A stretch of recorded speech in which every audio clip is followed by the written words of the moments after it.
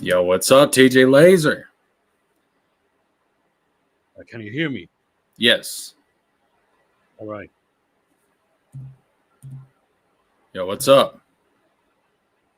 All is well. I wasn't able to draw fucking Yaira because I have so many other things to draw. It is what it is. Hey, man. Hey, man. Staying busy is, it's a good thing. It's a good thing. Yo, what's What's up, up, George? Red? What's up, Failure? Red. What's up, George? Failure. George. Greetings. I'm here to continue to talk about the economics of ISOM.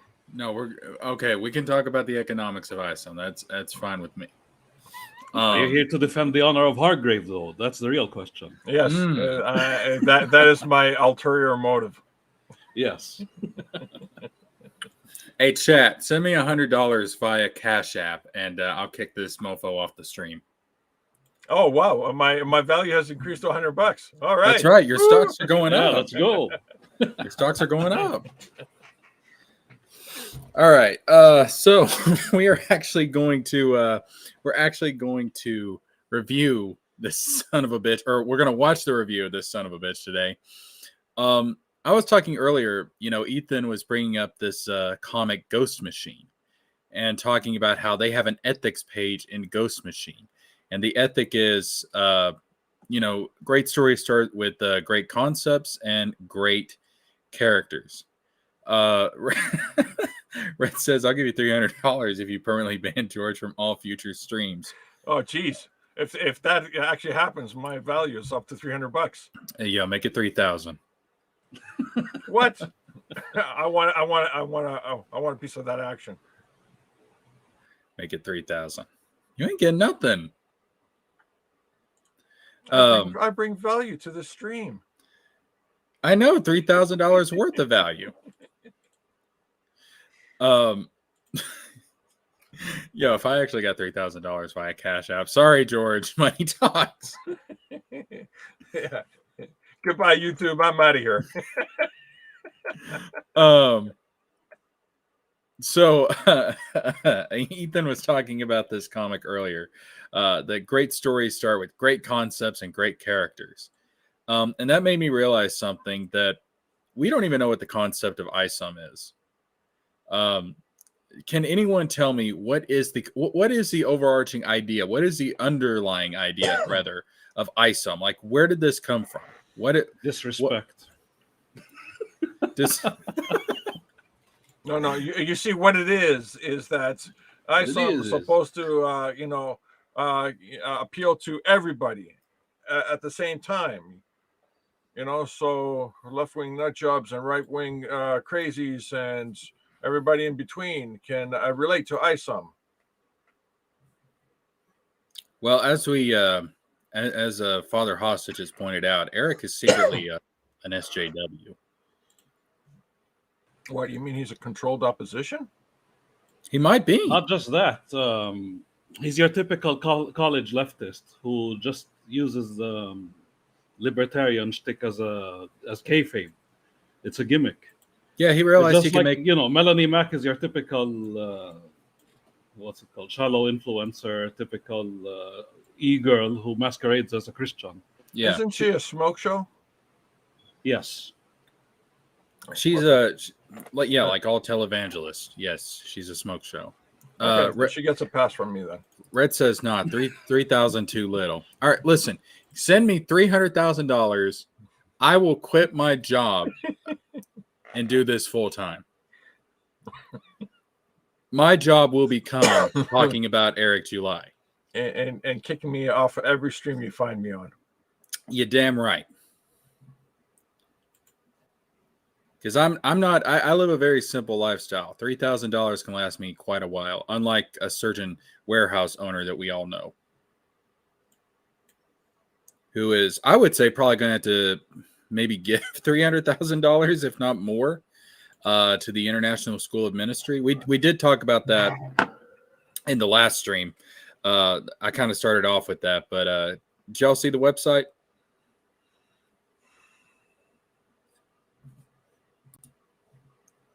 So did y'all see the Ripaverse website? No, what's wrong with it? Everything okay? They need some cash? No, I think he's well. He might. Everything's not okay. He might. So if you go to the homepage of the Rippaverse website, Dear God, these drawings. Dear God. no, dude, it's Dear God. What did you do to Ricky Ritardo? it's fucking trash. Those lips. Oh, it's fucking trash. Valdez, what happened to you? Wait, what happened? What is this? Their faces. I'm just laughing at their drawings. This looks like that old lady in some Spanish out where she drew that the picture of Jesus or painted over that picture of Jesus. Remember that? Remember that? Ew. And I saw Look at this the big shit. jerky hand. Oh my god. Wait, is this legit? Yes. Yes. This is This official in the fucking comic book.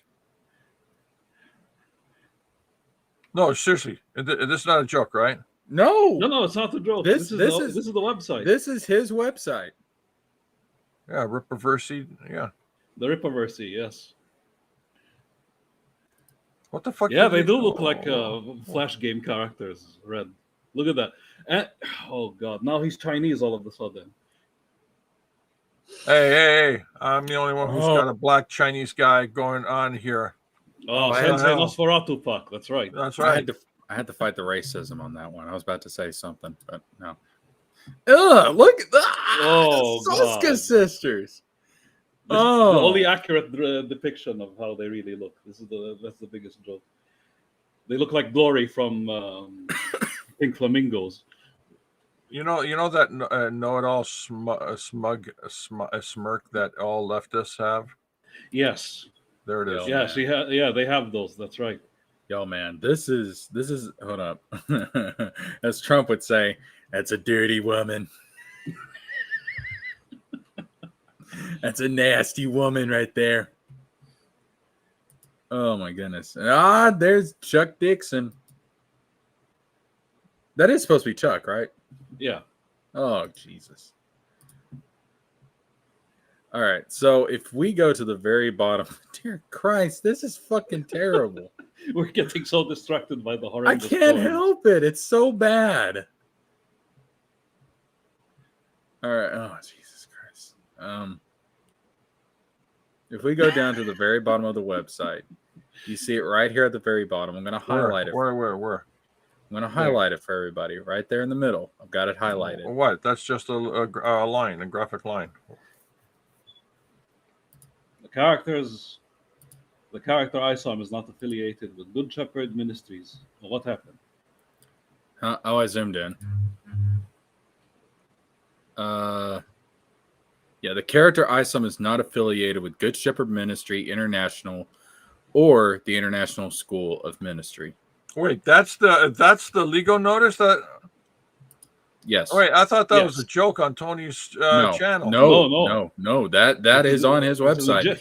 Yeah. And I can tell you right now, right fucking now, in every Rippaverse comic going forward, somewhere on or in that comic, my guess would probably be somewhere on the back in little tiny letters, you're going to see this same disclaimer. You're going to see it on Yaira. You're going to see it on ISOM 3.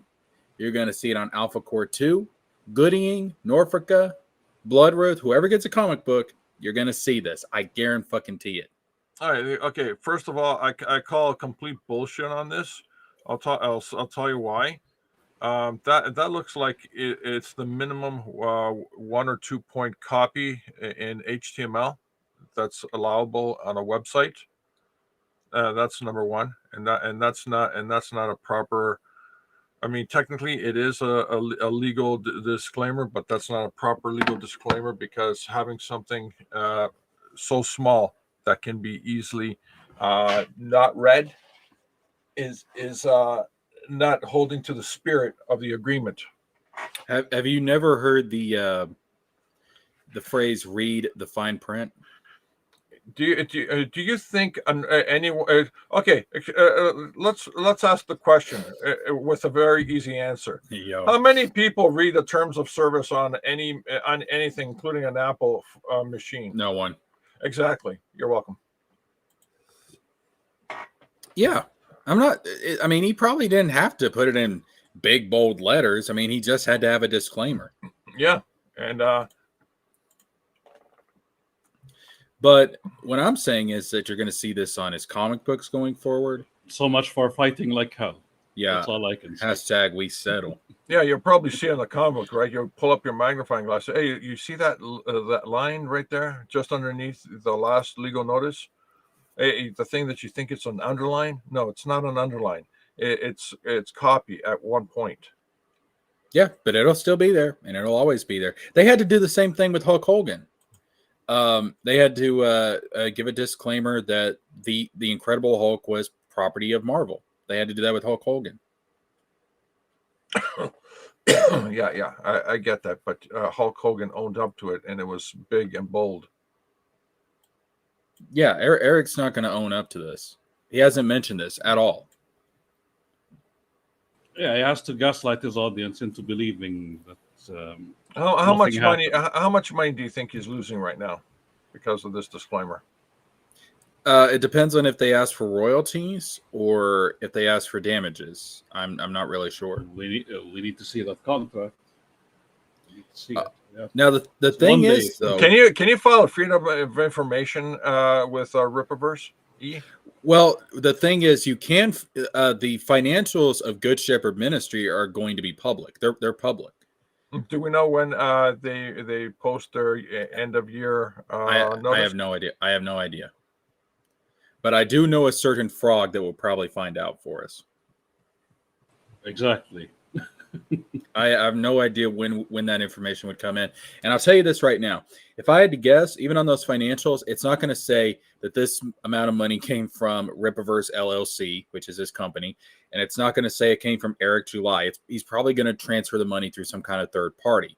But it can't. That's impossible. Even a third party transaction, all transactions have to be clearly labeled and how they came in. So you'll know. With it being a religious organization, that may be true. Yeah. Yeah. See, being a religious organization, the number one thing is you can't lie because it's very bad. It's a very bad thing, isn't it? But even if it was through a third party, people are going to find out. People are going to trace it back to him. Oh yeah, it's easy. Now, what I want to know is, I want to know if it's going to be royalties, which means he has to give them some kind of percentage off of all the comic books sold, or if it's going to be damages, or maybe both. I don't know. Now, when we start getting into all that legal minutia, I don't know.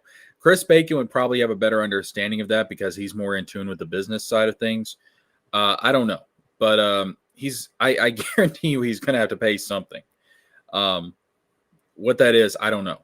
Well, I'll tell you right now, I don't believe it's damages, because if it was damages, he'd be bankrupt and his entire business would be shut down right now. He would be bankrupt if this had gone to trial and he had lost. Now they settled outside of court. So I'm sure he has to pay some kind of fee, some kind of money. But I doubt it's going to be as much, because Ethan Van Sciver was talking about if he had gone to trial and lost, it could be up there to 7 figures. Oh yeah, absolutely. And at that point, we're talking about potential bankruptcy. Yeah. Now at this point, I don't know. I've heard people say hundreds of thousands. I don't know, but it's not going to be as much as what it would have been if he had gone to trial and lost, which he would have, because clearly having to put this disclaimer on his website shows that the International School of Ministry was in good legal standing. A good moral standing, more like it. All right. They didn't use swear words. They didn't. A lot of drama was not associated with them when people would you search the word ISOM. Which again, I will remind people, it's the first fucking thing that comes up on Google. It's the International School of Ministry. All Eric had to do was a Google search, and it's right there. How far down is Eric's stuff? It's the next thing down. Oh, look at that. Yeah, Rippaverse. But all he had to do was one Google search, and they'd have been like, shit, somebody's already got the name ISOM. Guess Wait, I'll have to is go back ISOM a good comic? Hell no. No, right down there. Right, look. What is ISOM? And then is ISOM a good comic? Well, let's see what Google says. Oh my God. Listen to this shit. Good is ISOM a good comic? Good, clean comic book action, a modern classic with new characters that already feel like old friends, branching plots and interesting hooks to get you excited for the future. I hope these really take off and we get a lot more of a ISOM. superhero who displays thuggish behavior, who's also made by a character made by a person who loves displaying thuggish behavior. You love to see it. Okay, you know what? Clean. After reading that, I'm about to get up right now and go jump off a bridge in the Minecraft. very antithesis of Thomas Sowell. Yeah, climb a mountain and punch a bull in the face. Yes, just end me, please, bull. Just end me, skewer me right through the gut. Like, come on. Jesus Christ.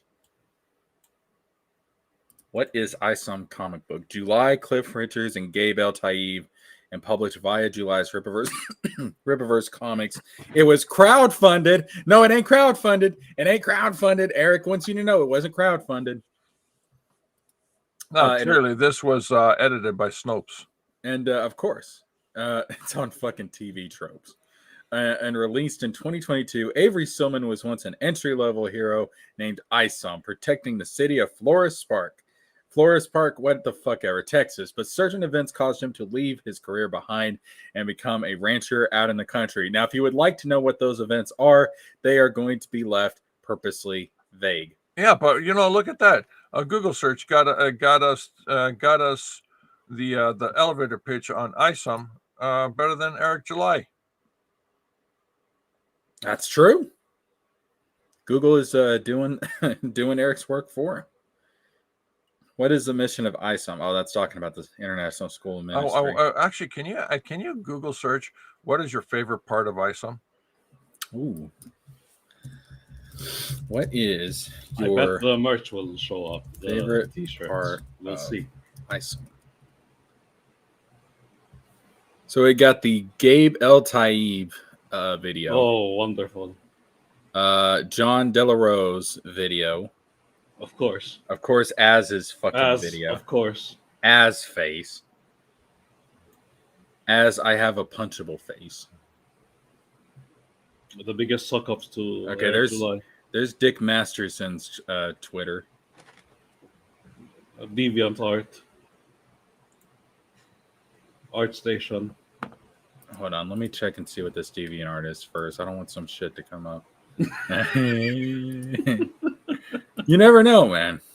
Tell me, what's your favorite part of ISOM? Oh, this is Marcos Rios's page.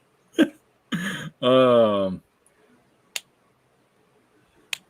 biggest tragedy is Eric July pulls up to this, typical average work for hire graphics designer, and then told him, "Listen, design every single character for me for my Rippaverse. Why not?"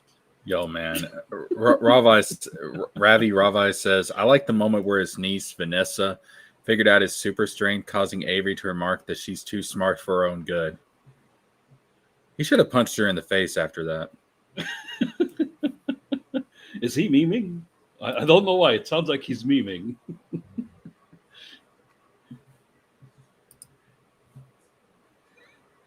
Oh, my goodness.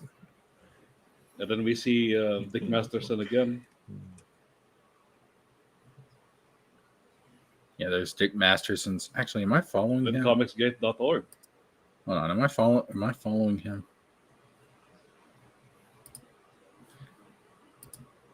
Why have I'm following Vito. There we go. Now I'm Followed him live. Look at that. Yeah. Comicsgate.org.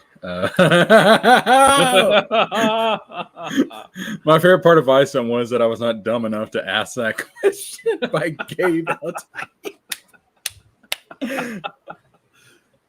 Oh, shit.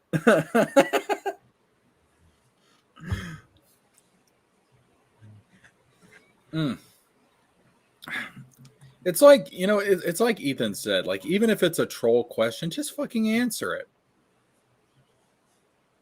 Like, why turn into a big thing? Right? I cannot. Shit, what's your favorite part of ISOM really has just become a fucking meme, hasn't it? Here, let me show you my favorite part of ISOM. Here. Yeah, what it should have fucking been, right? This is what you guys are missing out, unfortunately.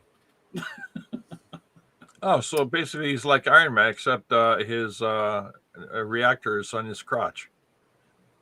No, this is a belt buckle.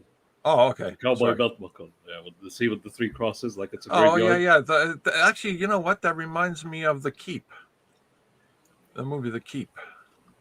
Yeah. See, this is the rancher, an actual rancher, not a suburban wankster like what's his name, Avery Silman is. See, this is why Eric July should have gone with a more stylized look. Because clearly he should have walked up to an actual character designer. I wouldn't be hired though. I wouldn't go with him. I know, right? Given his track record. Yeah, because clearly, like the people working over there, like they're trying to copy the Marvel DC ultra realistic type of style, and it doesn't. Oh, work. You mean Greg Land? In what way? Like, what do you mean? Like Greg? Ultra realistic, yeah. Yeah, ultra realistic. Greg Land. I mean, well, okay, ultra realistic is not the right word. What I'm talking about... Given the objective of the Rippaverse, right? They want to produce comic books quickly, right? So why are they going with ultra realistic and complex when you could do something like this? It's still detailed, and dynamic, but it's...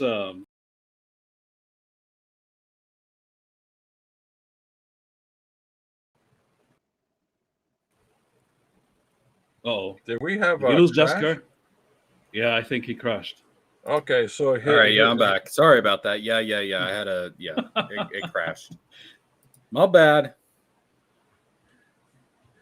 And I think you guys were talking about it on the previous stream. Yeah. If that was the goal, to produce comic books quickly, why go through all that shit? Hiring Glasshouse Studios, hiring 10 colorists and 5 inkers.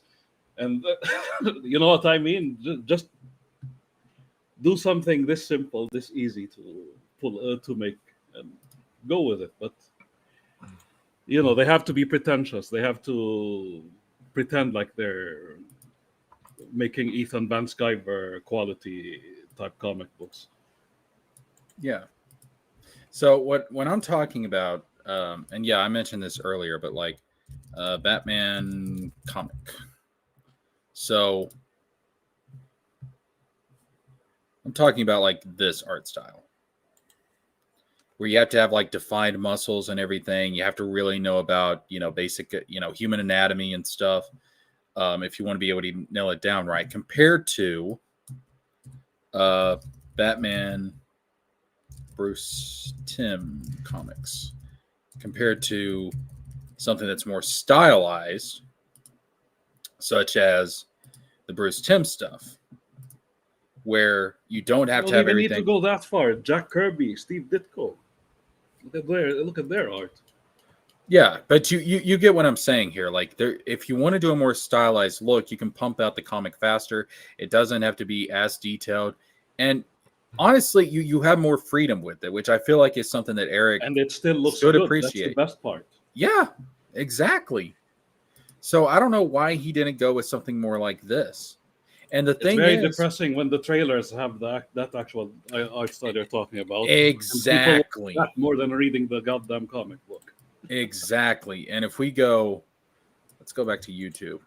If you look at the Alphacore trailer, it has the fucking Bruce Timm art style or something very close to it. Yo, hello, Chris. What's up?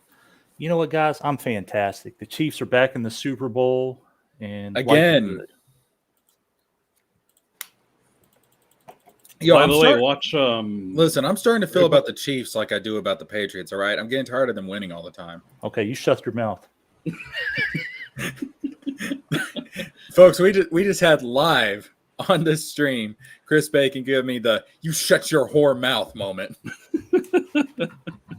or I will clip Taylor Swift clips and flood your Twitter account with them. No, you bastard!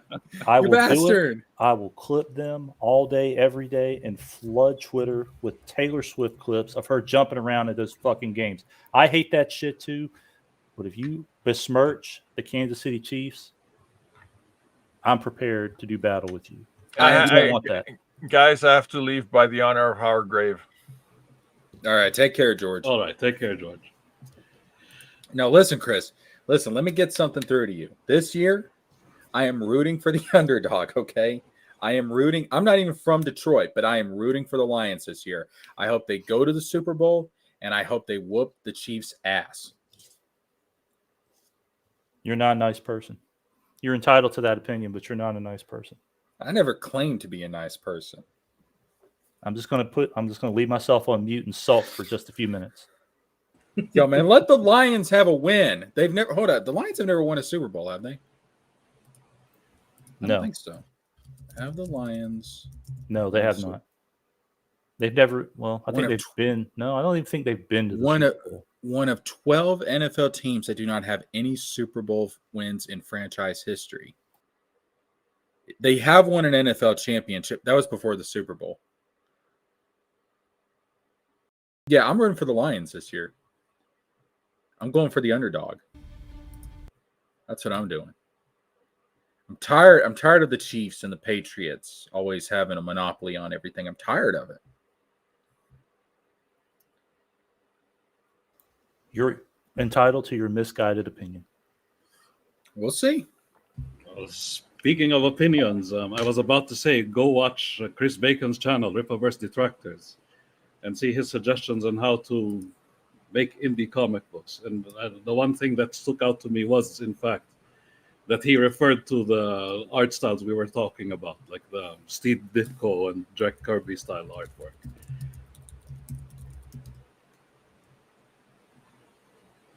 Is that the name of the channel? The first thing that pops up is fucking What the fuck? What is this shit? We got Vito. We got.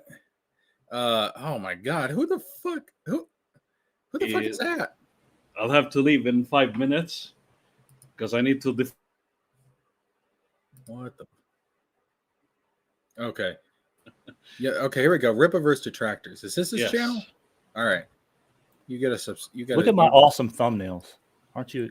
Those are great, right? A normie take on winning over customers in the comic space. This here is a masterpiece. I have to say, Chris Bacon. Well, it's my uneducated opinion at best. For indie comic books, people should be paying attention to this. That's what I'll say. Go subscribe to this, man. Oh, it's live from Eric's warehouse. I like it. Yeah, the warehouse is a nice touch. I'm gonna have to watch these later, but yeah. Share the even though he's a share the link to the chat so that everybody subscribes to that. It's gotten 14 views. I don't check the views or the subscriber count. So that's even though this man is a fan of the Chiefs, still go support his channel. Ripoffverse actually watched the first video. Of all people, he's paying attention. Links in the chat. Well, that's so sweet. I appreciate it. Again, I do this for my amusement and entertainment. I don't even follow my own channel. What, you don't go back and rewatch everything that you put up? No, I put minimal effort into this. I don't edit. I just hit the pause button if I feel I need to. The thumbnails, I'm not spending time on that shit. All this stuff you guys have got going on, I'm proud of you guys, but I'm not doing that. All my stuff is courtesy of Microsoft Paint, and that's about all the detail or attention I'm going to give to it. I do not consciously edit anything. I just get stupid drunk, pull up iMovie, and then I wake up and I have videos done. That's it. Yeah. Microsoft Paint is as much graphic details as I'm going to give, and I'm not editing anything. If I hit the pause button, if I need to cough, sneeze, or change screens or something, but that's all the effort I'm giving. I just edit all that shit out. No, that would require effort. So let's actually jump into this review. Alphacore. First of all, fuck this cover, man. This is terrible. All right. This is what is going on here? Her body looks so twisted, so contorted. And again, this doesn't happen in the book. This is actually hurting my back just looking at it.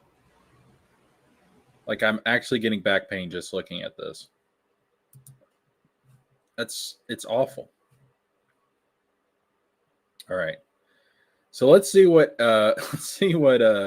Ethan has to say about Eric July's ethics. Rippaverse ethic. Respect the customer. Respect the customer. There's a whole scandal right now. All right, I'll be back in 45 minutes. See you Eric guys. July said he All has right. 1,600 of these CGC signed and graded copies of ISOM. And it turns out like some of his detractors have gone to CGC and found out that that would be me, by the way. You can find that article on issue Rippaverse Detractors on Reddit. I take full responsibility for this. Some more in the deepest recess. So you're the culprit. Yep, you bet. You're doing the Lord's work, sir. Somebody's got to do it. But yeah, you're doing the Lord's work. That's my doing. Have you ever been on one of Ethan's streams? No, I have no desire to be. You'd be great. The guys at Actual Fandom even reviewed this. It's made its rounds. It's gotten the attention it's needed. Of his warehouse, he had found some more of these books that were sold out. That he said there were only 1,600 of. How did that happen? How did you sell out of 1,600 books and there are no more, and then happen to find some more? And then also CGC registry says there are 1,687 of them. So there are 87 of these highly prized, expensive versions of your comics. That's interesting. That just arrive right at the end when you need a bump with your sales on whatever it is that you're. So was it Alphacore? Was it this? All right. I mean, what do I know? I don't know. But that, like, if that is the case, if what these creeps are saying about Rippaverse and that being a scam is true, that's not respecting the customer. Canon and continuity. Canon and continuity. Okay, so there isn't going to be any kind of reboot or anything like that. And a comprehensive timeline, which none of these things are important at all. They're just not important. They sound like they might be important, but when you go back and you look at what Jeff Johns is saying here, great comics come from great characters. There's no promise of great anything here. You get Larry Shungite. That's what you get. Second, equity comes from true artistic ownership. People who are creating this stuff. Look at these guys here. Look at these heroes. They all own the stuff that's in here. And wait till you see the stuff that's in here. Look at this artwork here. Look at this. These are superior. Look at this. The colors, the vibrant characters. One of these books is a guy who was born during the Revolutionary War. He's a Captain America type of character who was born in the Civil War or the Revolutionary War, and he's still alive. And he knows. Look at this. This is Albert Einstein.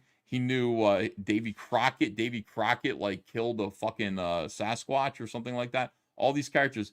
Annie Oakley shot him in the head once. This is pretty exciting stuff for somebody who's a history buff, likes American history, and likes to see all these characters kind of become fictionalized in a superhero story about this guy, Redcoat, a guy who was basically, again, Captain America, but instead of World War II, Revolutionary War. Fucking awesome.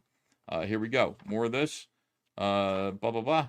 You got, look at this timeline here. Here's the timeline where you can know, the universe starts in 1776 and it ends 25 years from now. So there's a point that it starts, and then you can go 25 years from that point.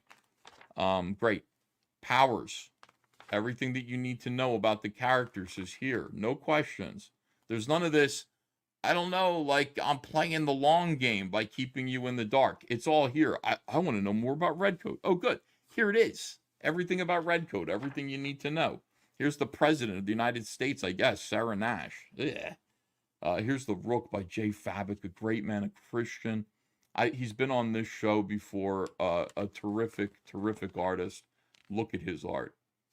Okay? And I'm showing you this because this is a way to lead into what you're about to see. If you're going to think that I'm hating when I show you Alphacore, I want you to see where I'm coming from.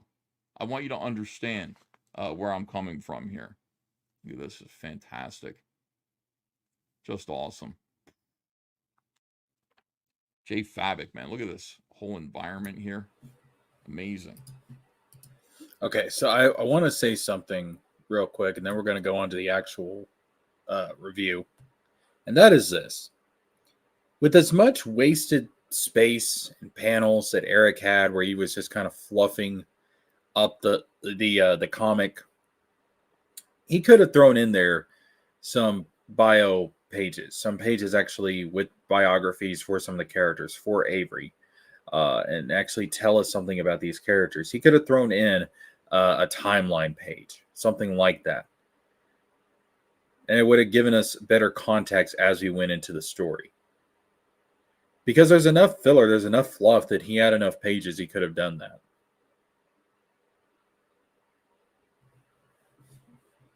Failure says Eric has way too much money going out when it comes to the warehouses, warehouse employees, etc., and possibly not enough money coming in. Plus the legal fees he's going to have to pay the International School of Ministry. And that's not even counting the charity and that whole situation. All right, so let's... Well, I'll say this real quick since you mentioned the charity. We talked earlier today about how he's kind of running cover, like trashing on crowdfunding and then going on a stream with Luke Stone, who owns Fund My Comics. He posted a tweet out a few days ago with him standing and taking a photo op with the guy who runs that Comics for Kids charity. I don't know what he was trying to prove by doing that, but I guess he's trying to take the opportunity to say, yeah, I'm cool with these people. They're cool with me. So you think that whole thing may have been squashed? Hard to say, but I mean, that's what he did. I guess if he had screwed him over, the guy wouldn't give him time of day. I don't know that, but that's the optics that at least that he's putting out there. All right. Well, Eric better be thanking the good Lord if that's the case, because, you know, they could have taken legal action against him too. Maybe he learned his lesson from this whole International School of Ministry thing, and he decided to actually settle things without getting into a legal battle with them. Tevin, evening. How you doing? All right. So let's continue on with the review. One.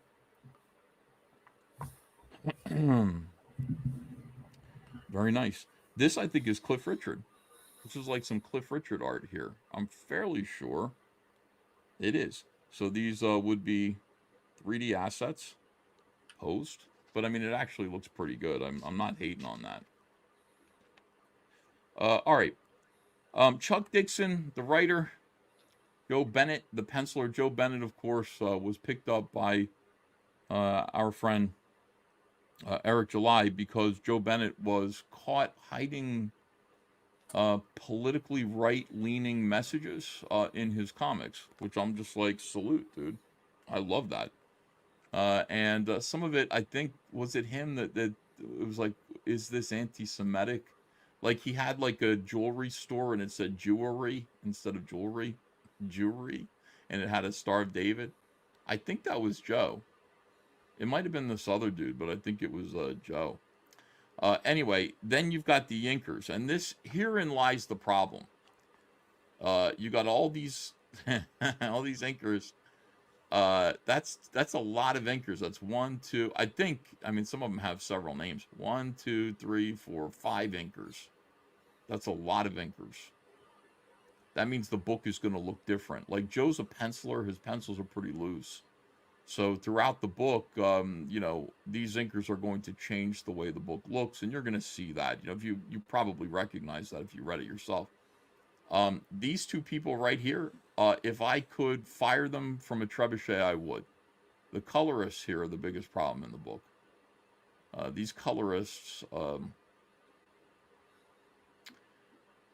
this book, how am I going to, let me see. Can I make myself look the way this book looks? Let me get the camera out here. Right here, second one, camera settings. Yeah, I'm going to try to do that. I'm going to try to make myself look the way this book looks. There I am. Apply. Okay. Just turn the saturation up all the way. And this is it. This is what you can expect from this book. This person's skin is not orange. This is a white woman here, but she looks like Starfire from the Teen Titans. See, this is a MAGA comic. That's what they're trying to do. They want you to associate orange people with good people instead of bad people. So it's a Trump insert. So she's one of Trump's people. Yeah, absolutely. She's MAGA all the way. So I think this is a good example of having too many hands in the kitchen. That is wild that there's that many inkers and colorists on this book. And it really does explain the inconsistency in terms of the quality all throughout the book. It's too many hands in the kitchen. You know, even if they wanted to go with some kind of like, you know, different color tone or something to make it more stylized, I mean, that would be fine. Like, you know, you see that like with the, you know, like a noir type of thing. You have situations like that. But what is the point here? Because this is supposed to be taking place in the same universe as Isome. So wouldn't you want them to tonally have some level of consistency in terms of the art, in terms of how they look, so you can believe that it's all taking place in the same world? I would think so. I don't know. Flores Park, maybe they're big on diversity. I don't know. What diversity of color? Diversity of atmosphere? I mean, like, what no, does the orange people, white people, black people, frozen people? Yeah, that's important. But every character in this fucking book has that orange shade to it. Well, maybe that's the ghetto. I don't know. So they put Trump's people in the ghetto. Absolutely. He would be disappointed. He would be very disappointed. Will you be watching EVS's stream on Shad's comic next? Not tonight, but we are going to look into that sometime this week. We definitely will. Because Shadiversity's, his story is, that's a whole nother can of worms. And here, as you can see, when I turn the saturation up on me, you can see that I was not kidding. I was not exaggerating at all. This is a beautifully drawn scene. Joe Bennett came in here and kicked some ass. This is really great. The drawing is. What the hell is with the colors? I can't look at myself like this. Look at this. This is so fucking weird. I look like a Wizard of Oz character. Hold on. Let me fix it. Maybe I'll fix it a little bit, but leave it kind of.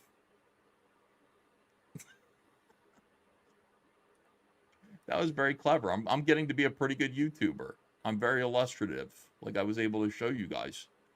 I was able to give you a visit. Oh, that's nice. I was able to give you a visual cues. Is that better? It's a little better. All right, there we go. About what I was describing. And you guys went, oh, you're right, Ethan. That is, the saturation is turned up way too high. This is crazy. Everything is orange and blue. This does not look real, and yet the scene itself is very realistically portrayed. The colorist killed this book. Colorists, there are two of them, and neither of them helped the other one. Colorists fucking destroyed this book, and I'll tell you, if there was an editor, the editor would have fired both of these colorists and hired somebody competent, and there are plenty of good colorists around us, plenty of them.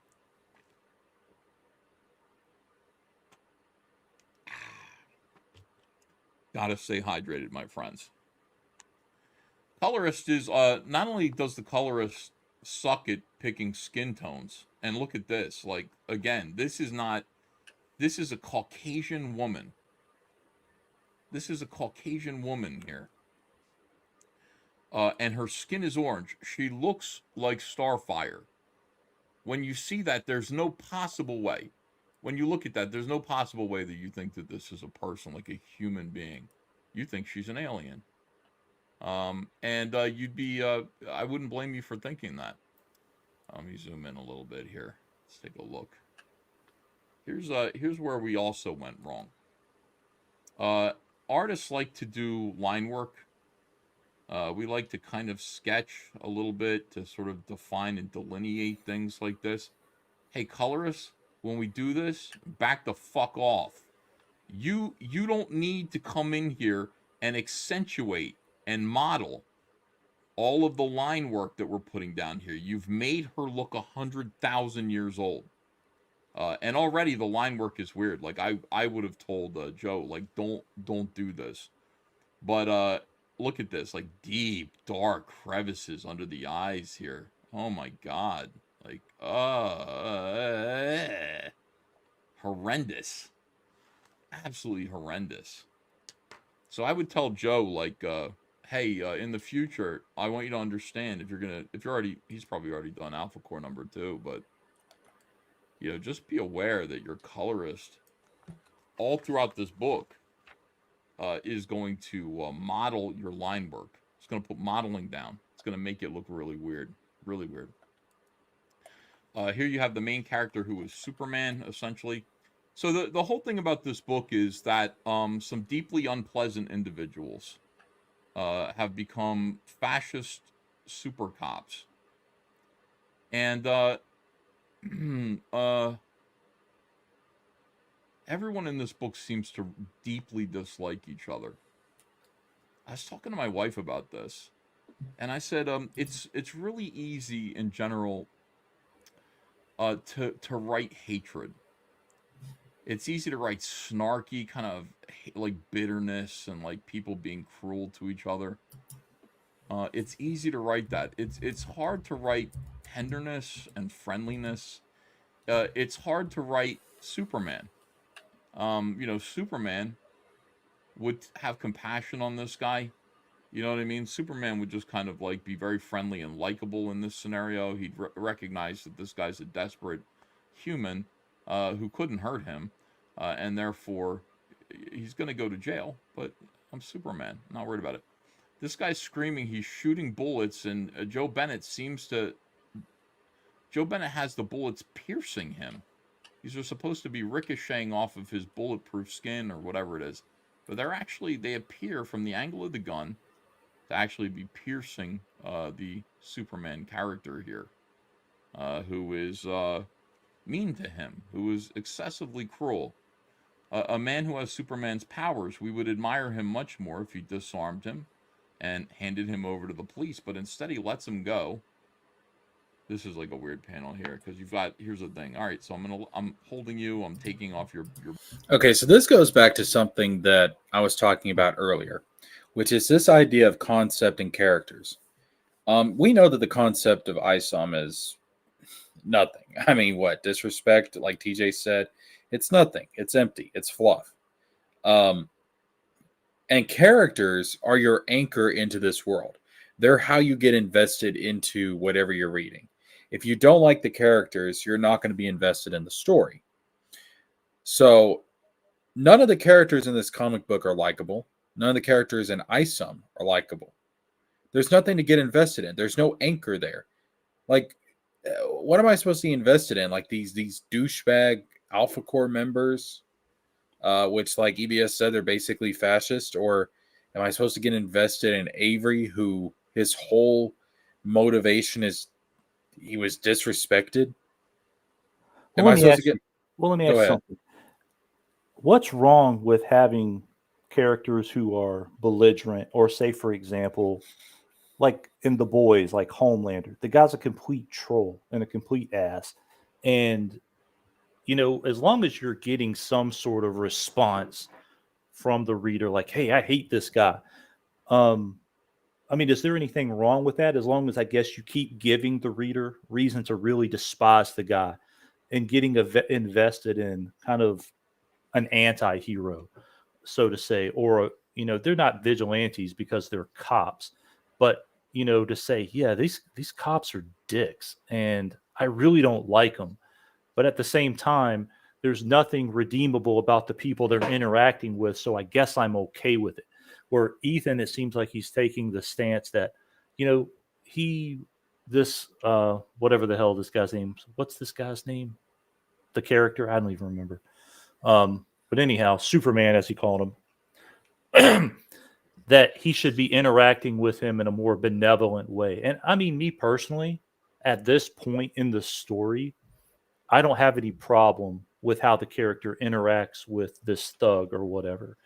I mean, I just don't see any problem with it, but he's taking the stance that, you know, this has to be like a Superman and he has to be nice to the guy, and, you know, he's being rude or insensitive or whatever. And I mean, I don't necessarily see any problem with, you know, having a character who's a dick and an ass and flawed or whatever the case may be, as long as the character is developed in that vein and that continues to be just part of the personality.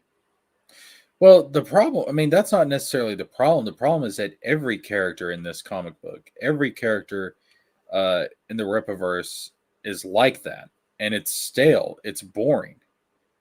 Well, let me ask you, if he had actually developed some backstory in the Isome books to say, like, this was the struggle, say, for Texas independence, and had given you a reason why the Excepts behaved in the manner that they did, or had taken the time with Alphacore to giving them a backstory to say, like, why this guy, who we know from, like, those stupid cards, is a person who led he was a hero of Texas independence. And if you had given some sort of backstory to why he's so bitter and kind of maybe angry, and, you know, why they took on the role of the cops and why they're like that, would that be something that would gauge your interest, or do they have to have redeemable qualities in order for you to be invested? No, these characters, no, they don't have to have redeemable qualities, but somebody needs to have I mean, it really should be Avery that has some kind of redeemable quality, because he's the main character of this entire universe. So it really should be him that has those redeemable qualities. These guys, no. If you want to set them up as like these anti-hero type of characters, that's fine. And yeah, if we had gotten some kind of, you know, more backstory, more insight into, you know, what could have made them like this, you know, why he's, you know, more, you know, just dickish, more bitter, I guess would be the right word. Yeah, that would be fine. Again, it doesn't have to be this specific character, but it's just Avery is unlikable. Alphacore is unlikable. Yaira is unlikable. I don't know who's supposed to be my anchor into his world. It should be Avery. It should be Isome. But there's no one. There's no one for me to latch on to. Or say, for example, in this particular sequence here, if this guy was really, I mean, he obviously looks like he's a suicide bomber or something, but if he had had some dialogue, like he was really about to do something horrible to the civilian population, and the guy then treated them like shit. Would that have, that kind of story development helped you like the guy and his reactions better, or should he have been benevolent? Again, we're rewriting the story, but I'm just trying to figure it out. Right. Like the guy, no. But appreciate the character and understand the character, yes. Because I don't have to like a character or agree with a character in order to appreciate their role in the story.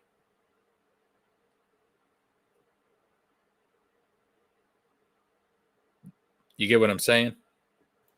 Yeah, for sure.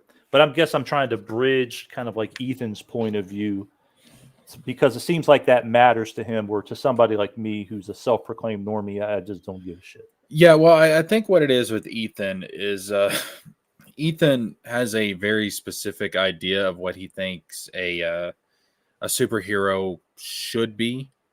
I don't necessarily agree with that. I think superheroes come in all sorts of flavors, all sorts of types. So I don't necessarily agree with the point that he's making on that, but I do agree with the larger point that he's making, that you can't get invested into any of these characters because they're just I don't know, like they I think this goes back to the issue of every character in these books are basically Eric July. Eric does not have a very likable attitude, and I see aspects of his attitude in every single one of these characters, and it's just very off-putting with almost every character in here.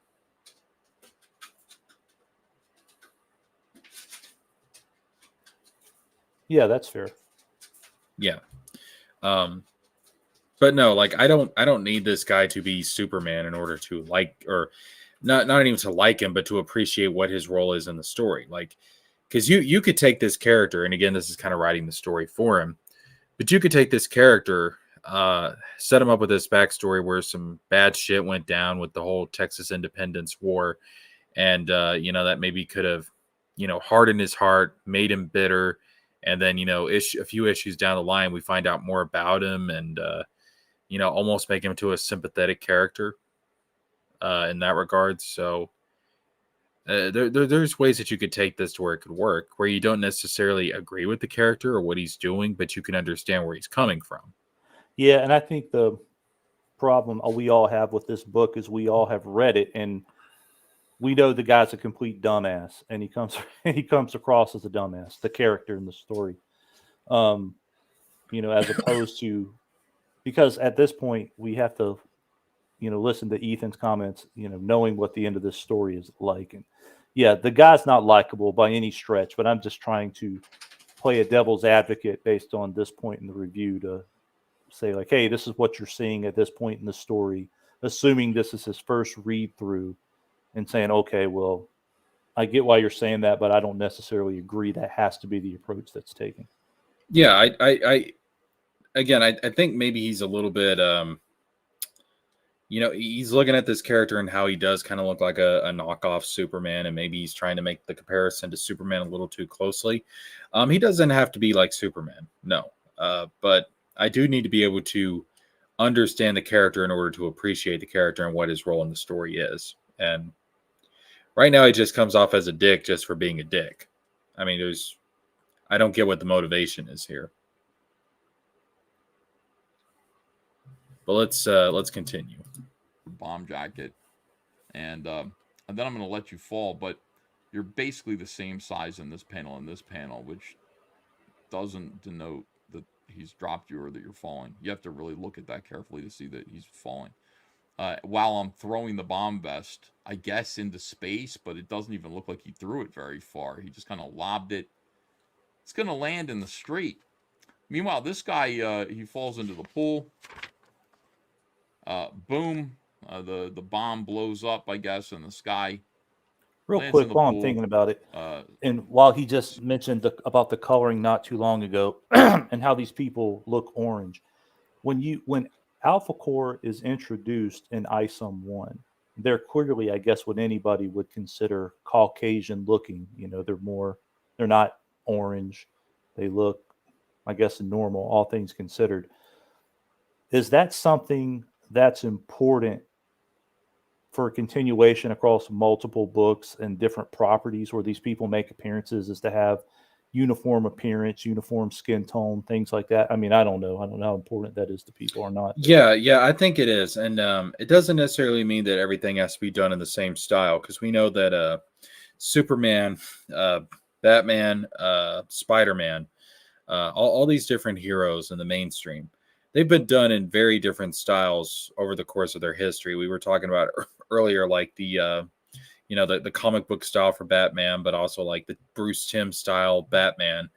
They don't have to be done in the same style all the time, but you have to have something that makes them recognizably that character. Like when you see them, no matter what style they're done in, it's like, oh, that's Spider-Man. Oh, that's Batman. Oh, that's Superman.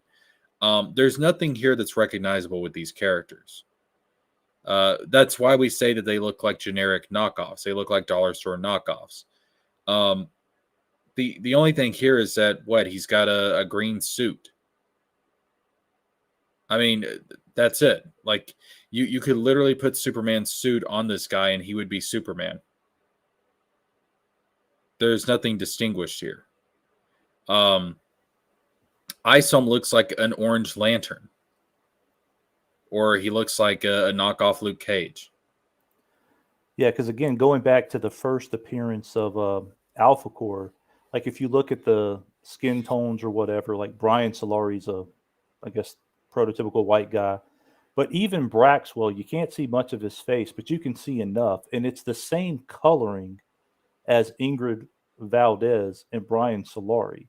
So Braxwell, obviously we know from this book he's a black man, but in the original showing of Isome, their first appearance, you can see just a little bit that his mask and his fists don't cover.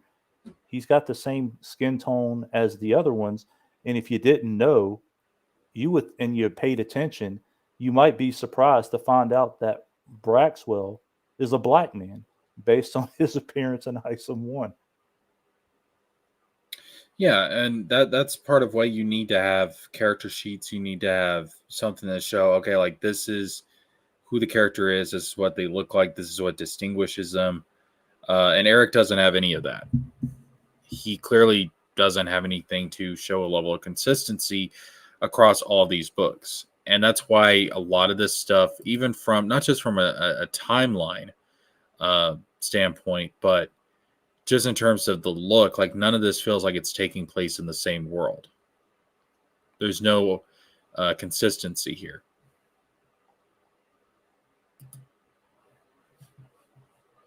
But let's continue.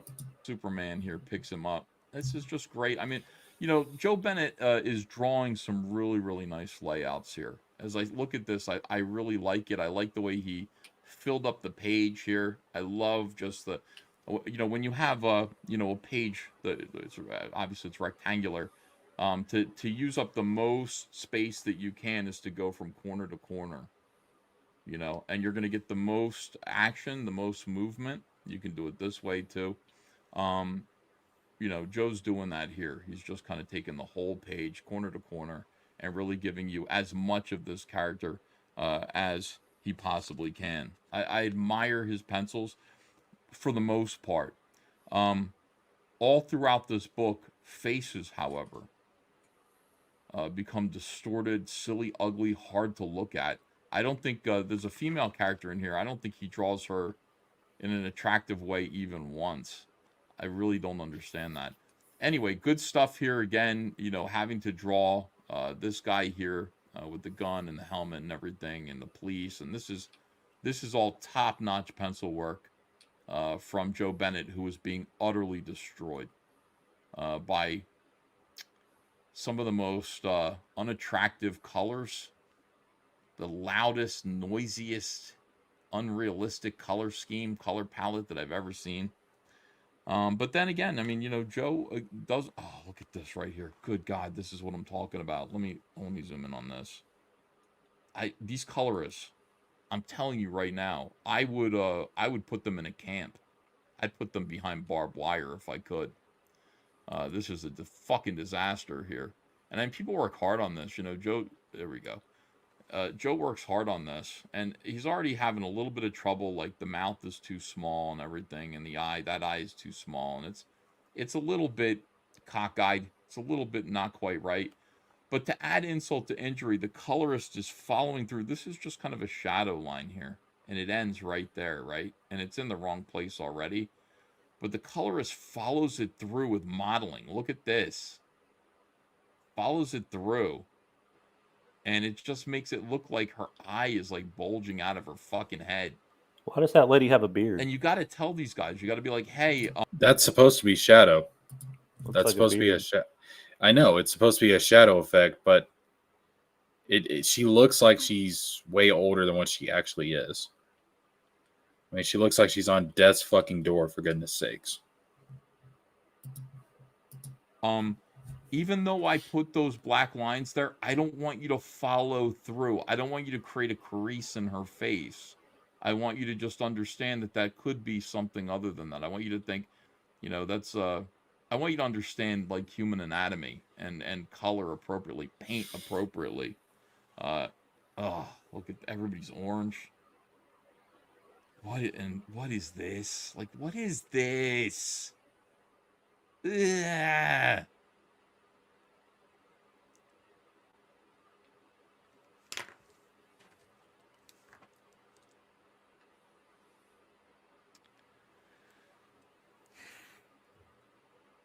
All right, we got light coming this way. Nose, okay. There's a just kill this right here. Dark, dark, dark.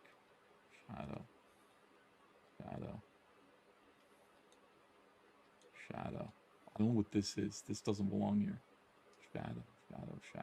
Right here. Shadow.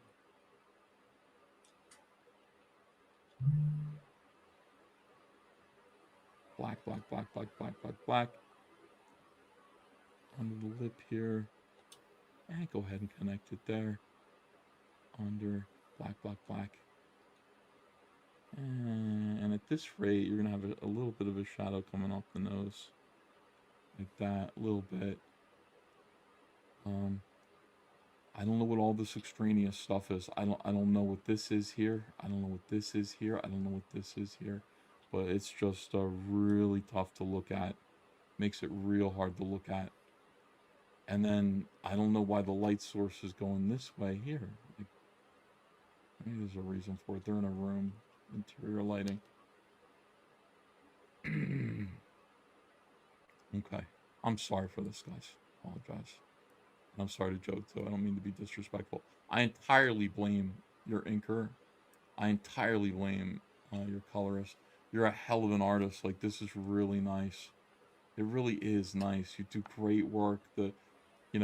All of the extra information here, like, you know, he's had some cantaloupe. He's got some coffee. He's really having a nice breakfast here. I mean, that's a lot of work and a lot of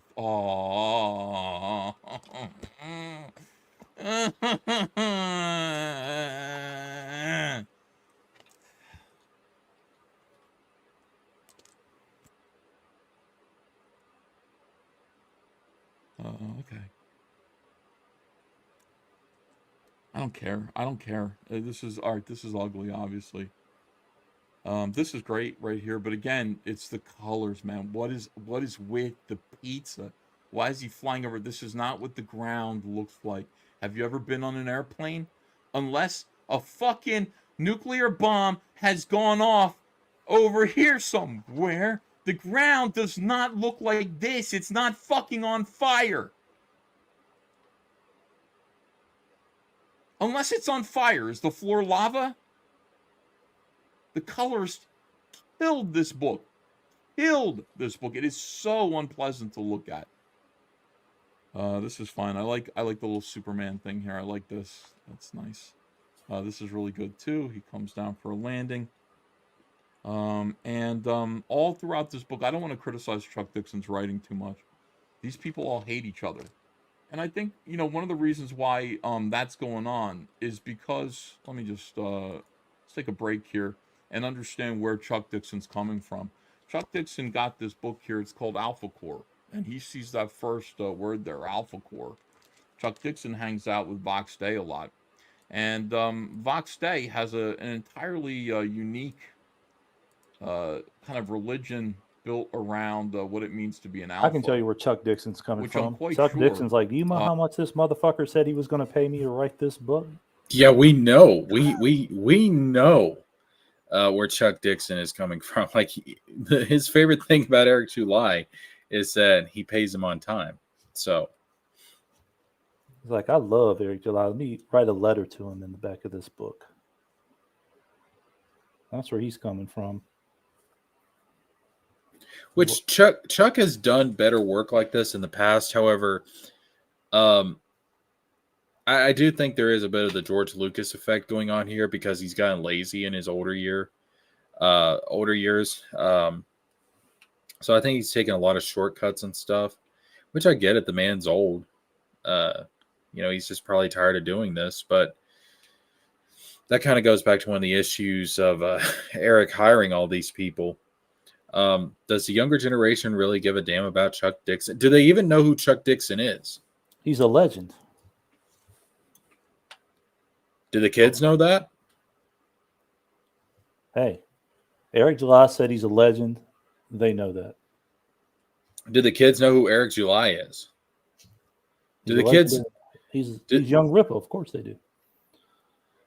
So because he's young, the youngins know who he is. That's the logical conclusion. All right. I stand corrected. I'm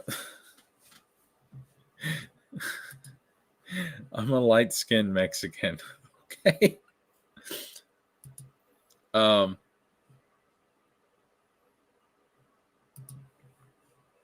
They're having like a whole discussion in the chat about light-skinned Mexicans versus dark-skinned Mexicans. This is not what I was expecting when I decided to do this stream. Why not hire a hungry young artist? Because Eric wants to keep the food to himself. He doesn't want to feed anybody. That would be socialism. We can't have that. Well, he did hire hungry young artists. You think those guys in Brazil aren't hungry? Oh, that's true. I think they're plenty fucking hungry. He didn't hire them maybe on purpose, but he certainly hired them. That's true. I stand corrected.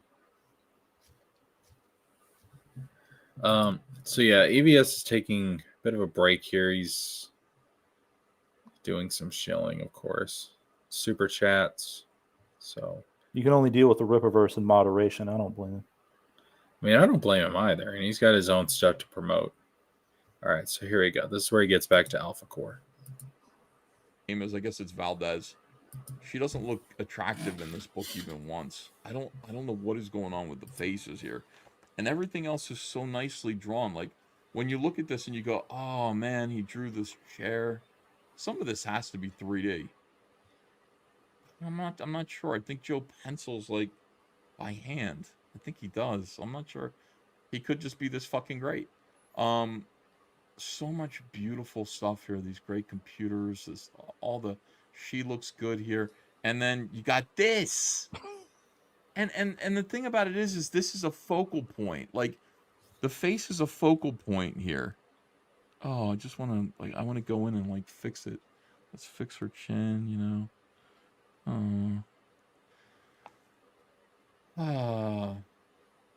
It's like, and you fuck that up, and it's like everything's fucked up. The book is filled with hideous people. I mean, I don't want to look at this guy for very long at all. Right, just unlikable, just douchebags. Just douchebags. All right, so there's a fight scene.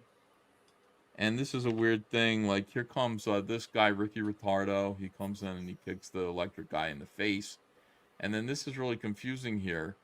I guess there's a pipe here. He sees a pipe. Lester Dog says there's nerdrotic. I guess. And then water squirts out of it. I don't believe it. I just don't believe it. Oh, there should just be a whole fucking fire hydrant there. Like, that would be way more believable. There should be a fire hydrant there, and he kicks that over or something. He's strong enough to kick that over, and that would shoot water out. A little pipe on the ground. I don't know. I don't buy it at all. More hideous colors, more terrible colors. Great artwork drowned out by some of the most horrific coloring ever. This is a strange thing here. Like Vito was just saying, I don't understand why Superman is snottily and sarcastically reporting to this general here. I see us as a force multiplier. That's where you're wrong, says this guy behind it. This is Superman. And he's a Superman. He's not even like our Superman, who's like a nice guy, like who's going to work for the government, who believes in America. Like, he's a fascist, like, asshole. That's where you're wrong. You aren't even first responders. To put it bluntly, your squad is a last resort. When law enforcement buys or runs into an except problem they can't handle, and that's where y'all come in. Yeah, freak calls. You're like a teenager. You're addressing him like you're a snotty teenager here. Look, the media's all over this Texas trust thing this morning. I just need y'all to cool it. Cool it how, Chief? Only fly when it's absolutely necessary. There's no need for y'all to be on patrol all the time. Until this media circus dies down, keep a low profile. So Braxwell and me flying overlook and stopping problems before they escalate is a bad thing? Are you a woman? Like, either you're like, either you're a soldier working for this guy, or you're not. Like, make up your mind. Like, oh, so it's a bad thing that I know that the rules are that I'm only supposed to be helping, like, intervene when there are, like, super villains out there, like people with powers. But, like, I just stepped in and did this thing, and, like, even though it was outside of my jurisdiction, but I did stop it. So what are you saying? It's like a bad thing that I did that? Yes, it's a bad thing. That's what he's saying, asshole. And if you were a man and a soldier and an actual alpha, like, you would actually understand that. Oh, wait, he's being a beta here. This is beta core. I see. Reassuring to the populace that they had air cover. Damn it, Solari. You're not in the army now. This is about policing, not war. And he says sarcastically, yes, sir. Your squad is of value to the city, to the force. But sometimes being a cop takes diplomacy. This is all making sense. Yes, sir. This is sarcasm. God forbid the mayor calls for an oversight study, sarcastically saluting him like a fucking shithead. If that's all, Chief, do I have permission to fly, sir? Get out of here. Look at this. Hey, you sure showed him. You acted like a 13-year-old girl. Awesome. My least favorite scene in the book. Who cares? All right. It doesn't matter. The book is incredibly unpleasant, is what I'm trying to say. It's people acting like assholes all the time. All through the book, people are acting like shitheads. I would love to see. See, this is what I'm talking about. Like, everybody in this fucking universe is an asshole. It's not realistic. It's absolutely not realistic. Like, is there not one good person in this whole fucking universe? Is there not one wholesome person in this whole fucking universe? Like, it's just constant just attitude and edginess, and it's very cringy. It's very fucking cringy. I don't know how I'm supposed to get invested in any of this. Well, here's the thing too, because again, these cards exist that came out at ISOM 1. And again, you can find these on the internet, so it's pretty easy to find. But the last sentence about Brian Solari is simply put, he's a Texas legend that is loved by just about everyone. So how does this character, who is loved by everyone, or just about everyone, is seen as kind of public enemy number one by all of the public, and they're asking him to tone it down, and his chief is telling him to stop flying, you're a last resort, when this guy has been set up from the very beginning of the Rippaverse as being some sort of hero of the war, hero of the people, and loved by all. So how does he go from that to this worthless dickhead? Well, It doesn't make any sense. I think what happened is, honestly, it could be something as simple as when Eric was coming out with the cards, that was the idea behind the character. But once he got to the comic, he went and changed it because he thought it would be more,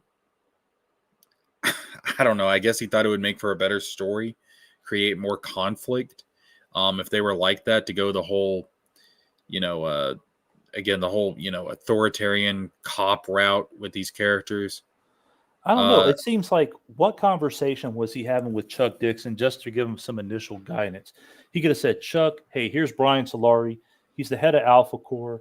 Oh, by the way, here's his Dokimon card. Read this. It kind of gives you a little bit of a taste of his personality. And like, here's Braxwell's card. There's some stuff about Braxwell. For some reason, Eric July has his own card that says a noodle arms. I don't know what that's all about. But yeah, I mean, like, each of these characters has their own card. And why he wasn't given this as any type of source material to look into, to say, hey, this is what I need these people to be, or at least reflect some of this in their personality when you're writing this story. How does this not happen? That just seems like negligence in a person, again, who doesn't even understand what the hell's going on in their own company and their own universe that he supposedly created. I don't get it. Well, I don't think he cares. I think at some point he just stopped caring. And what that point was, I'm not entirely sure, but I don't think he cares. I think this is all just a front, just an avenue so that he can go around and play businessman for a few years. I really think that's what this is. Well, I mean, like in Braxwell's card, it does give, the characteristic that he has in the book. He's the more silent member of Alphacore. And like, it gives his whole name on this card, Jeremiah Braxwell. And he says, simply known as Braxwell. He's the more silent member. At least that's consistent, right? As opposed to how this Brian Solari character is written. It's like somebody just picked and chose what they wanted to write and how they wanted to address it. I don't know. It just doesn't make any sense. No, it doesn't. And I think part of it is that Eric has not made any decisions as to, I was watching Bob Ross the other day. And there's a point in his paintings where he has to make some creative decisions. He has to do some stuff where he has to stick with certain things in order for the painting to come together, in order for the painting to work. And I think the thing is that Eric does not want to make any solid decisions. And I don't know if it's because he's afraid that he's going to write himself into a corner or what it is. But I don't think even Eric knows who these characters are and what they're supposed to be. Yeah, I don't know either. Like in the Ingrid Valdez card, it says power observations. The public calls her a wirecaster. So the public has some perception about her. Able to extend green color energy, whatever the hell that means. She depends on this ability not just for various attacks, but for traversal as well, whatever the hell that is. But yeah, I mean, so he gave some lore, some basic lore for these characters that he could have built on, right? From these cards that would have at least made sense to people who had these cards or had access to them. And it just seems like maybe other than Braxwell, they can completely fumble the ball here. Yeah, and again, like I think there's a very good chance that Eric just straight up changed his mind between the creation of the cards and the creation of this comic, because he refuses to settle on anything. He doesn't know who his characters are, which again really goes to the whole point of he's not a creative, because if he was a creative, like, these characters would be like his babies. I mean, he would know these characters inside and out. He would know these characters better than anybody. and he just doesn't because, again, I don't know if he's afraid to commit or what it is, but he just doesn't. He doesn't want to settle in anything. It's like there's no like solidification here of anything. It's I talked about this when we reviewed or we went over the review for Isome 2. It almost feels like you're in a fever dream. That's what these comic books feel like. There's nothing solid here. There's nothing to grab onto. Yeah, I don't know. And like even the artwork on these cards is completely different from anything that's in the comics in every way: skin tone, hair, appearance, overall. It's I don't know. I don't know where he came up with this. Like on the Brian Solari suit in the card, it actually has Alphacore written across the top of it. I don't know how he came up with this stuff, but there's just no continuity hardly in these characters based on the bio that he gives in these cards, the artwork, their appearances, and like Isome 1.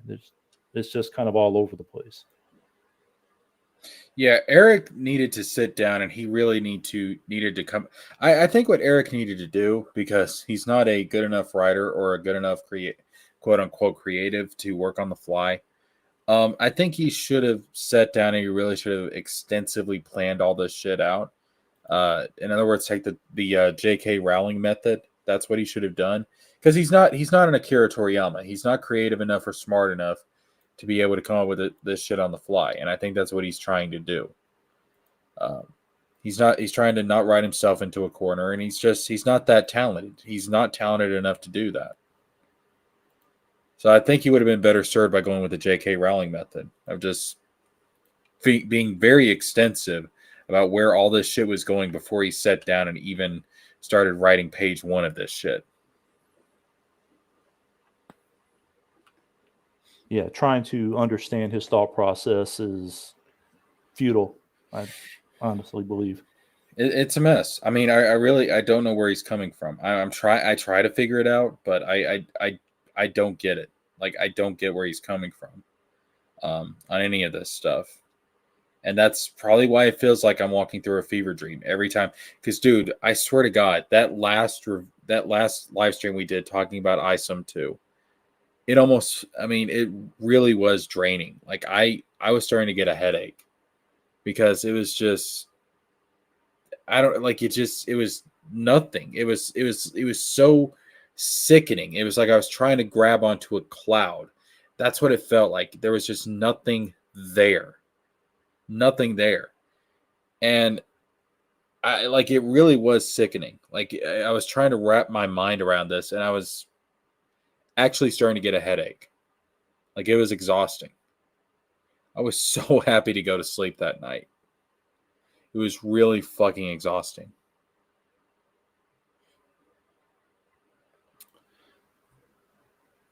that's why sometimes it's just better to be a normie. Yeah. Sometimes it is, because I mean, when you've actually sat down and you've studied this stuff, and again, I'm more looking at it from the story side of things. I can criticize the art to a certain extent, but not as much as EVS can. But no, when I'm looking at this from a storytelling standpoint, it's just, I don't know, like it's fucking depressing. It's really depressing. So let's get broken. Let's get more depressed. Let's get more broken and continue this. I would love to see a reason why we would like these guys. I mean, look at this bitch. I don't have a superhero name. I am not a comic book character, bucko. Look at this face on her. Look at this guy's face. Look at this sneer. Look at...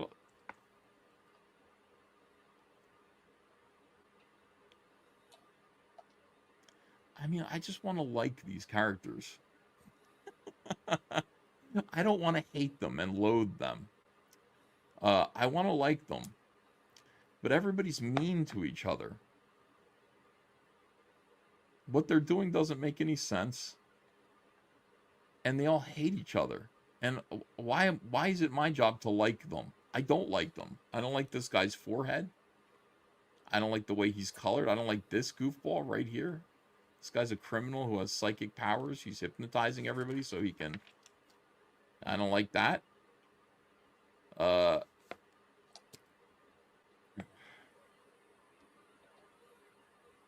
We have some super villains here. Interesting. Strange, very strange transition from this scene here, where you have an electric guy fighting Valdez. You turn the page and it's, who's this guy? Where'd he come from? Howdy, folks. Now what? He says at the vault. Call for an ambulance, police, and fire. Because this guy's, I don't get it. I don't understand. He turns into flaming lava man. I mean, he looks cool and this looks cool. This is just a terrible transition. He doesn't look like he's even aware that this is happening over here.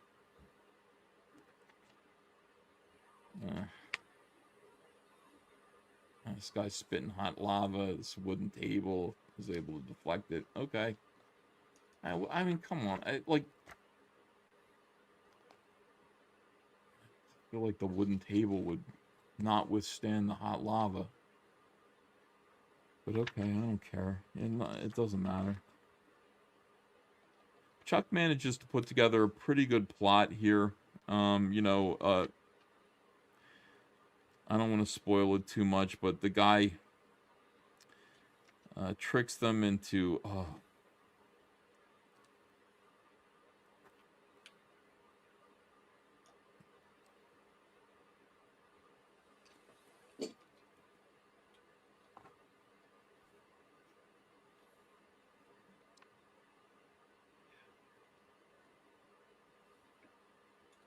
these faces here. Gary fucking Frank, look at this. Yeah.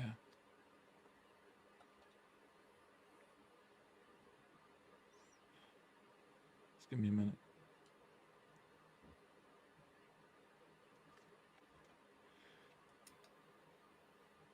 Got it. All right. Okay. Obviously, there's a flaw here that an editor would have caught. This balloon here. The problem is we don't know what this is. It's sure to be encrypted. There's a thumb drive here. Could be the thumb drive. Not for nothing. On another subject here, there was an artist who worked for DC Comics by the name of... Okay, he's about to go off on this tangent. This story he's about to tell is wild. If y'all haven't heard this part, listen to this. This shit's fucking wild. What was his name? Justiniano. And Justiniano, I think he just got out of prison for child pornography. But he used to draw The Creeper. He used to draw Teen Titans. He used to draw all these books that were, he had a very strange kind of cartoony style. And nobody knew this about him. He had a hair lip too. Nobody knew this about him, but like, I guess he was creating child pornography. And one of the, he was abusing his niece. His mom died. This is how they caught him. His mom died. And he was planning her funeral. And the funeral parlor, the guy who was running the funeral, he said, well, you want to have some pictures of mom projected above her coffin? And he said, yeah, I would. And so he brought in a thumb drive of pictures of, that were of his mom and him, supposedly, like that would be projected above the coffin. But Justiniano brought the wrong thumb drive, and he ended up bringing a thumb drive of pornography of his niece. And that was projected above the coffin of his mother. And that is how he got caught. So whenever I see a thumb drive... Yeah, whenever I see a thumb drive now, I'm reminded of that story. It's 100% true. You can look it up in the news. I mean, it's the worst thing I've ever heard. So I see a thumb drive, and I think about Justiniano, who, can you imagine that? Right over your mom's coffin. Folks, truth is stranger than fiction. Yeah, welcome back, George. Greetings. Did you hear that little story Ethan went on about? What was the context of it? Oh, Jesus. Guy got caught for CP. by projecting it over his mother's coffin. Yeah, he got his data mixed up. It should have been showing pictures of in the past, and yeah, I heard about that story. That is, I mean, again, truth is stranger than fiction. Sometimes it really is. That is absolutely wild. Well, secretly deep down inside, he wanted to get caught. That's a good point. That's a good point. If it's, I hate to say it, but it's a good thing that his mother was already dead, because if she wasn't, that probably would have killed her.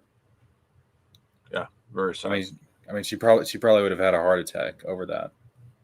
So I don't know. That's just, it's wild. But I mean, I've seen stranger things happen.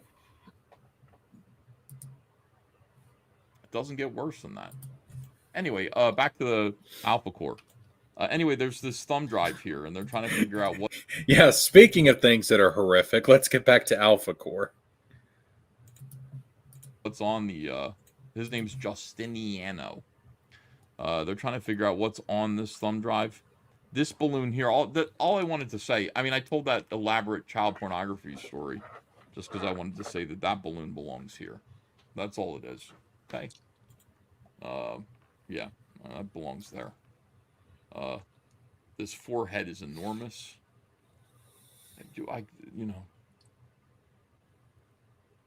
We got Ricky Ritardo here.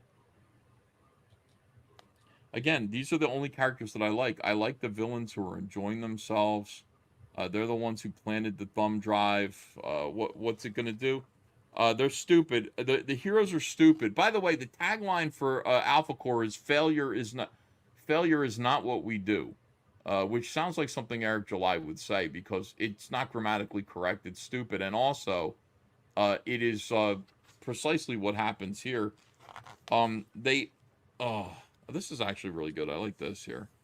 It's a really nice drawing. I like his mouth. I like the lighting here on that. That's very nice. Nice eyes that are, yeah, really good, really expressive. This is good too. This must be a different inker. This is probably inker number 4 that did this. Failure is not what we do, but what we do is we upload strange thumb drives into the data processors of our massive floating space city that's hovering over. What is this here? Sorry, guys. What town is this? I don't know. Is that New York City? Yeah, that's Eric calling up George. He's going to get him. Don't answer it, George. Because we stupidly we said, and literally this is what happens in the book, by the way. It's like, they're like, we shouldn't put the thumb drive in the thumb. We shouldn't do that. What is it? Thumb drive into the driver? We shouldn't do that. They go,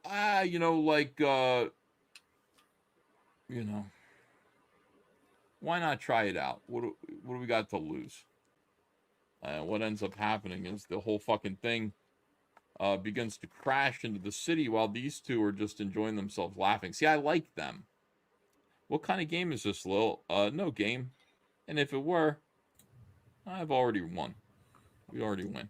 Oh yeah, I like you guys. You did win. You made these idiots. He tries to catch the city.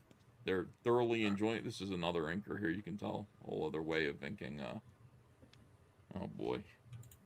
And then they get their asses kicked. We save some. We gotta save the black children. Oh my god. Look at this. Saving these black children. Where's their father? I don't know. There's just a mom and 2 kids. Where's the father? Socioeconomic conditions. What the fuck? Oh god. Sorry about that. This comic is literally breaking Ethan. Ethan's losing his mind. They crash their I can't blame him. city, True. right into the into the town below them. That scene was weird because Brian saved the white family and fire, Braxwell saved the black family. Fortunately, the one it's a very odd decision. Turned out he had slight XF powers. He had a slight he is able to stop it from doing more damage than it needed to do. And he loses his life in the process. Oh, God, look at that. I mean, I don't know, man. Every time I read one of these, I'm like, I don't know if I like comics anymore. And then I have to go, have to do that. All right. So, there we go. Failure's not what they do. Just happens to them somehow. It's not their fault. And Failure is not meanwhile, what they're they do, like, and they okay, just failed thank you. right now. That was fun. We fucked up your whole lives, and now we're I mean, that sounds like such an Eric July thing to say. Yeah. Every single fucking character is Eric July. Every single character has Eric July's attitude. It's so fucking repetitive.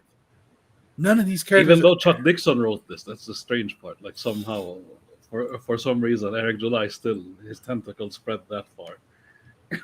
Yeah, because he probably made him do this shit. But did Chuck Dixon really write it? I mean, it's just, I don't know, man. Like, Eric is not a likable person in any sense of the word. He's just not a likable dude. And every time that one of these characters, all of these characters, yeah, like Failure says it best right here, a bunch of Ericsome. Like, that's what it is. It's just Ericsome. It's Eric every single time. He's not a likable dude, and he doesn't make for likable characters because they all have his fucking attitude. I can't get invested in any of these. That's why even Isome finds them unbearable. Yeah, it's just they all have his crushing. attitude somehow. There's just, I was describing this to Chris earlier. It's like there's nothing here for me to latch onto, nothing for me to grab. It's like I'm trying to grab a fucking cloud, trying to grab fog, and it's disorienting. It really is fucking disorienting. Like they're all very catty, very standoffish all the time, right? Yeah. They're passive aggressive towards each other. Yeah, it's like nobody's nice in this comic. Are any of you friends? Do any of you get along? I mean, why are you a team in the first place? Like, I don't get it. Well, again, everybody's insulting each other. Well, going back to those cards again, and the lack of continuity in the cards, Brian Solari is the founder, and then he recruited Braxwell, and then Braxwell recruited Ingrid.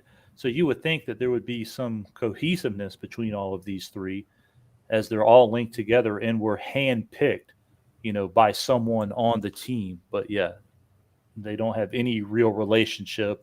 They always seem like they're just bitching at each other and telling each other what they did wrong. I don't get it, but whatever. Which is something you would expect from Eric. Like, that's how Eric would act. It's just, I don't know, man. It's very strange. Yeah. Makes you wonder what's going on in that warehouse on a daily basis. I brought you guys in, and y'all all hate each other. Yeah, man. Like, I would hate to work for Eric July. Oh my goodness! God. Imagine in that warehouse, being there. Oh my God! Like, the thought, like, literally all of this, like, I can feel it in my stomach right now. Like, I'm getting physically ill because of this shit. Like, I've never had any comic book do that to me before. I'm just like, I want to go throw up. Oh, wait for Shadiversity's comic book. Oh, dude, yo, we're not gonna get to it on this stream, but we'll do a stream later this week where we're gonna go over that. Like, oh my God, like, that's another one. Just ugh. These are the two rich villains here. They're taking a vacation. They're gonna go to Bora Bora, which is what I would do too after I made these chumps look like fools. And this is what happens to them. Like, we're going on vacation, and no, you're not. You're not going anywhere. Even Ethan agrees with me that he likes Michael and Lydia. So I guess you're. Oh, what did you do that for? This is how it ends. You whipped the engine off of our private plane. Now we can't go to fucking. We were gonna go to the islands. Now we gotta get another plane. Fortunately, we're multi-billionaires from all of our crime, and getting another plane isn't going to be too tough. So, good job, guys. Dun, dun, dun, dun, dun, dun, dun. And that ends the story.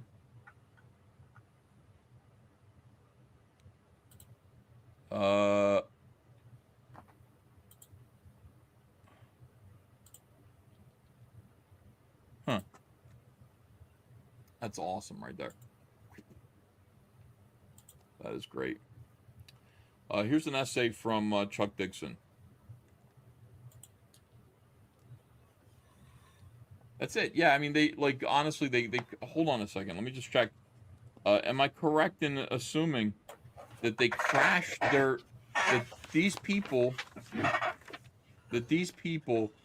crashed their helicarrier into the city below, costing probably hundreds and hundreds of lives, including the life of their friend. Well, that's what a carrier Like they get is, out right? like through an escape hatch. Like, thanks a lot for. By the way, guys, I'm glad you have one of those little bouncy slide. What do you mean? Yeah, it unleashes hell. Yeah, exactly. Oh. It's unleashed hell in Forest Park. TJ, you're awesome, man. You can keep up, man. It lived up to the name somehow. Yo, man, like this whole fucking comic book is hell. True. I mean, orange and green hell with all the colors. Exactly. The orange is just the glow from the fires of hell. That's what this is. And the green is the smell of the sulfur. It's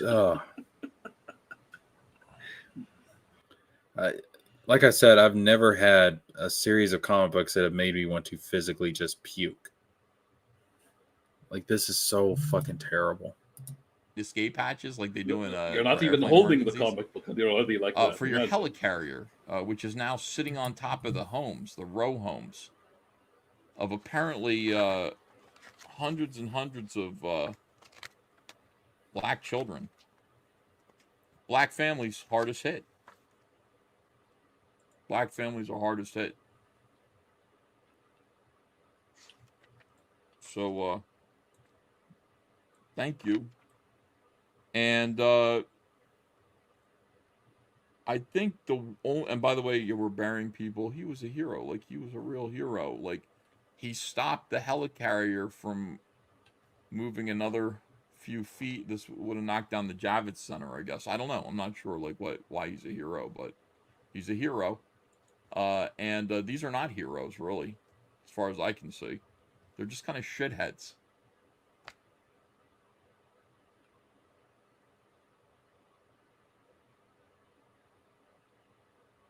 He might be the reason we didn't strike the barn. The barn, I guess, is here. The police station? Is that what it is? He was. He was an accept. He kept it hidden. He didn't think... So, you guys are getting... He didn't think he was up to our level. Turns out, he was the best of us. I don't disagree. And he sucked. Alright, so, anyway. Yeah, just to repeat, like, then the criminals who caused all this... They want to go. They're on vacation. They got a nice airplane here. They're ready to go. But no, Alphacore shows up and says, "Fuck yo plane," and then that's what they get.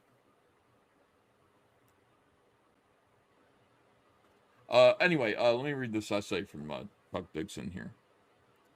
Before I knew anything about Eric July, I knew one thing.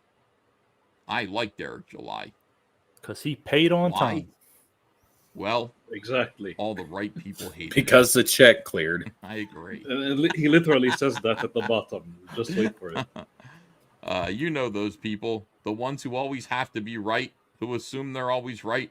The ones who coined the word comicsgate as a pejorative because they believe that anyone producing comics outside of the DC Marvel hegemony, nothing to do with Eric July, no. hegemony was scandalous.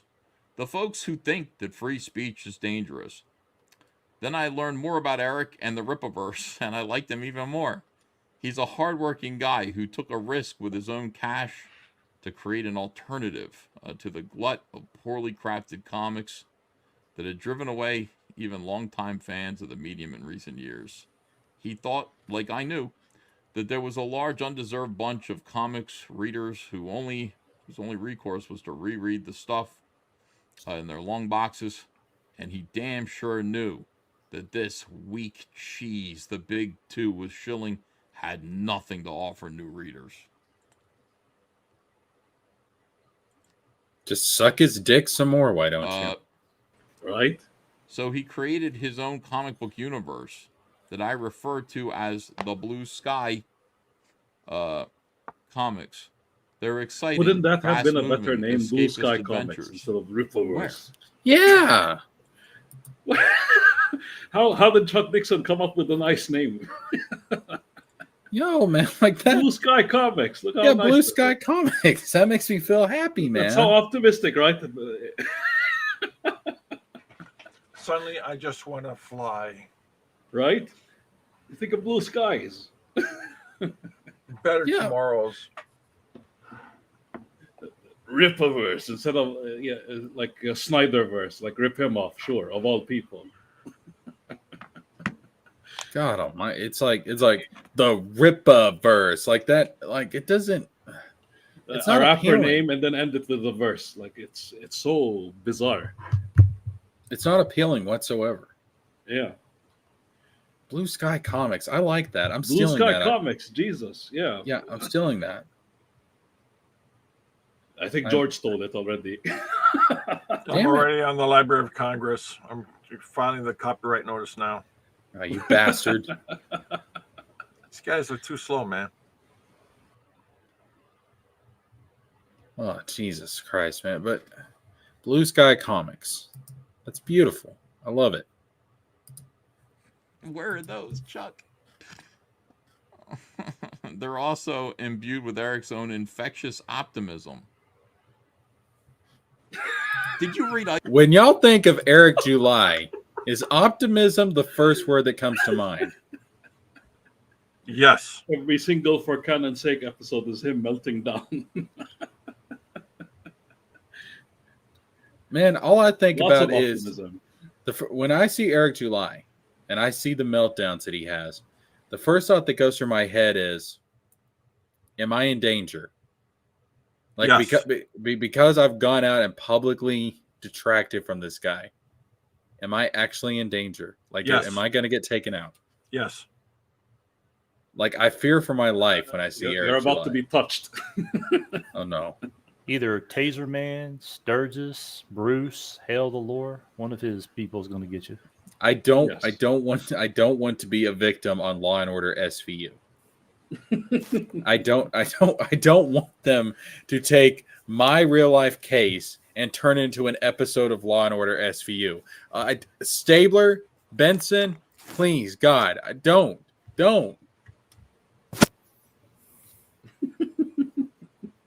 It would make a nice episode, though. It would make a nice episode. Can you imagine Stabler and Benson pulling up to Eric's warehouse? Yeah, exactly. Oh yeah, I don't know. And then you see characters like Andrew and Carol looking out the window. Yeah, I being don't know. suspicious. I don't know how many people have actually seen Law and Order SVU, but like, can you imagine Stabler like having one of his tantrums, like just going completely off on Eric, like he does with all the pedophiles and stuff on the show, where he's wait a minute. A Law and Order SVU? Is that the Yeah. one with all the cars that they're driving around? no. It's the Special Victims Unit. Oh, it's Sex not, crimes. it's not a car thing. It's not No, a car. No. It's sex crimes. I see what you did there. But no. But no, like I want to see Stabler just go up to Eric July, just pin him against the wall and be like, "Why'd you do it? Why did you violate that kid?" And I'm just like, I'm not a kid, but just keep doing what you're doing. He needs to go to jail regardless.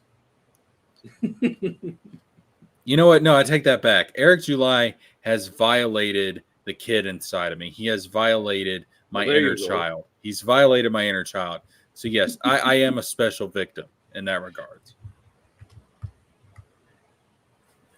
All right, let's wrap this up. ISOM, Chuck. What the fuck is optimistic about ISOM? One or two? Chuck, there's stories about a man who failed once and gave it all up. And he went to go be selfish on his farm. And then his sister asks him to help, and he half-heartedly agrees. He forgets what he's there to do. He goes and picks a fight with one of his old childhood enemies, childhood enemy disrespects him, and he spends the next 2 issues killing all of his men. And then he goes to hell, and he fights some lava monkeys with a lesbian who has powerful blood. The end. I mean, you know, optimistic, exciting, fast moving. Not to me. I don't. No downer storylines, he says. Pardon me? No misery porn. No scolding. You know, like comics used to be. Scandalous, right?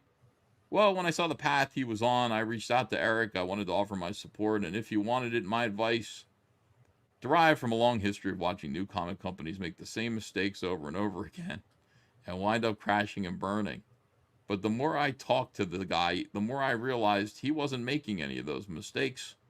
Yeah, he was making new He'd ones. used his own life experience. Yeah, he was making Exactly. new mistakes. Like hiring the Soul Scots.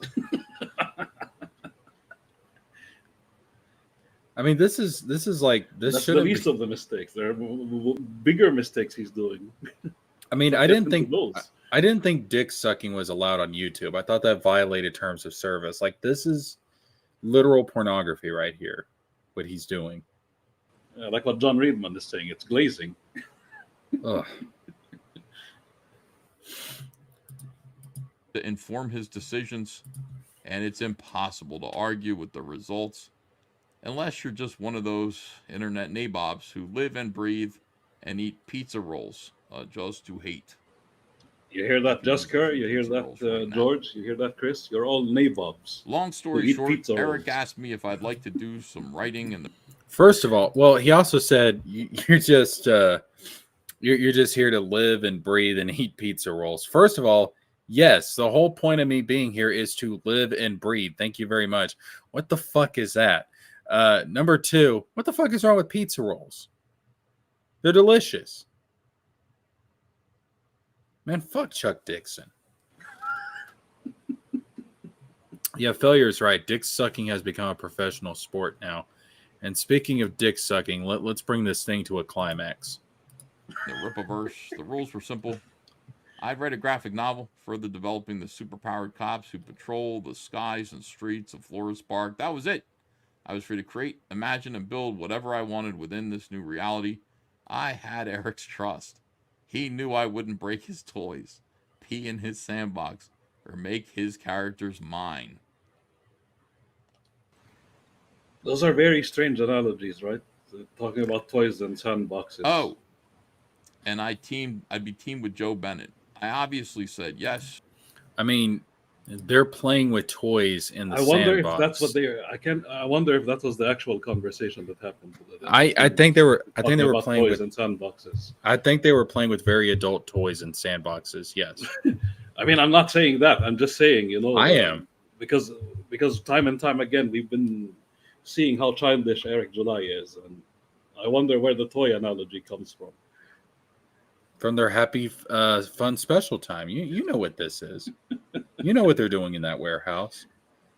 Like I said, Benson and Stabler are going to show up, and there's going to be all sorts of special victim crimes in that warehouse. You know what's going It down. is what it is. Yeah, it is what it is. And what it is they're going to jail. And I'm glad I did. Ka-ching. It's been a riot exploring this new universe and coming up with wild action, fun characters, and suspenseful set pieces that Joe turns into high comic art. That's heaven for a writer like me, and I feel blessed to be a part of it. And one more thing, Eric pays as soon as he approves the work. And there it is. Now I love Eric. He There actually it literally is. said that. See, Eric pays as soon He as he didn't approves need the to work. write on Now any I of this, love and Eric. just Like, wrote Chuck, I get you. Eric pays. I understand. Oh, Chuck. Look, he just needed to say the reason why I like Eric July is because his check cleared. Yeah, That's that's pretty much what he said. I mean, that's it. This is a paycheck for him. Chuck has no emotional investment in any of this shit. This is a paycheck for him. He's getting old. The Social Security money is just not cutting it. So this is a paycheck for him. Oh, no, I've heard word that he's financially well off, but he's just doing this as a, side gig, a hobby.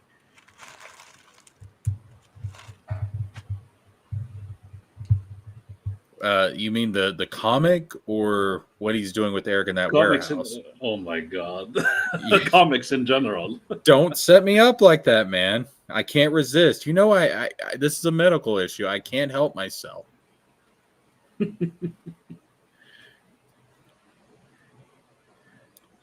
Oh man, this is. But again, this is what the self-report is that he just said that the check clears. Yeah. It's all a job for him. That's all what it is. Like all of these unnecessary details about how optimistic the comic books are. Clearly, he didn't read shit. Like all what he did was work on Alphacore and left it at that. Martha says EVS is much softer on this than on the ISOMs. So what's up, Black Angus? So here's the thing. I think honestly, if you look at Ethan's review of ISOM 2, like he was starting to have an actual mental breakdown. Like it was grating on him mentally, having to review ISOM 2. And I think he's just tired, man. I think Ethan's a broken man at this point. And I can't blame him. He was drained from the first two ISOM, so he couldn't really muster that much energy to be angry at this. It is mentally challenging to actually subject yourself to pain. And you're talking about the 3D asset hellholes that are ISOM 1 and 2, yeah. No, the whole thing. The whole thing. It's a holistic experience. Oh, true. I mean, this is... If you know anything about storytelling, if you know anything about any kind of creative endeavor, and you go through this shit, it's really fucking depressing. I mean, I was mentally and emotionally exhausted after last week's live stream going over the review of ISOM 2. Like, I was so happy to get in bed because I was just like, my mind needs a break. It needs to be refreshed. Like this is really physically like just it hurts. Well, I think with this one, like she's saying, he was softer on this. I think obviously from what he said, he has respect for Joe Bennett and his abilities. And he said as much that, these colorists and inkers just completely shit all over his work. And I think he's got respect for Chuck Dixon's writings. And obviously, he's, from the creative standpoint, he's had more conversations with Eric than any of us have about what that might have looked like. I'm sure he exchanged a little bit more detail than what he shares with the public. And he probably knows that Chuck Dixon got left with a shitty assignment and probably did the best he could with it, given the direction. And he probably knows, just like himself, when he drew that ISOM 2 cover, Chuck was just there for a paycheck. And it was probably a good one compared to what he would get doing his own deal or working for someone else. If Eric's willing to, put money on the table and pay him a healthy fee for, his work. And he probably feels some sympathy for these people that they're involved with these types of projects and can't do their best work because of constraints that are put on them, whether it's bad colors, bad inkers, or just somebody he feels is borderline retarded telling them, what to write and, kind of what theme it is he wants them to follow. I think he just feels sympathy for those folks. Yeah. This is Chris Bacon, right? No. The one and only. Just wanted to confirm because I enjoyed your video when I watched of it, and I enjoy your commentary. Mostly, I don't know if we've really engaged each other, but I've watched you a lot on Tony's streams. I've listened to the replays, so it's nice to. If I haven't interacted with you, then it's nice to be here with you. Yeah, for sure. Thanks. And here we have more dick sucking people. Oh no.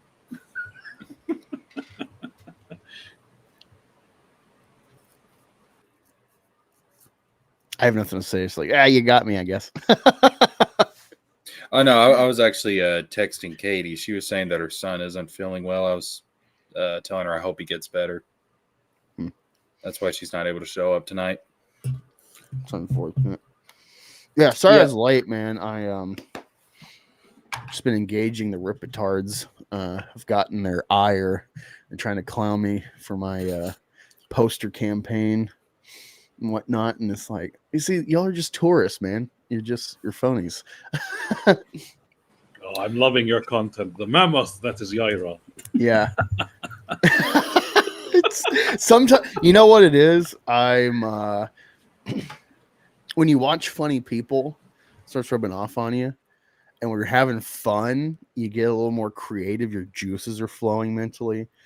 And it's such easy prey, these Ripitards.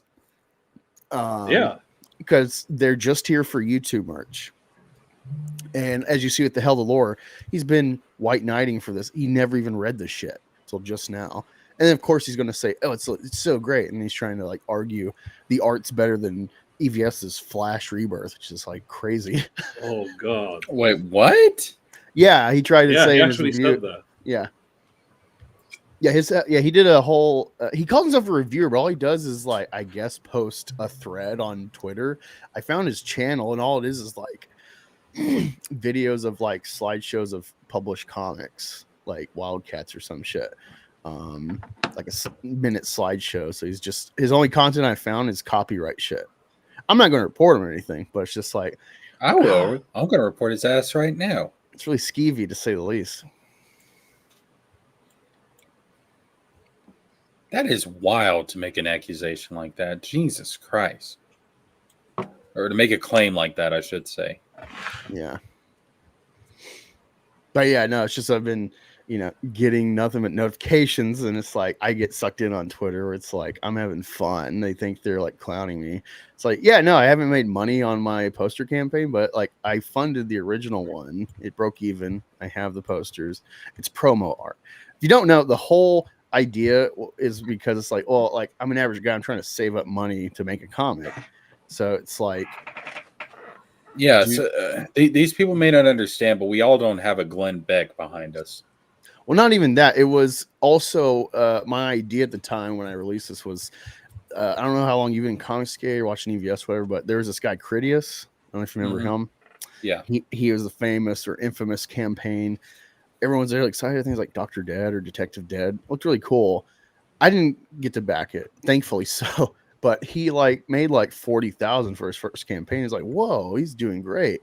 But he promised such a huge number, and then his artist, like, just dipped on him with all the cash, and all the other cash he spent on Comicsgate. So when he got confronted, he went on stream. He's like, "Hey, well, like, I really fucked up, but you can't be that mad at me. Look at all the Comicsgate projects I backed. Look at all these comics I bought with the money you paid me to make a comic."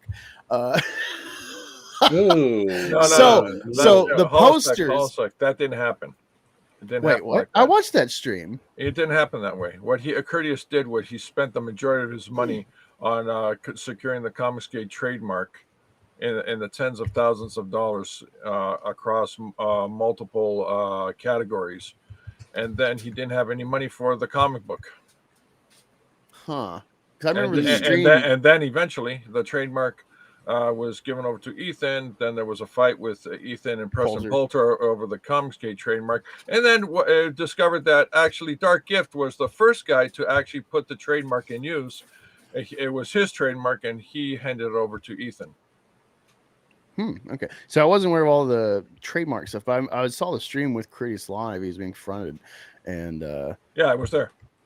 He dipped. I know he dipped a lot on the money, and the artists like no. He blew the money on Comicsgate trademark. Huh? I don't remember anything about that with him specifically. I knew he was Poulter was challenging him, like, "Hey, make your comic before this date, or I won't do anything." I remember that. But yeah, all that aside, the public takeaway was definitely, he just blew the money. And that was one of his shows. Like, well, I backed a lot of campaigns. Why are you mad at me? And so my idea with the poster was like, well, this would be like a good faith. Retards love that word. This is going to be a good faith campaign of like, hey, here's promo merch where it's like a GoFundMe, it's like you get something back, and I also show you I can fulfill a small item, so I, can incrementally gain your trust for a comic fulfillment. That's the idea. I've been to a few shops, and people see it and they're like, "Whoa, that looks awesome!" Like, when's that coming? I'm like, I don't know, man. They got to save the money. Hey, real quick, while Black Angus is here, he needs to get a community service recognition for bringing up Ripperverse Goalpost and his video of this older gentleman saying how Eric is going to go bankrupt. And I personally find this amusing for two reasons. This guy has clearly read my work on First Detractors. And second, I have personally, in your stream, JJ, tore Ripperverse Goalpost apart in every direction that can be done. I've interacted with them on Tony's stream a number of times.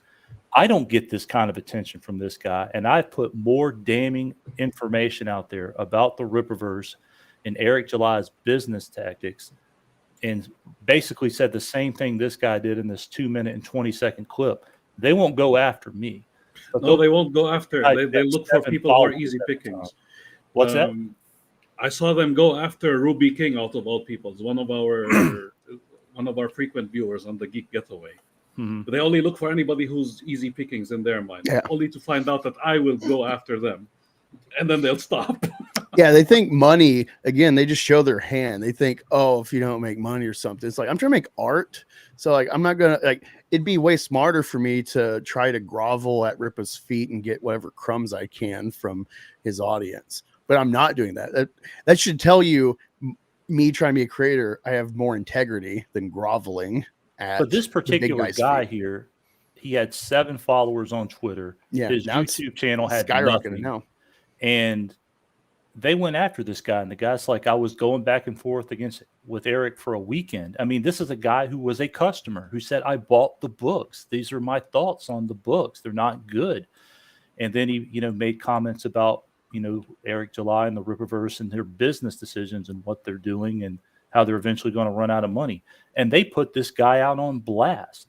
Yeah, and I can't figure out, why do they choose the people they go after? Because again, they won't come after me. Post it on the Twitter and then let everybody dogpile the person. Yeah, but he won't do that. They won't do that to me. And again, I've done more irreputable damage and spread the gospel more than anybody else. But they'll go after this guy for whatever reason. I don't understand it.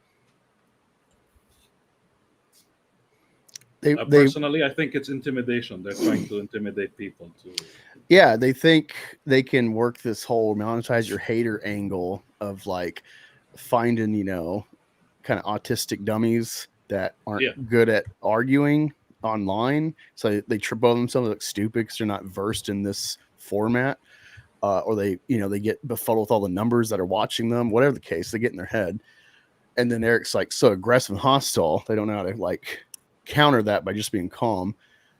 And then there's a numbers game too. There's this, I think it's a somewhat like just a human error of well, he's got the numbers, so he's the right guy. This always comes up with Captain Marvel. It's like, it made $1 billion. And so Ripper's like, it made X number ISOM. So it has to be good because it made money. Yeah. And you're sitting on, for every comic you've sold, you've got 2 more in your warehouse. So good job there, buddy. Failure wants to know, what's the best way to actually make money making comics? What was the question again? What's the best way to actually make money making comics?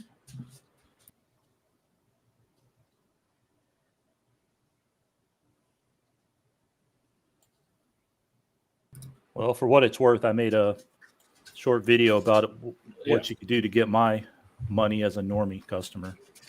I mean, maybe not sophisticated comic book readers, but what you could do to get my money. I mean, I'm going to be honest with you right up front. It's not. Wait, you weren't honest before? No. Okay. I've never been honest. I'm actually the biggest repertoire there is. This is all just. It was me, Austin. This is just a psyop. No, so here's the thing. It's getting into this industry. It's difficult to make money pretty early on. It takes time, and it trickles in eventually. But I mean, the number one thing if you want longevity is quality. Make good stuff. Make stuff that's going to keep people interested. Sometimes you just need to get your stuff out there and take a hit on the front end. But quality is the biggest thing if you want to keep people invested.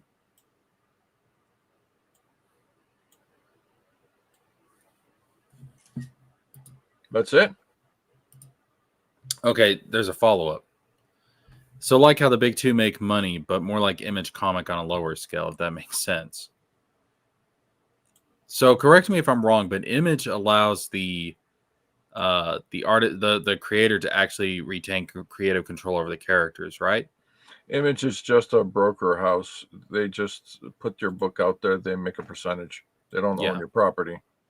Okay, but if they go to a meeting and say, hey, we got this list of comics publishing through us right now, any one of these you want to make into a movie? Oh, okay, cool. They'll get a percentage. Yeah. I guess Image would be one way to go if they'll take you up on your idea. I mean, sure, just go to their website. They'll follow the steps to do that. Yeah, I like what Image does. If you want to go that route, now trying to get into like something like the big two. I mean, shit. There's that's really fucking difficult. Like you kind of have to already be in the system, or they have to take notice of you. I mean, it's difficult to get into the big two. What do you mean? What do you mean get into the big two? Work for the big two, or get your book or your IP into the big two? Get your IP into the big two. They're not gonna take you. That's what I'm saying. It's almost insurmountable. They're not for IPs. Yeah, they have their own, and they're sticking with that. Yeah, that's what I'm saying. It's because their universes are already established. Why would they? Cut their percentage off, helping promote you when they can be doing their own stuff? Keep out 100%. Yeah, that's what I'm saying. So I would go more of the Image route than anything, to be honest with you. That or just self-publish. I mean, Amazon's got a thing to where you can self-publish.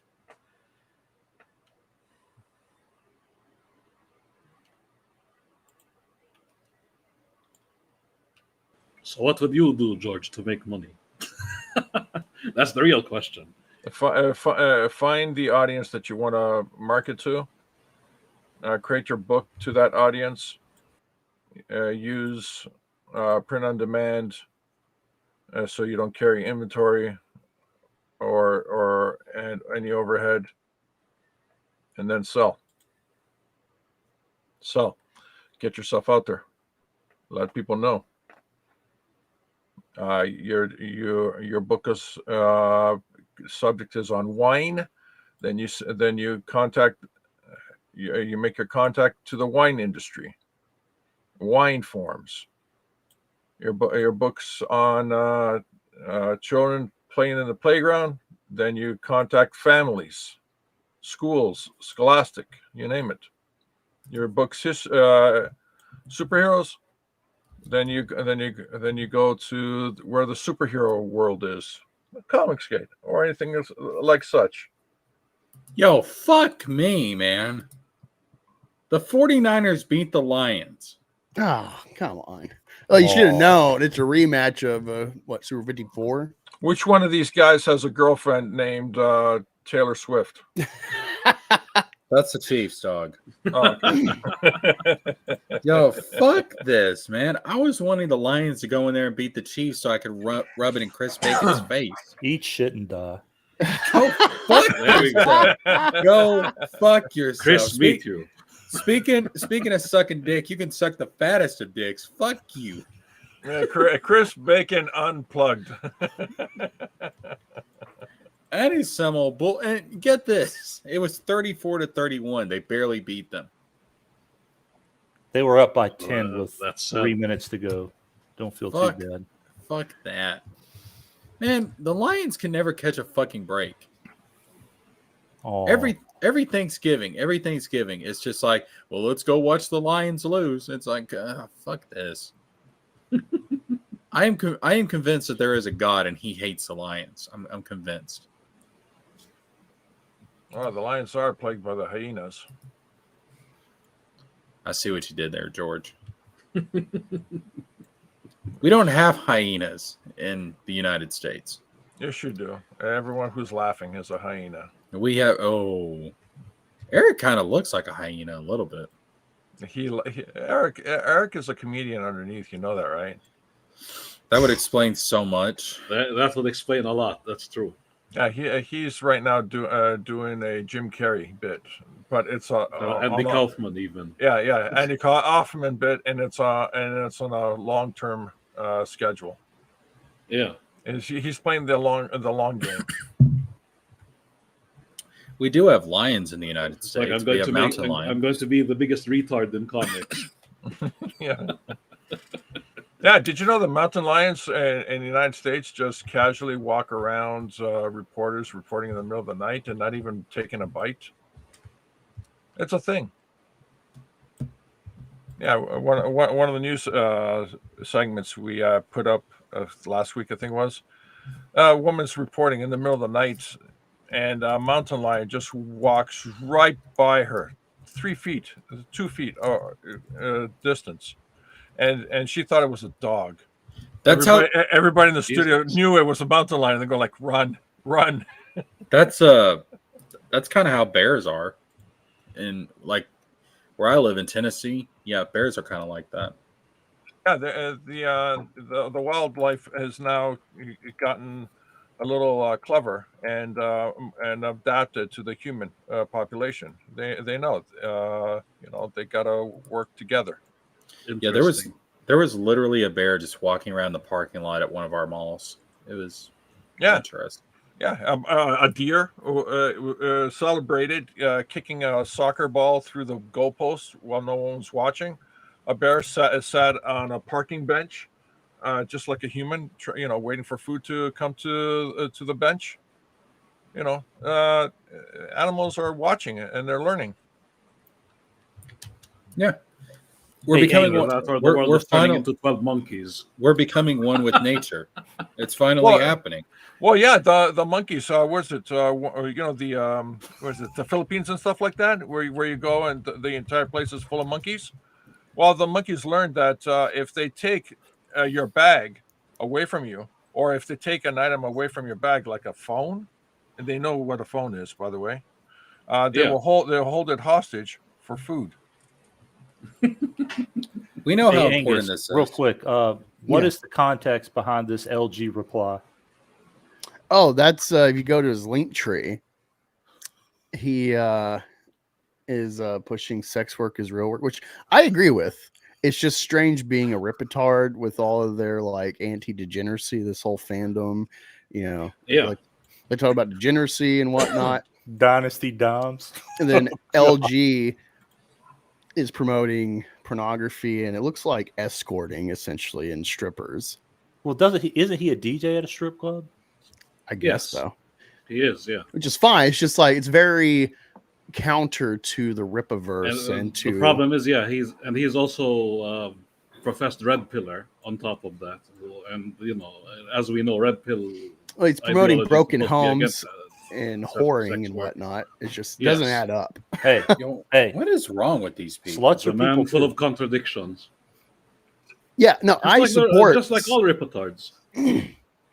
I support sex work. I think it should be legitimized. I think we should have prostitution. You would mitigate a lot of disease, a lot of abuse of these people if it was legitimized as a profession. You could tax it.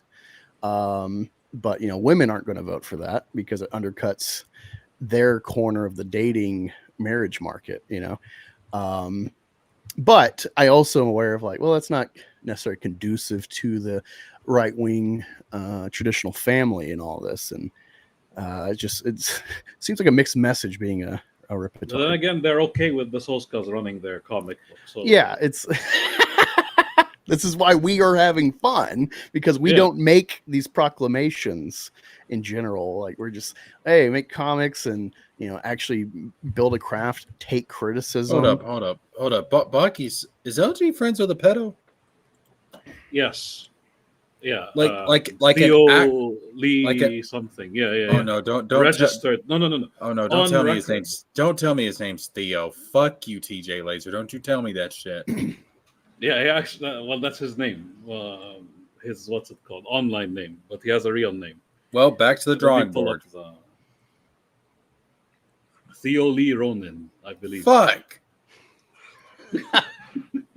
Back to the Hey, drawing board. If I'm she looking- ain't Ken, go all in. You know, I'm looking at Ripa's community post. I'm trying to find this picture, and I happen across his edited thumbnail for his For Canon's Sake about J.K. Rowling. It's hilarious. I'm about to DM it to you on Twitter. So Failure was saying I was thinking about going the self-publishing route or the image route. Okay, if I was doing a comic, that one of those two would be what I would go with, self-publishing, or I would go through Image. Because again, I really like I like the model that Image has. I really like it. Yeah, that's like my first go-to to buy things is Image. Maybe Dark Horse here and there. I like to support the smaller companies, especially with Image, like the creator-owned thing. So what's the model that Dark Horse has? Is it creator owned? I have no idea. Yes. Oh, okay. All right. So there you go. There's another option for you. But yeah, I want to own my shit. I want to own my shit.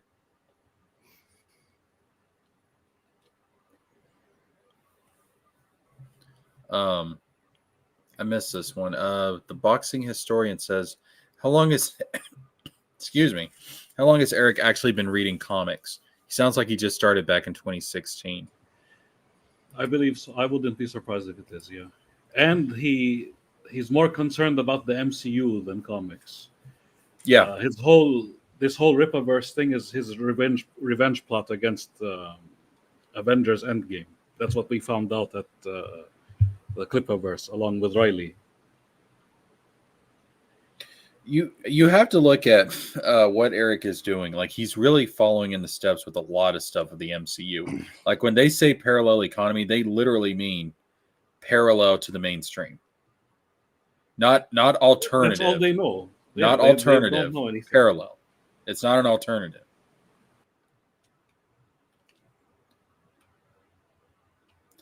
I mean, if they were trying to do something different, they would call it an alternative economy. It's not.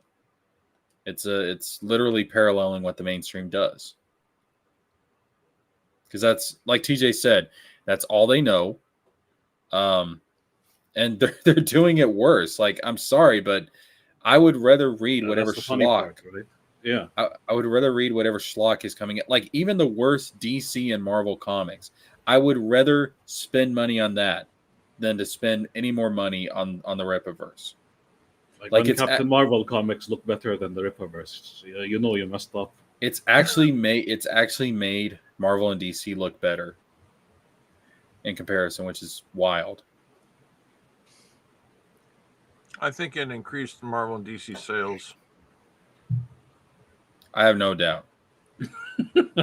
I have no doubt. Like, even that freaky deaky weird shit they did with Mystique, and like how, like, Mystique was actually the father to Nightcrawler, whatever the fuck they did back in November. Like, I would rather spend money on that than to purchase. That's anything way more else tolerable from than comics. the Rippaverse. Well, this is my problem with comics criticism, is like that thing came up.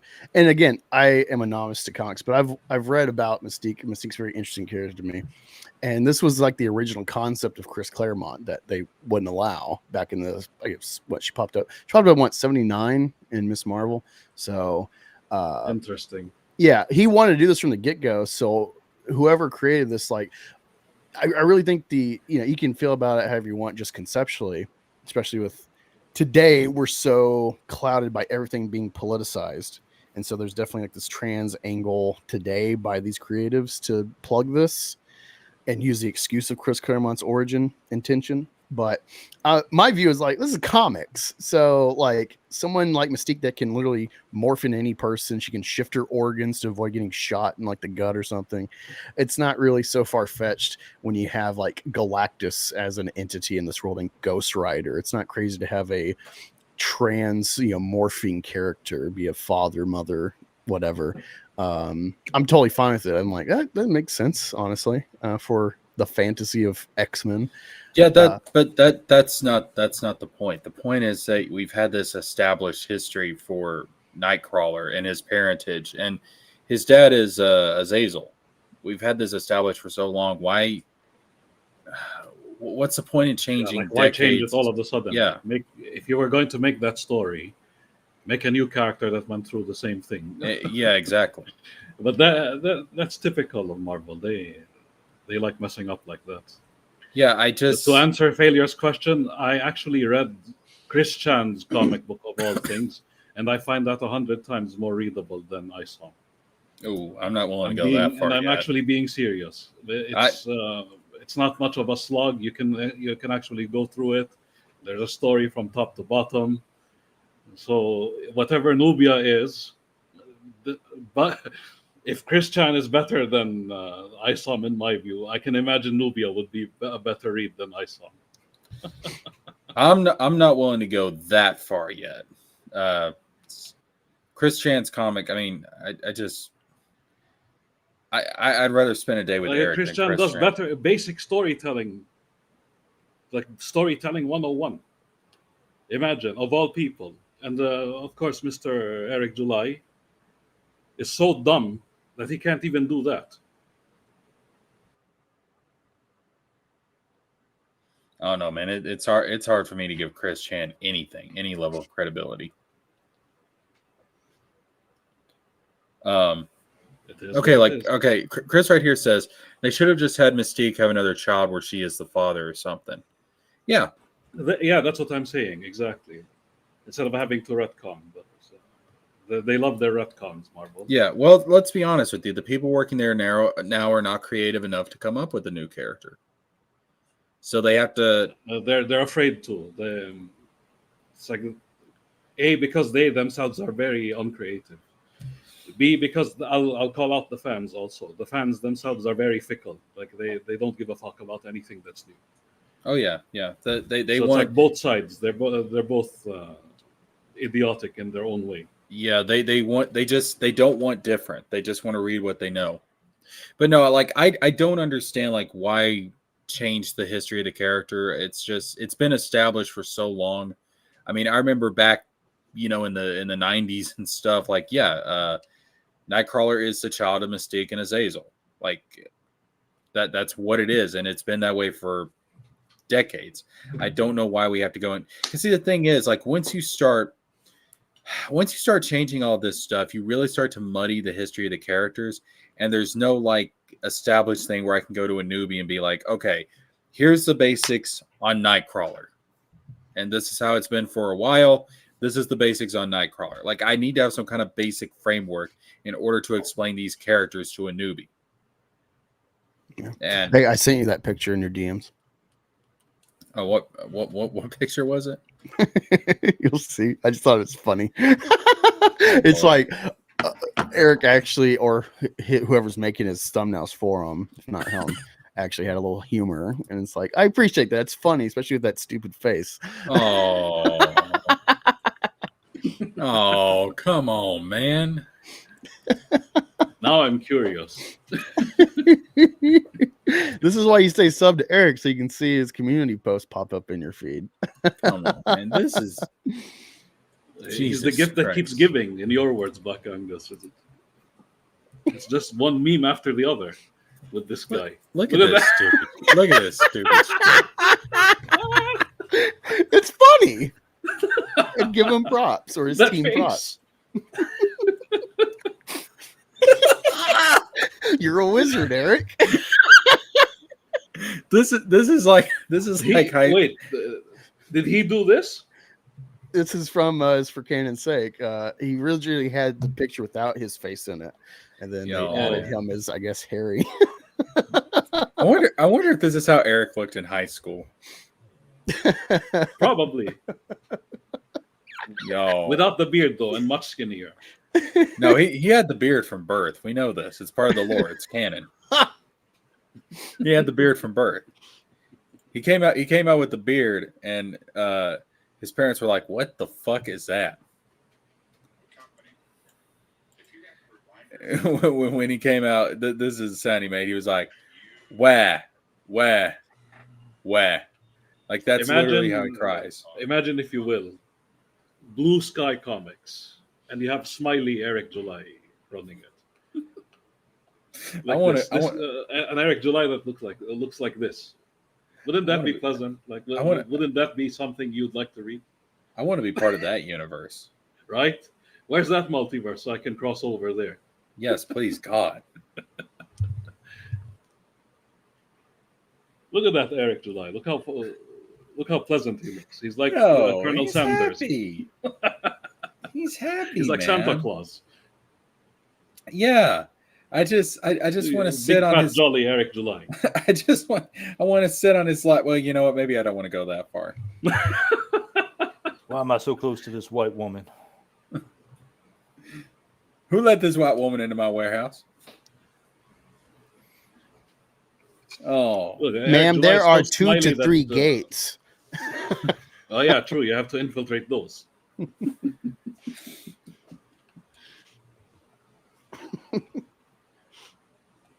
Yeah, man. I want this Eric July. I want this Eric in my life. No, you only get 2018, Eric. Yeah. Failure says parking lots. Failure says y'all catching feeling. Oh, yo, I love J.K. Rowling. Like, she gets so much shit from people, but I freaking love J.K. Rowling. Eric needs to hire J.K. Rowling. Oh God, don't give him ideas. He'll ruin her career. She might be one of the few people that could actually save this shit, because but when she was writing those books, she planned every single detail out. I mean, it is a well-known fact. Like she had like just you know like how those conspiracy theory people do. Like they'll have like all these connecting dots and everything between all this stuff. Like have it on a big board, like a Glenn Beck chalkboard and stuff. Like she had that for the Harry Potter books. She would actually have the Pepe Silvio board, but with Harry Potter characters. Yeah. She would have this whole thing planned out. She would know Eric's characters better than he ever did. True. Give her the Rippaverse.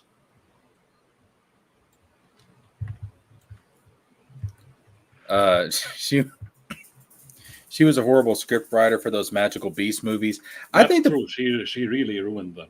I think the problem with the Magical Beast series is when they decided to take it from a trilogy and turn it into 5 parts. That did not need to be 5 parts.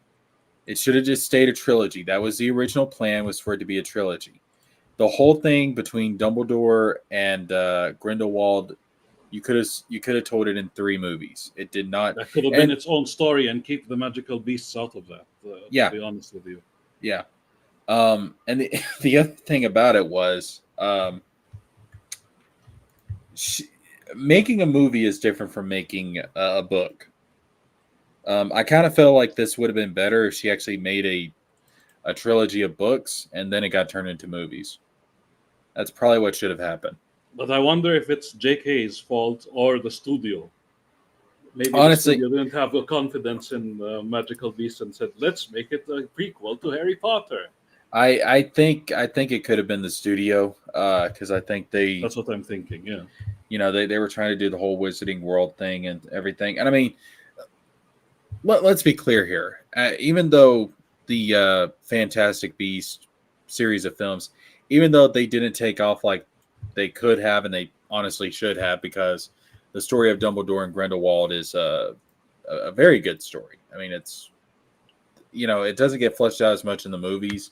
But it is fleshed out more in the books. The Harry Potter franchise and the Wizarding World franchise in general it's still strong. It's still very, very strong. Yeah. I mean, people are very excited about this HBO Max series that's coming out. So it's not like, it's not like it's done massive damage to the legacy of Harry Potter. I mean, Harry Potter is very, very strong.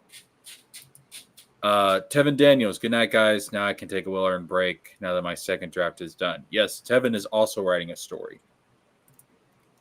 So he has discipline. Yeah, he's got a second draft. I mean, I don't know why he's He making. shouldn't be watching us. I don't know why he's making this rookie mistake. According to Eric July, as a writer, even after you're done writing, you shouldn't be doing anything. Look at Tevin just making this amateur mistake. You're supposed to submit your first draft. Why are you wasting time with the second draft? Submit your first draft and get started on the sequel. The fuck are you doing? Chris says the Hogwarts video game was good too. Yeah, the Wizarding World is still strong. It's a very strong IP. It's not going anywhere. It's not going anywhere. That's why the game is successful. Yeah. Yeah. There's still interest. The Fantastic Beasts films was a hiccup. That's it. It's fine. I tell you right now, this Harry Potter series that is coming out is going to bring everybody back. It's going to be fine. To be honest with you, they never left. There's still Potterheads all over the world. It's still huge. Now imagine if they get their own version of Nerdrotic who keeps saying that the Harry Potter universe is dead. That would be hilarious. Yeah. You know what I don't get? I've talked with Ricky with this because I grew up with Harry Potter. I grew up without it because I had a wacko Christian mom. She initially saw it and thought it was like a nerd book. She kept joking, "I'm going to get this for you out of the book fair, the Scholastic Book Fair." And I'm like, "No, it's look nerdy." But then it became a huge thing in the movies, and I became interested. But then, it's witchcraft, it's evil. So I never got to partake in it until adulthood. And I really like the first 3 movies. I haven't read the books besides the first one. And what I don't get is like it's thoroughly a boy franchise, He's like a Luke Skywalker wizard, and some reason like the fandom seems to be like female exclusive now. You know what I mean? It's a weird switcheroo. I don't know if that's just because of Edward from Twilight is in the series for a while. I don't know if you've noticed that. I would say, that if we're gonna put it like percentage wise, yeah, there's probably a higher percentage of female Harry Potter fans compared to male. I'd say that's probably true, but you also have to take into consideration the fact that there's more female readers than there are male readers. It's been shown time and time again, like more girls read books just in general compared to boys, whereas boys read more comics compared to girls. Yeah. Comics are more action heavy, and then the books are you just read. Yeah, why do you think romance novels are such a big part of the market when it comes to books? It's because they know that more girls are reading books than boys. So I don't know if that really I don't know if that's really more so to do with. Wait, what? Yeah, that's their logic. He's saying, yeah, all these idiots think that since girls read books, they're the ones who are reading. Therefore, we should make our comic books more girl. Yeah. That's the logic they have. Girls read books because they're sexually frustrated. Oh, wow. That has been proven with 50 if you look at Twilight, 50 Shades of Grey, Twilight, all these movies, even Harry Potter, like the romance between what's his name, all these stories, Harry himself and Hermione, right? Are well passionately linked. There's more touchy-feely stuff in manga. The same story. They have even the shonen anime, like the manga. They always have romances between the main character and the girl. But the comic books in their conception, like this, they're all about action. They're all about science fiction stuff with punching. Yeah, because regardless of what the mainstream tries to tell you. Like there is, boys are more attracted to certain things and girls are more attracted to other things. It is what it is. That's just how they're made up. I mean, and when you're out there marketing something, you're going to take that into consideration. It's part of the psychology of males and females. So I don't know if, Harry Potter having a larger female audience really has anything to do with Harry Potter in and of itself, and more so just with there's just a larger base of female readers out there in general. I say it's the content itself. That's why no matter how much they try to feminize the superhero genre, it's not going to work. Like only a few females who are into superheroes would endorse that. But you can't expect the entire female populace to start enjoying superhero stuff. Yeah, I don't know many girls that are actually into superhero comics, but I know a shit ton of girls that are into to novels, into books. I always wonder, does it work with the TV shows or movies? Young readers' books are all geared to women. What do you call it, 50 Shades of Grey and all that kind of stuff is obviously all geared to women. Yeah, and there's an underlying psychological, chemical, societal pinning to books that women read. No ifs, ands, or buts. Yeah, and that goes back to what you were saying earlier, George. You got to know your audience. Who are you writing for? That's right. If you're writing a children's book, write a children's book. That's your market. Find your market before you create the product. Don't create a product and then go find the market. Yeah. That's insane. Yeah. Baki brings up something interesting. This may be the exception to what I just said. I'm just hoping Lord of the Rings gets helped. Lord of the Ring is probably one of the. It's a book that I would say does appeal more to men than it does girls. Honestly, they should have just kept. They should have stopped at making that original Lord of the Rings trilogy, and left it, because that trilogy is timeless. I like The Hobbit. It's okay. It's not as good as the Lord of the Rings, but it's okay. Well, that's the problem, right? The people were expecting another Lord of the Rings, and then they got The Hobbit instead. Well, the thing is, The Hobbit is the Hobbit is a kid's story. That's why which brings me back to my original point. They should have they should have left it at the trilogy. Tolkien literally wrote The Hobbit for his son. And that's why, and they did the same thing, the same mistake, to bring it back to Harry Potter.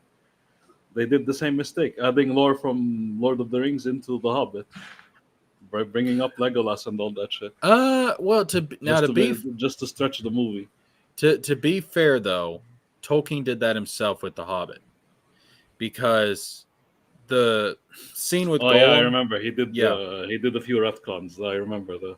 Yeah, the scene with Gollum and Bilbo, where Bilbo gets the ring, more emphasis is placed on that to connect it to the Lord of the Rings in later editions. Yeah. So, to be fair, Tolkien did his own retcons as well. Suck cocks. It is what it is. The real problem comes with all this new stuff coming out, the Rings of Power and everything. Yeah, that's going to get delayed for a couple of years. Yeah, that's. They just sit down the fucking Silmarillion and let's be done with it. Just make something new. That's why I keep saying, just leave all this shit alone. We've had enough Lord of the Rings already. Yeah, it's I mean, listen, the Lord of the Rings may be the best fucking film trilogy ever made. Honest to God. That's why this is a disease in all of media. Like, it's even comic books. That's why instead of coming up with new characters, instead of coming up with something new, they're terrified of it. And the same story. Instead of coming up with a new franchise, they're terrified of doing that. They just keep clinging on to the same shit that we've been having for 20 years. Yeah, there is a value in letting something end. Just give us a good, There's a value in solid letting some ending. things go. Yeah, just give us a good, solid ending, and then let's move the fuck on. Right? I mean, like, for example, look at Star Wars, for example. I was all for them doing a sequel trilogy because it was George Lucas's original intention to do a sequel trilogy. So I was fine with that. But they should have just wrapped up the story that George was working on, bring it to a close, and then let's move the fuck on. But no, we have to keep going back to this shit. We have to keep clinging on to this shit. And it's like, just let this shit stand the test of time like it's supposed to, and let's move the fuck on to something else. Where's the new Star Wars? Where's the Star Wars of this era? Where's the Lord of the Rings of this era? Where's the Harry Potter of this era? Where's the new shit? Oh, The new Star it's Wars, in I think Texas. it's doomed. It's in Texas. It's called the Rippaverse. It's in Forest Park. Actually, Black Angus brought up a good point. Sometimes the new shit is also bad. I'm about to reach this screen and strangle you in Minecraft. I like what Azul Ranger is saying. Where's the journey to the center of the earth? Make that a movie. Didn't they do a movie? Make about a legit. I know, but they tried to make it like jokey and shit. Like make a serious adaptation of that. Make it with dinosaurs how they really look, not the way they look in Jurassic Park. That would be interesting. Yeah, like with the feathers and all. Oh yeah, like more accurate dinosaurs. Yeah. Yes. And Martha is saying Twilight is a female power fantasy, and superhero comic books are a male power fantasy. They should have kept it at that. You know, I'm with Alan Moore on this. He used to say that what's it called? Pornography has to exist so that people can let out their frustrations. Yeah, I feel the same way with comic books and all these all the Twilight shit. Like they have the male power fantasy has to exist so that males can take out all their frustrations on them. Like you need the 90s shit. Like you need all the big burly muscle men. You know, all the Dale Keown stuff. You need that. All the EVS stuff. You need that. Especially for teenagers, they need something to go through their life with. Martha says The Hobbit is one novel, not a trilogy. It was stretched. Yeah, it's literally that's what I've been saying. Yeah, it's a novel for children. That's what The Hobbit was originally written as. Now, given it's a long novel, so if they wanted to do 2 movies, I can kind of see that. But literally, like the last movie, The Battle of the Five Armies, is the tail end of the fucking book, and they turned it into a movie.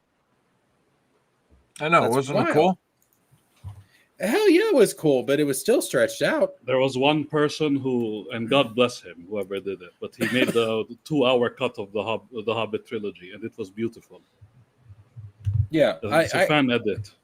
I could see them doing 2 movies out of the Hobbit, but no, not even just one movie, 2 hours. No, man, like just watch that fan edit, and you'll see what I mean. I don't know. I would have been fine with 2. There's also the Hobbit animated movie. That's what the fan edit was based on. Oh yeah, the Rankin Bass. Yes, the way that was set up, it was beautiful. Like that's all you had to do with the Hobbit. Very simple story.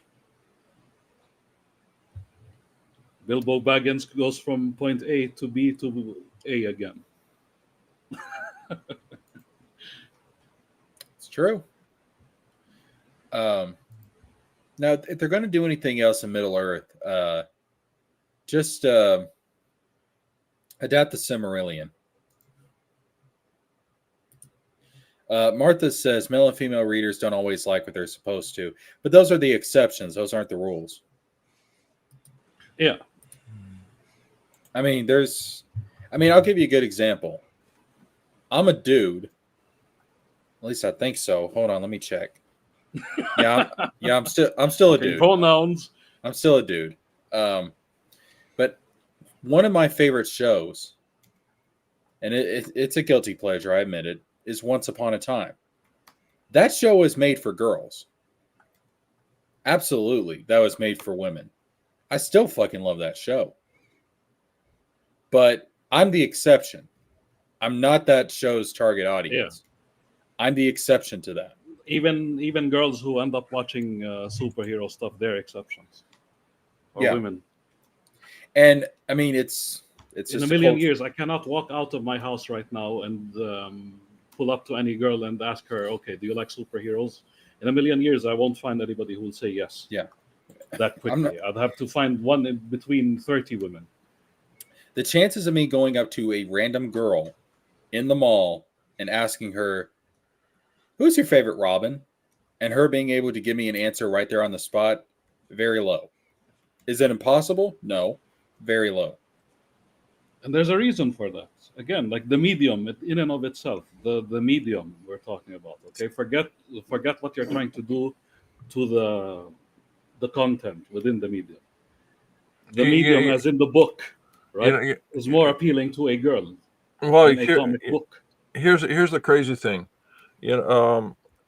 If you give a boy, like 10 years old and under, a comic book or an action figure, he will love it.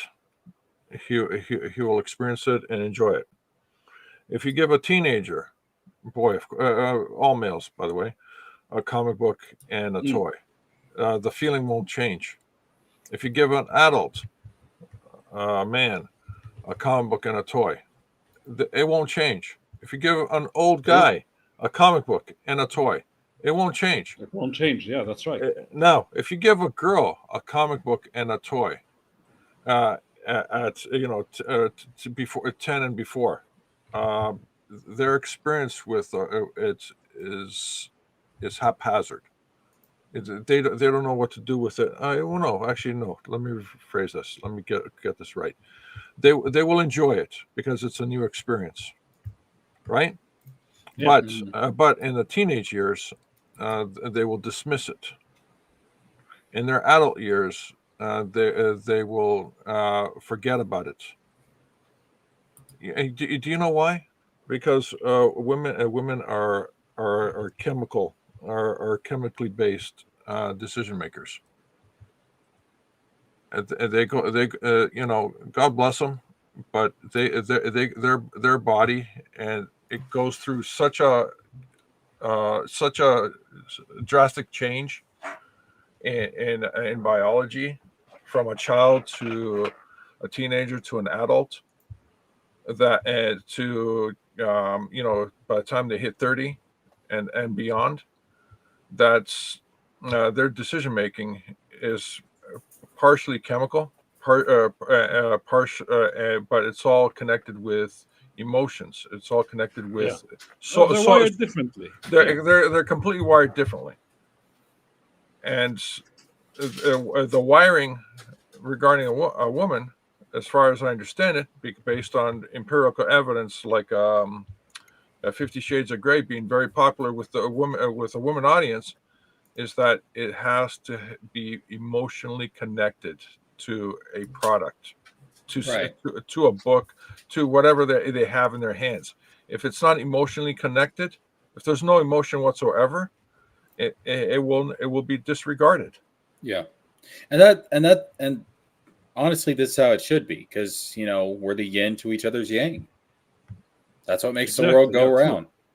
I mean, there's nothing wrong with that. No, it's not. A guy is not emotionally connected there as a woman is emotionally connected. It's a completely different animal, and that's why you get two different mindsets, two different ways of thinking. My Little Pony. There is a reason, by the way. There is a reason for that. You're talking about the new one, right? It's because whoever made that was the same person who did the Powerpuff Girls. Which, guess what? Listen. It's also full of punching and lasers. Well, all what they did with that My Little Pony was add punching and lasers. Well, there's also a much simpler explanation. Those are not humans. Those are bronies. I knew you were going there, but We're I'm just trying. we're I'm talking trying about to what human. I'm trying to explain what's really going on, and We're then talking again, we're talking about human psychology, not whatever the fuck they are. As a species, we don't claim them. true. Zana says, I would think that a girl likes anime. They do. Anime has all the things I've been talking about, Yes. the romance Yeah. and everything. And Yeah, it's touchy feely. It's on an overdrive, on crack. Yes. and I don't have And in numbers on. Japan, they know their audience. That's the thing. They know Yeah. exactly what they appeal to teenage angst the best way possible. Yeah. And I wish And- comics would do the same. I don't have numbers on this, but I'm pretty sure in the West, there's probably more girl anime fans than there are male anime fans. Oh yeah, absolutely. Absolutely. I don't have as much solid numbers on that, but I am very confident in that. No, probably. Because you can see the interaction between girls at anime. It's like way stronger. Way stronger. I was on a public train one time, and I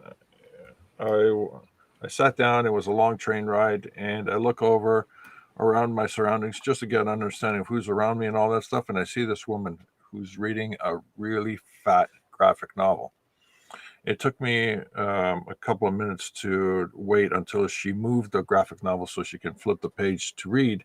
That I saw what it was. It was Scott Pilgrim versus the world, or whatever, the universe, whatever it's called. So it was Scott Pilgrim. Yeah. And I just waved at her. I go, excuse me. I'm sorry. Can I? Do you mind if I ask you a question about the book you're reading? She goes, sure, go ahead.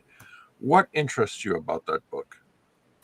And I go, and she goes, I don't understand. Well, is it spaceship, space lasers, action, all that stuff? No, she says there's a lot of romance. There's a relationship.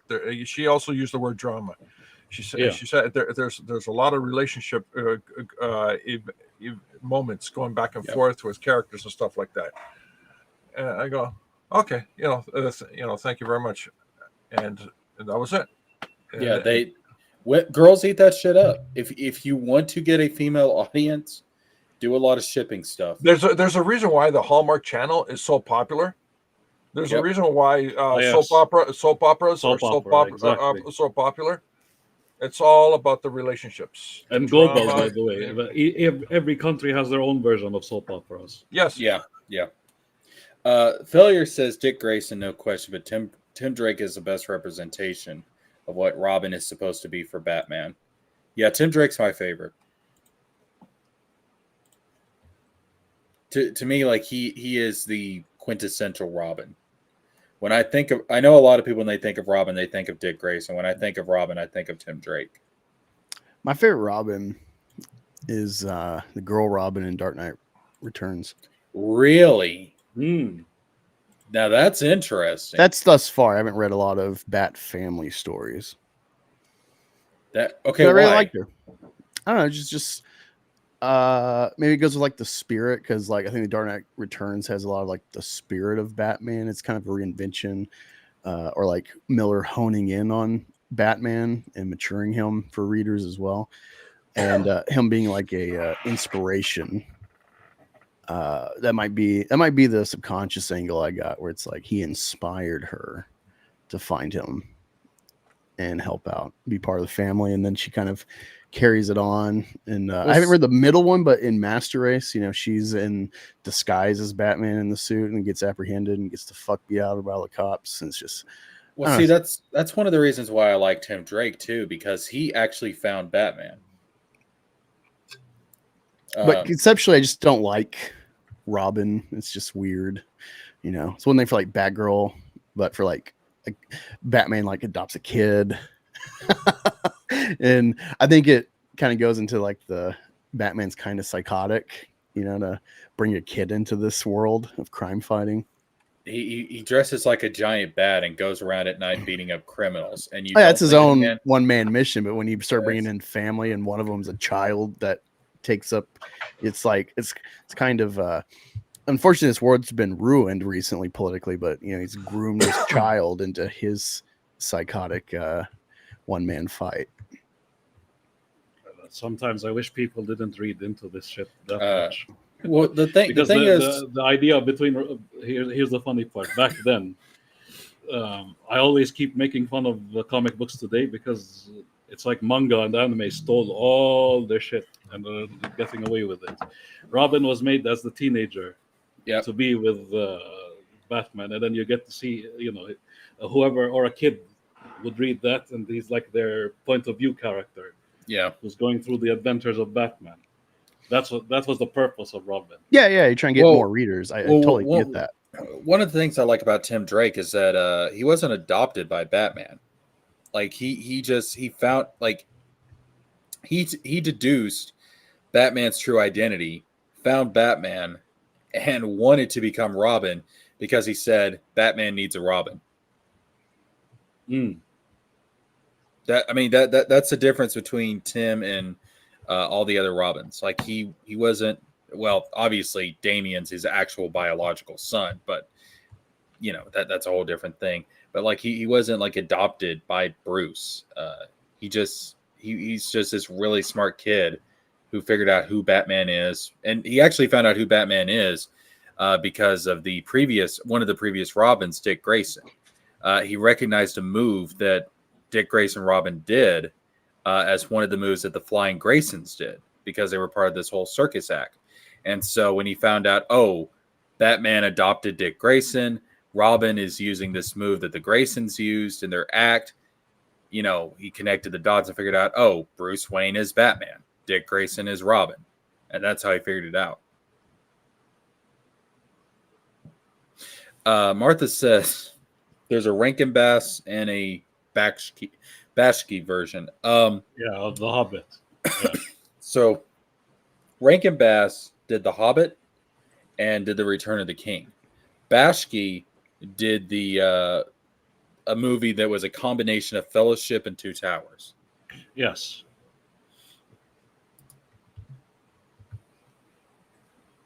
And it's Bakshi, Bakshi.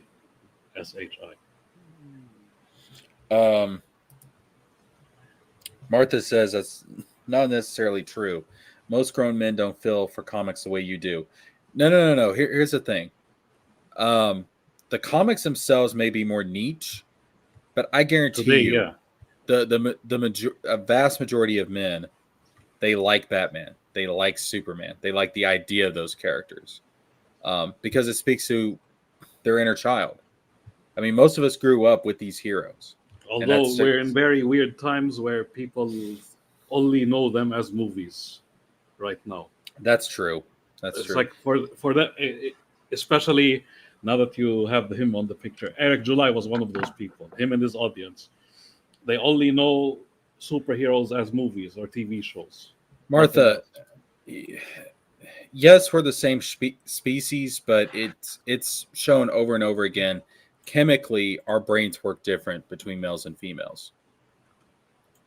I mean, you just, it is what it is, to quote a certain warehouse owner.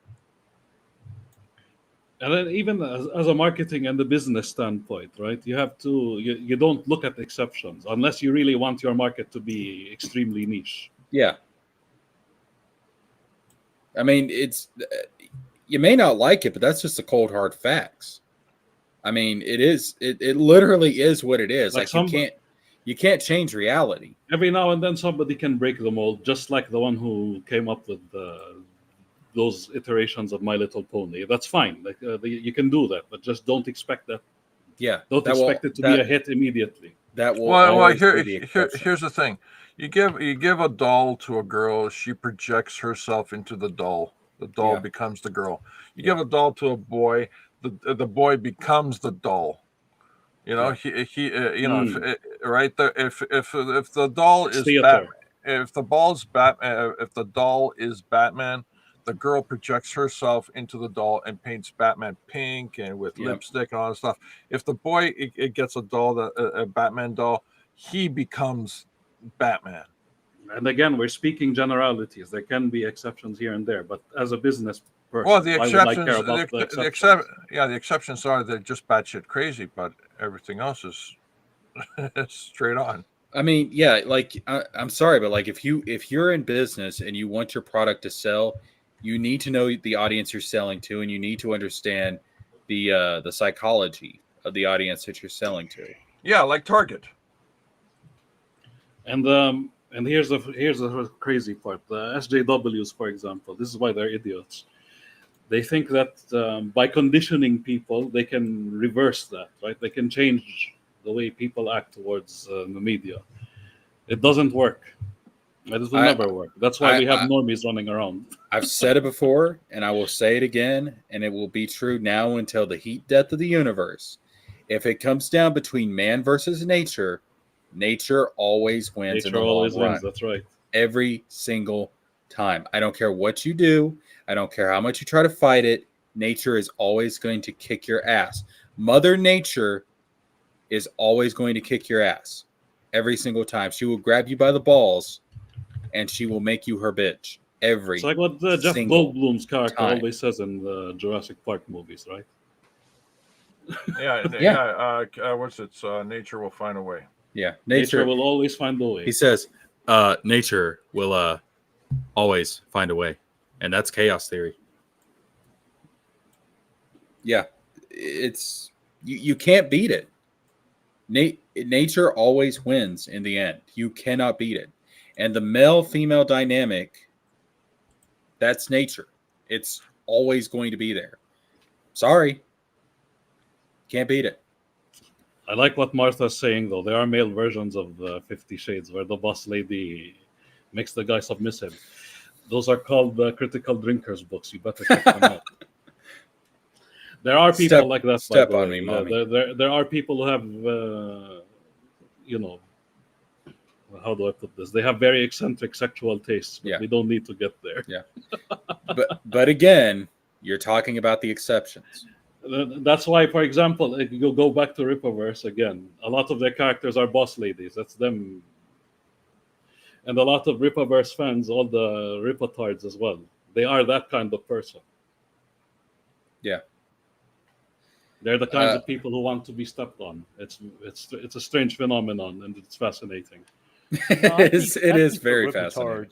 For the most part, are just followers. I mean, just look at the main ones. I'll say not the silent ones who just buy the books, but I'm talking about the ones that are main ones, constantly online talking. They take the vernacular of Eric July. Like, for example, they'll say, "Oh, that's a straw man," even though like you're like, "What straw man? What argument has been brought up that this is a straw man?" Or, they say they label people again detractors or haters. They take on the vernacular and the vocabulary of the person that they're following because they have no original thoughts and they're just so wanting to get this person's attention and approval or whatever the case may because be. He's their dad. They want a father figure. They want something. I mean, listen, I know, like we say it as a joke. I know it's like a lot of times, but yeah, it's how they feel that they're in a community, right? Yeah, they feel like they belong. Like that they look up to him as like a father figure. Yeah, Sturgis is the absolute prime example of that. He tries to come across like Eric July. He calls people weirdos, gay, all of these, everything that he does. It's almost like, dude, do I have to worry about you being in my neighborhood? Are you sleeping outside of this guy's house or something? What the hell is wrong with you? I mean, you just look at people like that and it's like, what is wrong with you? Where is your own thoughts to say? That's what we call a mental illness. I don't know what you call it. Stockholm syndrome or what? I don't know, but Martha says, how much of who we are is who we're supposed to be? Okay, Martha, I'm going to let you in on a little secret that people in the East figured out a long time ago. I want you to look at Buddhism. I want you to look at Hinduism. I want you to look at Taoism. I want you to look at the great philosophers like Confucius of the East, the Far East. All right. Go with the flow. Don't fight nature. If you want to feel free and at peace, go with the flow. when you're attuned to nature and you're in line with nature and you're not trying to fight it, you're going to find yourself more at peace. This is something that Here's Eastern... what it is. That's where the phrase came from, by the way. I know Eric July abuses it and uses it for no reason because he probably heard it from somewhere. Yeah. But yeah, what you're saying is correct. You have to accept things the way they are. This is something... Trying to fight it is sometimes pointless. Yes. This is something that the Eastern philosophers figured out a long time ago. Nature is not your enemy. Not even Eastern. Nowadays, what's it called? It's becoming a science now. Like the Westerners are now picking this up. Yeah, now they are. It's not even an Eastern thing anymore. Yeah. Now they are, but for a while, it was an Eastern thing. It was prevalent in Eastern philosophy. Don't fight nature. And now it's basic psychology. Having to stress about how the world should change, or I know I love making fun of SJWs again, but a lot of far-right people do the same shit. Like, we have to change the world. We have to fight for the culture. All these FNT people. All of these are pointless endeavors. Right? You're just stressing yourself for nothing. You have to come to grips with the transient nature of this world, and you have to align yourself with. You are going to be more at peace if you align yourself with nature than trying to fight it. Just don't. Listen. Or set your priorities. Like, make your priorities simpler. Well, what matters to me in my real life, right now, as we speak? Like, what's right in front of me? Does my room need fixing? Then I need to fix my room. You sound like Jordan Peterson. Yes. Oh, Jordan. I miss that guy. Where is he? We need more of him. He's one of the only people who got famous who got it right. But so it's all about setting your priorities, right? This is why all these ripotards are frustrating. They think they're saving the world with such a meaningless, comic book franchise. It's not happening. This is kind of the genius of Star Wars, and this is what the Jedi are supposed to be. I'll point you to Qui-Gon Jinn, who I think is actually the character that best represents this. Think of the Force as being like the Tao in Eastern philosophy, because that's what it's based off of. Or if you want to just call it nature, just nature in general. Just go along with it.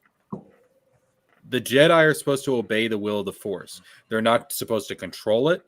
They're not supposed to obey the will of the Senate. They're not supposed to be puppets of the Senate. They're ambassadors of the Force. They're supposed to be in the Force, feel the Force, and go with the flow of the Force. The Sith are the ones that are always trying to control the Force.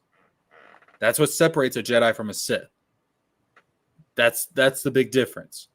So what you're saying is one is lazy and the other one's proactive. No. One is trying to control. One is trying to play God. The other one isn't. All right. So what you're trying to say is one is chill while the other one's a little too hyperactive. There you go. Yes. That's a good way to put it. That's a better one. Yeah, that's a better way of saying it. Yeah. But if you look at the one Phantom, is chill and accepting and wise, right? If you The look other at one is the just so stressed all the basically, time. Cheech and Chong would probably be grandmasters in the Force. got it. Yes. Maybe, yeah. But if you look at Qui-Gon Jinn, one of the best examples of this, the Force led him to Anakin, and he was going to train that boy whether the Jedi Council approved or not. He told Obi-Wan, he said, "I'll do what I must." He went with the Force. He went with the flow. He went with nature. He was in line with it, in tune with it. Whereas the other Jedi, they were all about their dogma and their Senate and blah, blah, blah, blah, blah, blah, blah. So if you want to understand... And they should have been. That Qui-Gon Jinn basically brought in genocide, asshole. No. Really, eh? No. You think? No. If the problem with that is that the Jedi didn't know how to train Anakin. If Qui-Gon had survived and he had been the one to train Anakin, Anakin would not have become Vader. That's why that is why the music for the battle with Darth Maul is called Duel of the Fates, because it is a duel that is going to decide the fate of Anakin, the fate of the Jedi, the fate of the Republic, the fate of the galaxy is all decided in that moment, whether or not Qui-Gon lives or dies. And because he dies, everything that happens after was set in stone. If Qui-Gon had lived, he would have been the master that Anakin needed to become the chosen one as he was originally intended. Yeah, I agree. Genocide. If he would have just stayed in his lane and told nature to go fuck itself, he could have saved all of these innocent people, all those innocent children from getting massacred and wiped out and saved. Whoa. Who said those children were innocent? They had what? They had it coming. They had it coming. Didn't have it coming. Some fucking sociopath. No, see, Chris is right. Kenobi was not ready to train Anakin. The problem was with Kenobi and Anakin. Kenobi was trying to be this big brother to Anakin. What Anakin needed was a father. Yeah. And Qui-Gon would have been that father figure for Anakin. So you're saying this is a product of an absentee father in the home? Is that what you're saying? Yes. Are you trying to draw parallels to what we're looking at here? Yes. If Eric had a Qui-Gon Jinn in his life, this shit wouldn't be happening right now. This is a meme. Eric would not be Vader right now if he had a Qui-Gon Jinn in his life. Wait, so who's the Palpatine? Is that Glenn Beck? Oh, we found him, ladies and gentlemen. We found him. He manipulated the midichlorians of Eric. Can you imagine a couple of parents whose family name is Side name their daughter Jenna? What's wrong with the name Jenna? Yeah. I don't know.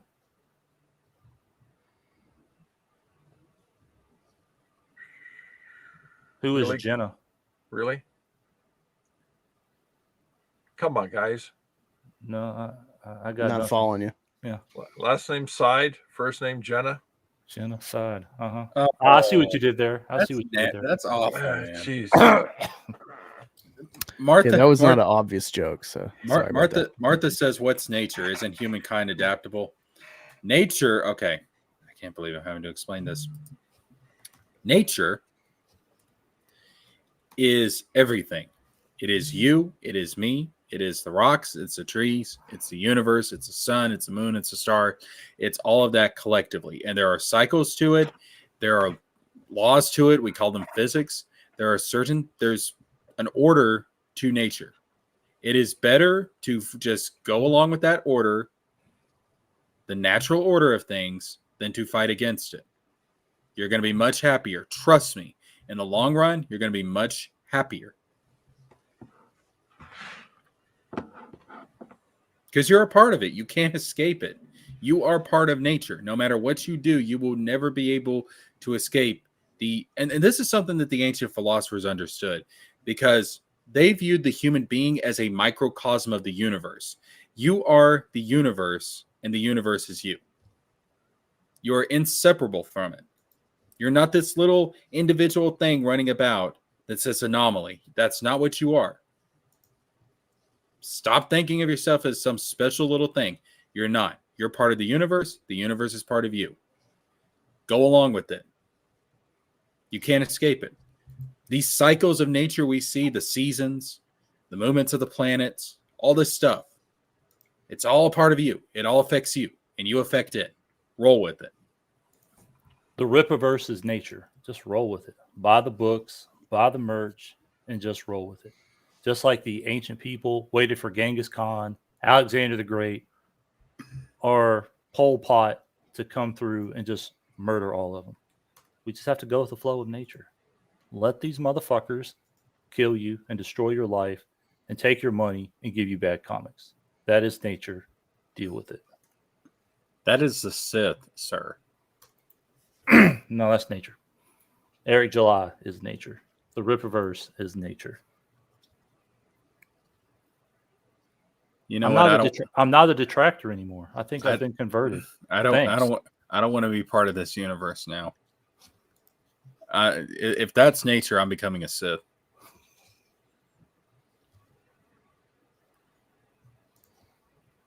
I've had a conversion. Oh no. We've lost Chris, ladies and gentlemen. It's over. Eric July in the Rippaverse is inevitable. Oh no. I just got to go with it now. I just got to order my books and buy my T-shirts and just accept nature. It said that you would destroy the Rippaverse, not join them. Bring balance to the comics, not lead them into darkness.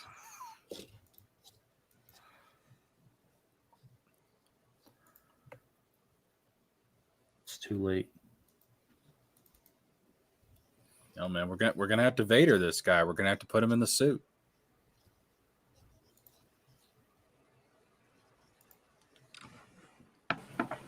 What did I miss?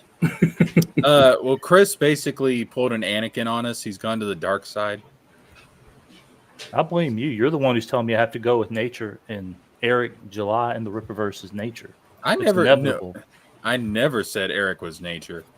I said Eric was a Sith.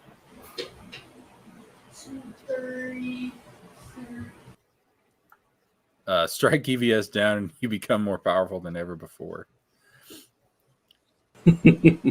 So EVS is Obi-Wan. Try to imagine yourself being in the shoes of any FMT fan or a Ripatard. Try to imagine like the world is collapsing because of all the woke media, right? Just try to be in that mindset. That's why at the moment a detractor comes out of nowhere and they interact with them, for them it's like they found the demon. It's like they're always on the verge of collapsing. It's like the Joker, right? It takes one single push, especially their case. That's why you see all the reactions towards us has so much fervor. Failure says, I just started looking at Star Wars. I haven't watched any of it yet, but the only thing that has interested me was the Galactic Empire. I was about to say I would look into Eastern philosophy and you'll get more out of it. But the thing is, Star Wars is what got me into Eastern philosophy. So I don't know, it's weird. Like Star Wars got me into Eastern philosophy, and then when I went back and rewatched Star Wars with Eastern philosophy in mind, I appreciated more of what George was doing.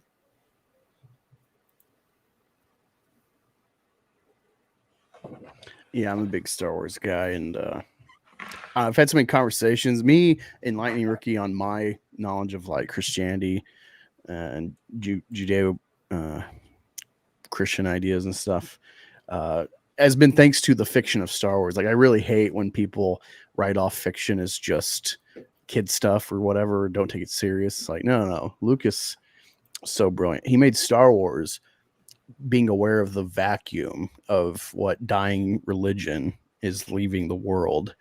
You could say maybe it's kind of a Nietzschean drive, maybe subconsciously, that drove Lucas to make Star Wars, to try to fill that with his entry, be one of many things to fill that void, to carry on the morality tales that religion had cornered the market on for millennia. Well, if you look at it too, like there's even some scientists that have come out and admitted this. Like if you look at specifically something like Hinduism, there's actually been some scientists that have come out and said like there is some striking similarities to what they're learning about the universe and quantum mechanics and stuff that's actually in Hinduism. It is fascinating how much the Eastern religions and philosophers really seem to have some understanding of when it came to the nature of reality. Well, if you wanna talk a movie that's spiritually close to all the religions on the planet, it's not Star Wars. It's Groundhog Day. Jesus Christ! No, I'm not joking. I'm not joking. I think it was was it Bill Murray or Dan Aykroyd? I forgot. No, sorry, Bill Murray. Bill Murray, yeah. Yeah, Bill Murray. He and the director were on an interview, and they said that when the movie premiered and it was in the market for a few weeks, they were contacted by all the practically they were contacted by all the religions on the planet Hindus, Christians, Jews, you name it, and they all thank them for making such a wonderful spiritual story. No kid, it's legit. What I'm saying. If you think about it, if you think about it in that context, and you rewatch Groundhog Day, you'll understand why Groundhog Day is a universal spiritual movie that actually connects all the different religions on the planet into a single focused story. You just it's like how the hero's journey became a thing, right? What's that? That's how the hero's journey, Joseph Campbell, when he started studying all sorts of mythologies, he started noticing a pattern. Yeah, but in Groundhog Day, the only way Bill Murray can get out of his situation is if he doesn't go on a hero's journey outside. It's the hero's journey inside. Well, he is the journey. If you look at it's Luke Skywalker's going on a hero's journey, looking for people to help him. Well, Bill Murray is on a hero's journey of improving himself. That's it. Nobody else. If you look, I didn't like that movie. Well, you suck. I really don't get the love of that movie. I've seen it recently. It's like, I don't get it. I don't get Bill Murray's funny. My favorite Bill Murray role. That we're talking about religion. Yes. My favorite Bill Murray role is Garfield, because I just don't think he's that funny. So what TJ Laser was talking about, like with Joseph Campbell and like the similarities between religions, there actually is a theory that there was a common religion at one point, but as humans started to spread out across the world, okay. Fairly frequently in sports, mildly surprised. Yo, Chris, are you serious? The Chiefs are more important than you. Sorry. They already won. That was like 5 hours ago. Fuck the Chiefs. Fuck them. Those Taylor Swift having mother. Alphacore is so bad that Chris Bacon is watching something else. I did not think that the Lions would be this good, but I knew that they would be really improved. Them and the Texans, and they exceeded expectation. That's my little. They should have won. Fuck it. So what TJ Laser was talking about when it comes to like Joseph Campbell finding the similarities in religions. So there is a theory that there was like one religion that everybody like that was commonplace amongst humanity, and then as we spread out, like this common religion was passed down and it was changed and warped and stuff. You don't even need to go that far. If we go back to the human nature theory, humans will always come up with the same type of religion, no matter what. They'll always come to the same like the pyramids, separated by continents and water and all that stuff, but you still end up with the same architecture. End up with a temple. Yeah. We're all similar in many ways. Yeah, and I wish we're all the same species. We're all the same I wish there was more study into that, because I think whatever causes that commonality. It's called the common unconsciousness. If we could unlock that, do you know how revolutionary that would be for us as a species? Oh, the answer is very simple. You just don't drink any water with fluoride in it. That prevents your pineal gland to be calcified. If you actually release your pineal gland, you're able to dream, and you're able to dream. And also, your mind will be able to expand and learn more efficiently. Now the the shit's in front of you. You just have to look for it. So is that what happened to Eric? His pineal gland calcified. I'm pretty sure he's brushing his teeth with fluoride in it and drinking water with fluoride. That would explain a lot. But no, there's like, I don't know, there's like some kind of commonality when you go all the way back to the origin of humanity, and I just like I'm fascinated to see like what it was like. Well, you don't have to go far. What do you call it? Biological Adam, biological Eve was was tracked down to the northeast area of Africa. Africa. Africa, yeah. Yeah, that is fucking wild that they actually were able to trace back the human genome to one man, one woman. That is crazy. So, we're all related. We're all brothers and sisters. Yeah. Why can't we start acting like right. why can't we start acting like one happy family? Oh, because can't we be friends? the human race has been populated by the reptilians. That's why they call them the blue bloods. Well, fuck them. Let's throw them out. Let's overthrow them. Fuck them then. Well, they're the ones who are in charge of the slave markets on the planet. What do you think? You think man just wants to enslave them each other? Yes. Come on. That's silly. Why would man want to hurt man? Because we're bad fucking people. That's why. Well, because we don't cannibalize, so our evolution is through warfare. Yeah, that's a problem there. We gotta get past. No, I think the problem is we're not having enough wars this last 100 years or so. No, I think we got to go in there and fix whatever's screwed up inside of us. There's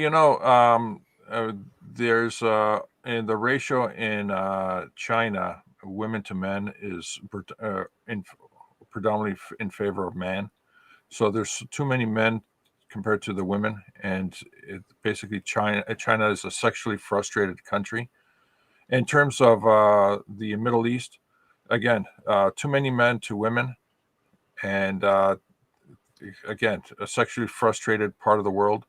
So if you take these the sexually frustrated parts of the world, and you actually give them enough of a balance to men and women, so that way they can search out and find each other and have a relationship, build a family, all that stuff.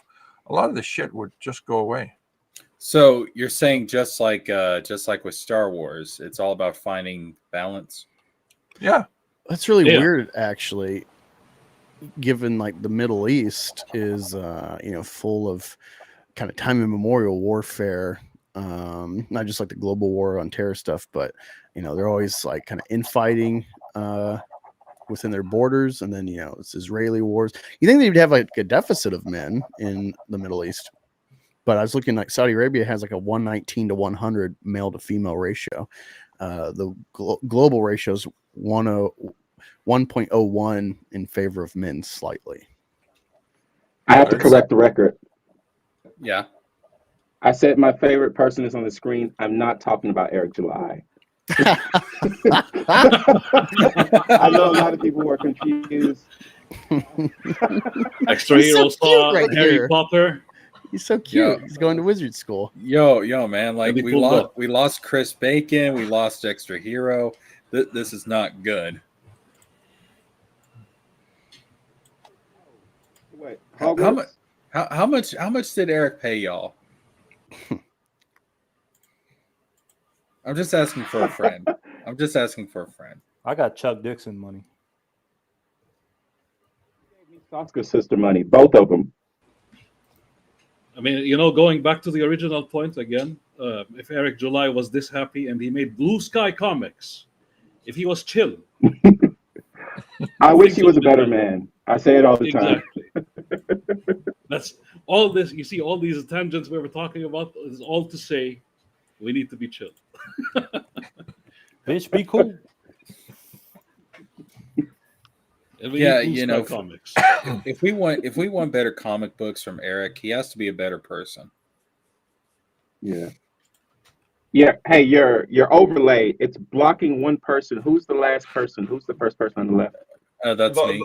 That's the host. He's blocking himself. Okay. Yeah, this is the first time. Yeah, this is the first time I've actually used this overlay. So yeah, this is kind of a belt. Well, I had to make it green and black in honor of Alphacore. Ah, clever. Yeah, because we need to honor that. I didn't get that. I didn't get it either until you said it, but yeah, sure. Well, if I was doing a stream about Xbox, I'd probably use the same overlay. Why would you? Actually, let's see. Can I actually change the overlay midstream? I think I can. Hold on. Can I? Maybe. Possibly. See, these green lines are Valdez's whips all over the screen. That's what's really happening. Hey, yo, look at this shit. It's all pretty and pink. No, nothing's happening on our end. Right there. Oh, there you go. Yeah. Look at that shit. I'm feeling see, very. this is for the female audience. Now I'm we're going to attract Oh them. wow. I'm feeling very chilled right now. See, Eric, he saw some flowers on the ground. He said, Wingardium Leviosa. Yo, man, Now, Like if only under- he could, under, if only he Now, could are do these that the- with the his sails. Japanese. yeah, man, it's a Japanese style thing. I guess it's supposed to be cherry blossom. yeah, Cherry blossoms, I believe. No, Sakura. Yes. Oh, look at this weeb. If only he could do this with his sails. True.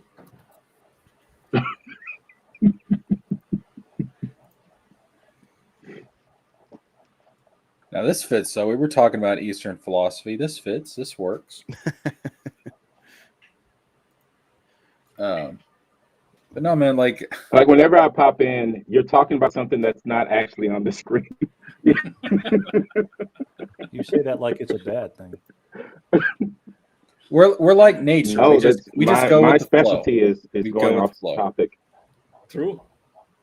There's a billion things I'd rather be talking about than that. This is the problem, right? All these fucking detractors. That's why they frustrate me. Literally, there's a billion things I'd rather be talking about than Eric July, because Dick Masterson already beat that dead horse. EVS is beating that dead horse. Frogman comic is doing, TJ. Oh, it's doing well. The script will be ready on the resolve. 31st. If you're thinking this is beating a dead horse, you need to show some resolve, and you need to get on Twitter and look at some material so you can come back re-energized. Come on, extra hero, join the dark side. Jump into the chaos. Join Twitter this year? Are you out of your mind? Listen. I'm not saying it's not going to mentally scar you, but the scars won't be as deep as you think. Yeah, Twitter's got a safe space. Harry Potter had a scar and he turned out all right. Yeah, he did. See, there you go. Don't Just you want to use be your like actual Harry? block list. There's nothing. Then Twitter's completely safe. You got to learn to live for the chaos. One of the reasons I actually left Twitter was because of the Johnny Depp fans. They were too wild. I like Johnny Depp, but they were too wild. I was really hoping he would have lost. Why would you engage with Johnny Depp fans? They come to you. Since Red is here. So this is what I'm doing. I'm making character turnarounds for our little comic book. So this is the character turnaround for the Sturgis monster. Is that what he's officially called? Shockingly good at your job. No, officially he's the rally itself is called Turgis, TURDGIS. So we can avoid the copyrights from Sturgis, the rally itself. So he's You think Sturgis copyrighted his image? Chris Bacon says he's out. I guess the bacon is sizzled out. So Yeah, I'm gonna have to dip out too in a minute. Good night, Chris. good night, Chris. Good night, Black Angus. Thank y'all for showing up. Appreciate it. No, it was fun hanging out with y'all. Just got to hang out with Ricky and watch a movie before I go to bed. We usually hang out on Sunday nights. All right. Thank you for having me. No problem. Wait, I'll show you another character turnaround. See, you guys are learning from the pros. That's the funny part. A lot of the pros, they like there are. Are you saying we're like learning comic pro secrets? Yes. What happens with people is No just cap. they just end up finding other careers. They don't end up doing comic books. They're not as resilient as George himself. But I found an excuse to just come back here and do my thing. And here we are.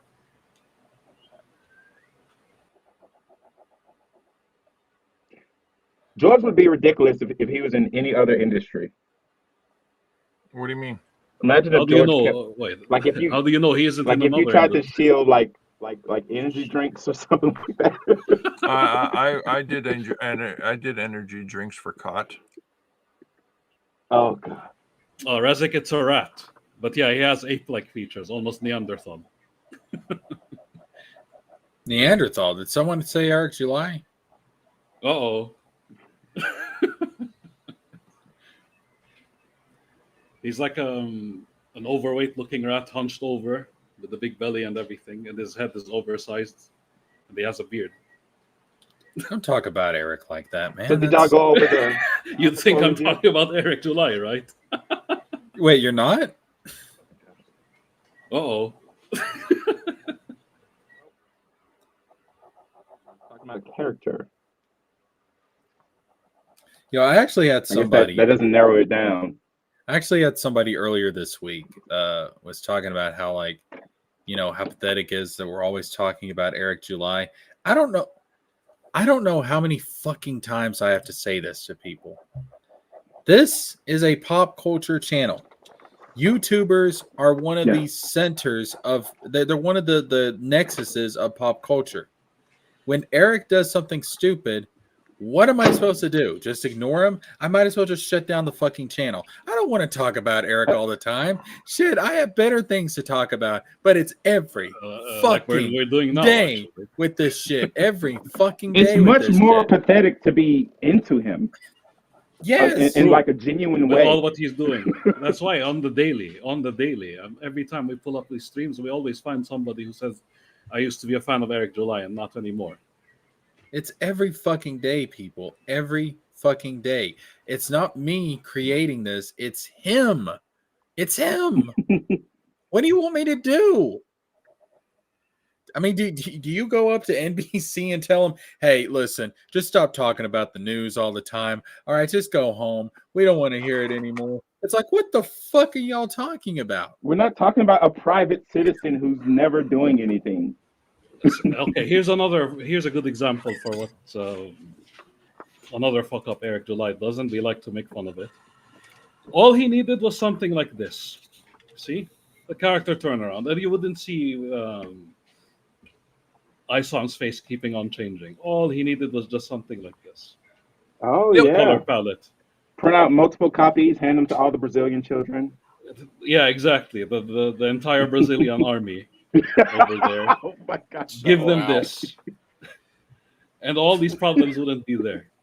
He wouldn't have beef jerky hands. He wouldn't have, what's his name?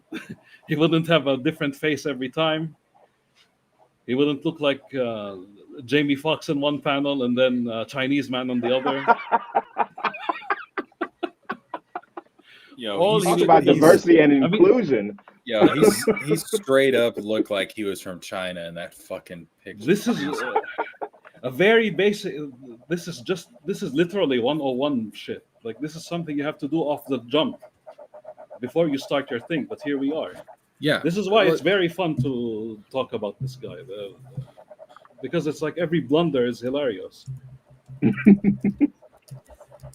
I mean, this is basic fucking shit. This is stuff that you learn in art school.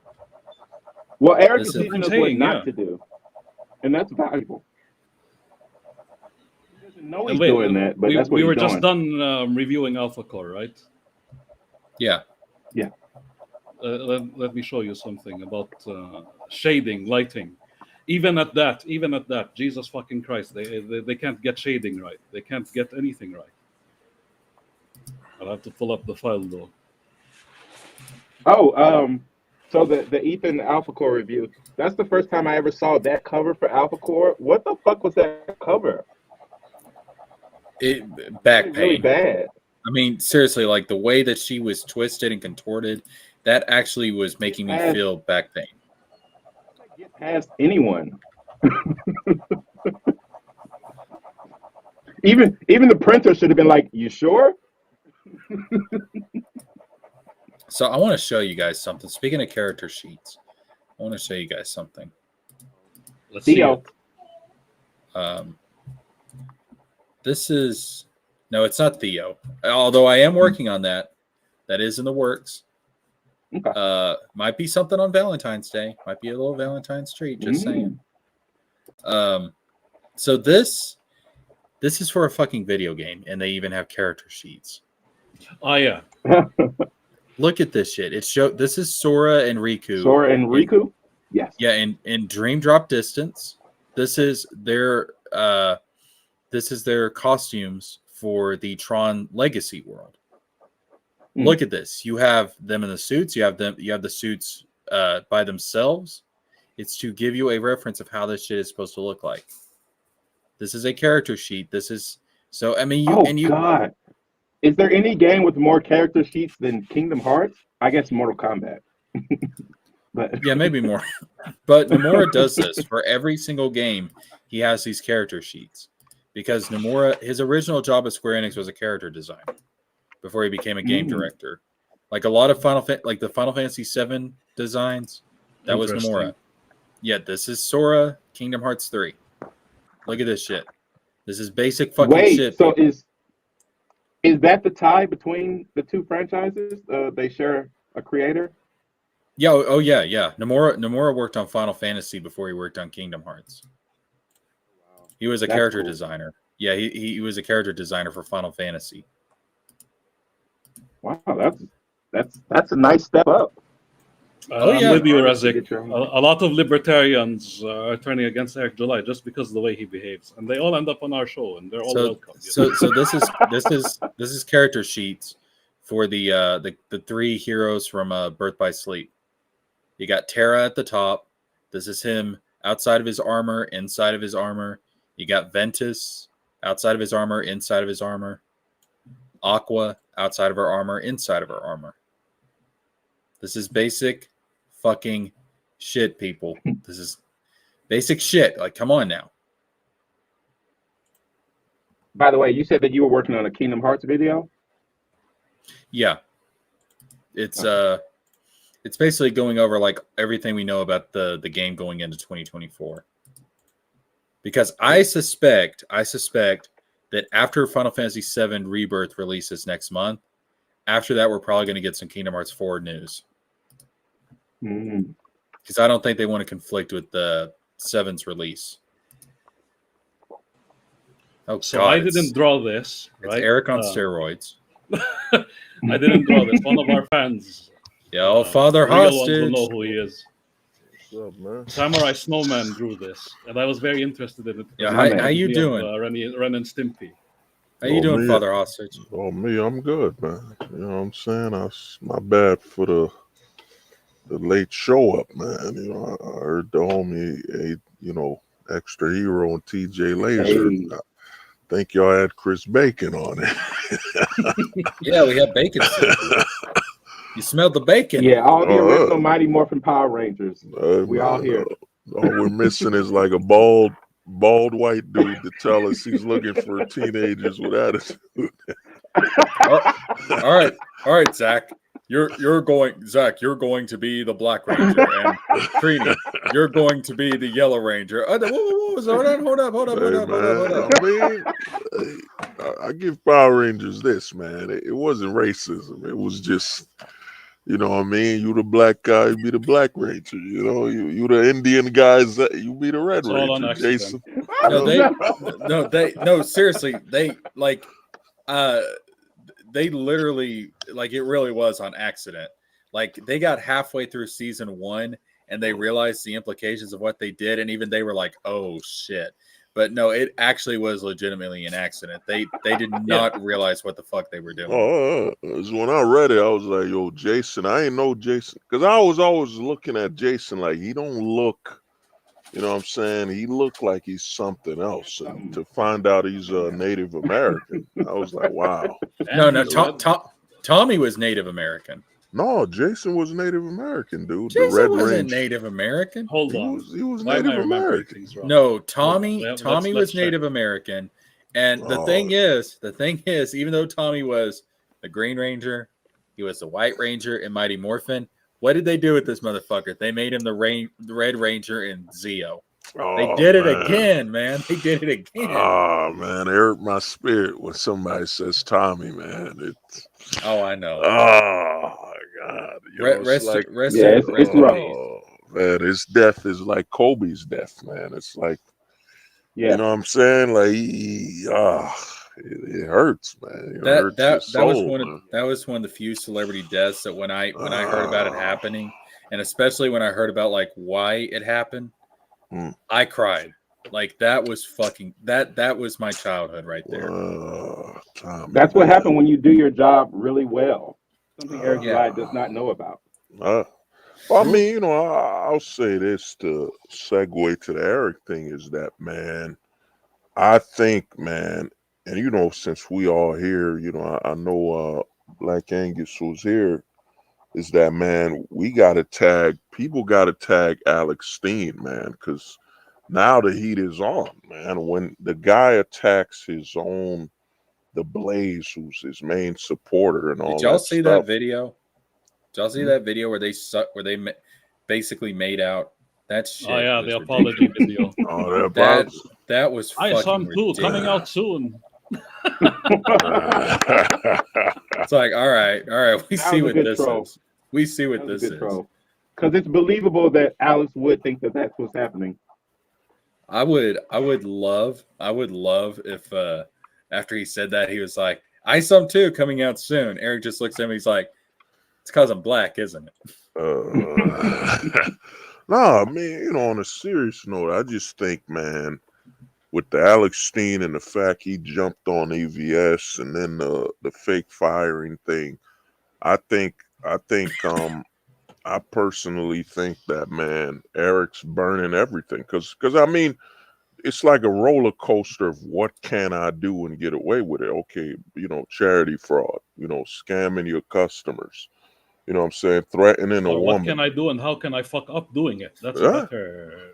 That's a better. By the way, y'all know that video was for the Blaze. Like they were going in to have some sort of meeting. They did that just so they can show their bosses, hey, it's all good.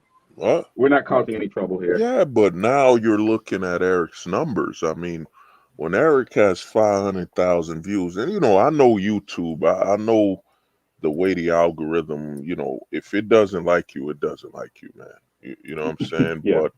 But the thing is, what's happening is that dude, he's got 500,000 subs and he can't even get 400 viewers, man. You know what I'm saying? You're looking at it that Tony, and you're looking at this stream, y'all doing 5% right now or 1% of Eric's sub count. You know what I'm saying? And he can't even hit that. He can't even hit 5% of his sub counts while live streaming, man. And now you got the Alex Steen thing. And the way I look at it is that now all the stuff being exposed that I think Shad, what was that dude that went after Vito? Shad, whatever, did a stream with Eric. Yeah, it didn't even hit 1,000, man. Eric's numbers are down. And one thing I give the Alex Steen guy is he told Ethan the numbers. That means how can Eric go to Glenn Beck and say I'm valuable when Alex Steen could be, yo, you're hitting like 5,000 views and you have 500,000 subs. You know, your numbers Alex Stein said it as much to EVS. Remember, he said he was noticing that EVS was having 3,000 viewers and getting all the super chats more than he could have. That's why he actually tried to pull whatever he did off. Hey guys, real quick, look on screen. It's an actual drawn vehicle. It's not a 3D asset. Oh, look at that. But then again, this is concept. They can do that? Yeah. But I showed I showed the cat drawing because I was showing you guys like how shading works. You have to treat it like it's a 3D object under the light. And that's why your 5 Brazilian army of inkers on Alphacore couldn't get that right. Because to me, man, I look at it, I'm like, bro, man, with everything going on, Eric's challenged the internet, but he's gotten away with everything, you know. And I personally think, man, the ball's on Alex Steen's court because he actually focused on the analytics, you know, the numbers. Hey, speaking of Power Rangers, Green Ranger. Welcome. Hey, how are you? Yo, Tommy's back from the dead. Oh, no, don't do don't that, say man. that. Don't do that, man. Don't Yo, do that. listen, I wish. That's hurtful, man. I wish. Man, man, JDF. Only my comic book childhood- characters come back. That's my childhood hero, man. I mean, it's still hard to believe, man, that happened. You know what I'm saying, I'm drinking something, man. You know, in honor of Tommy, man. There you go. Get a glass of that. Yeah, it's unfortunate. I'm gonna go pull out a red Coke. Red Coke.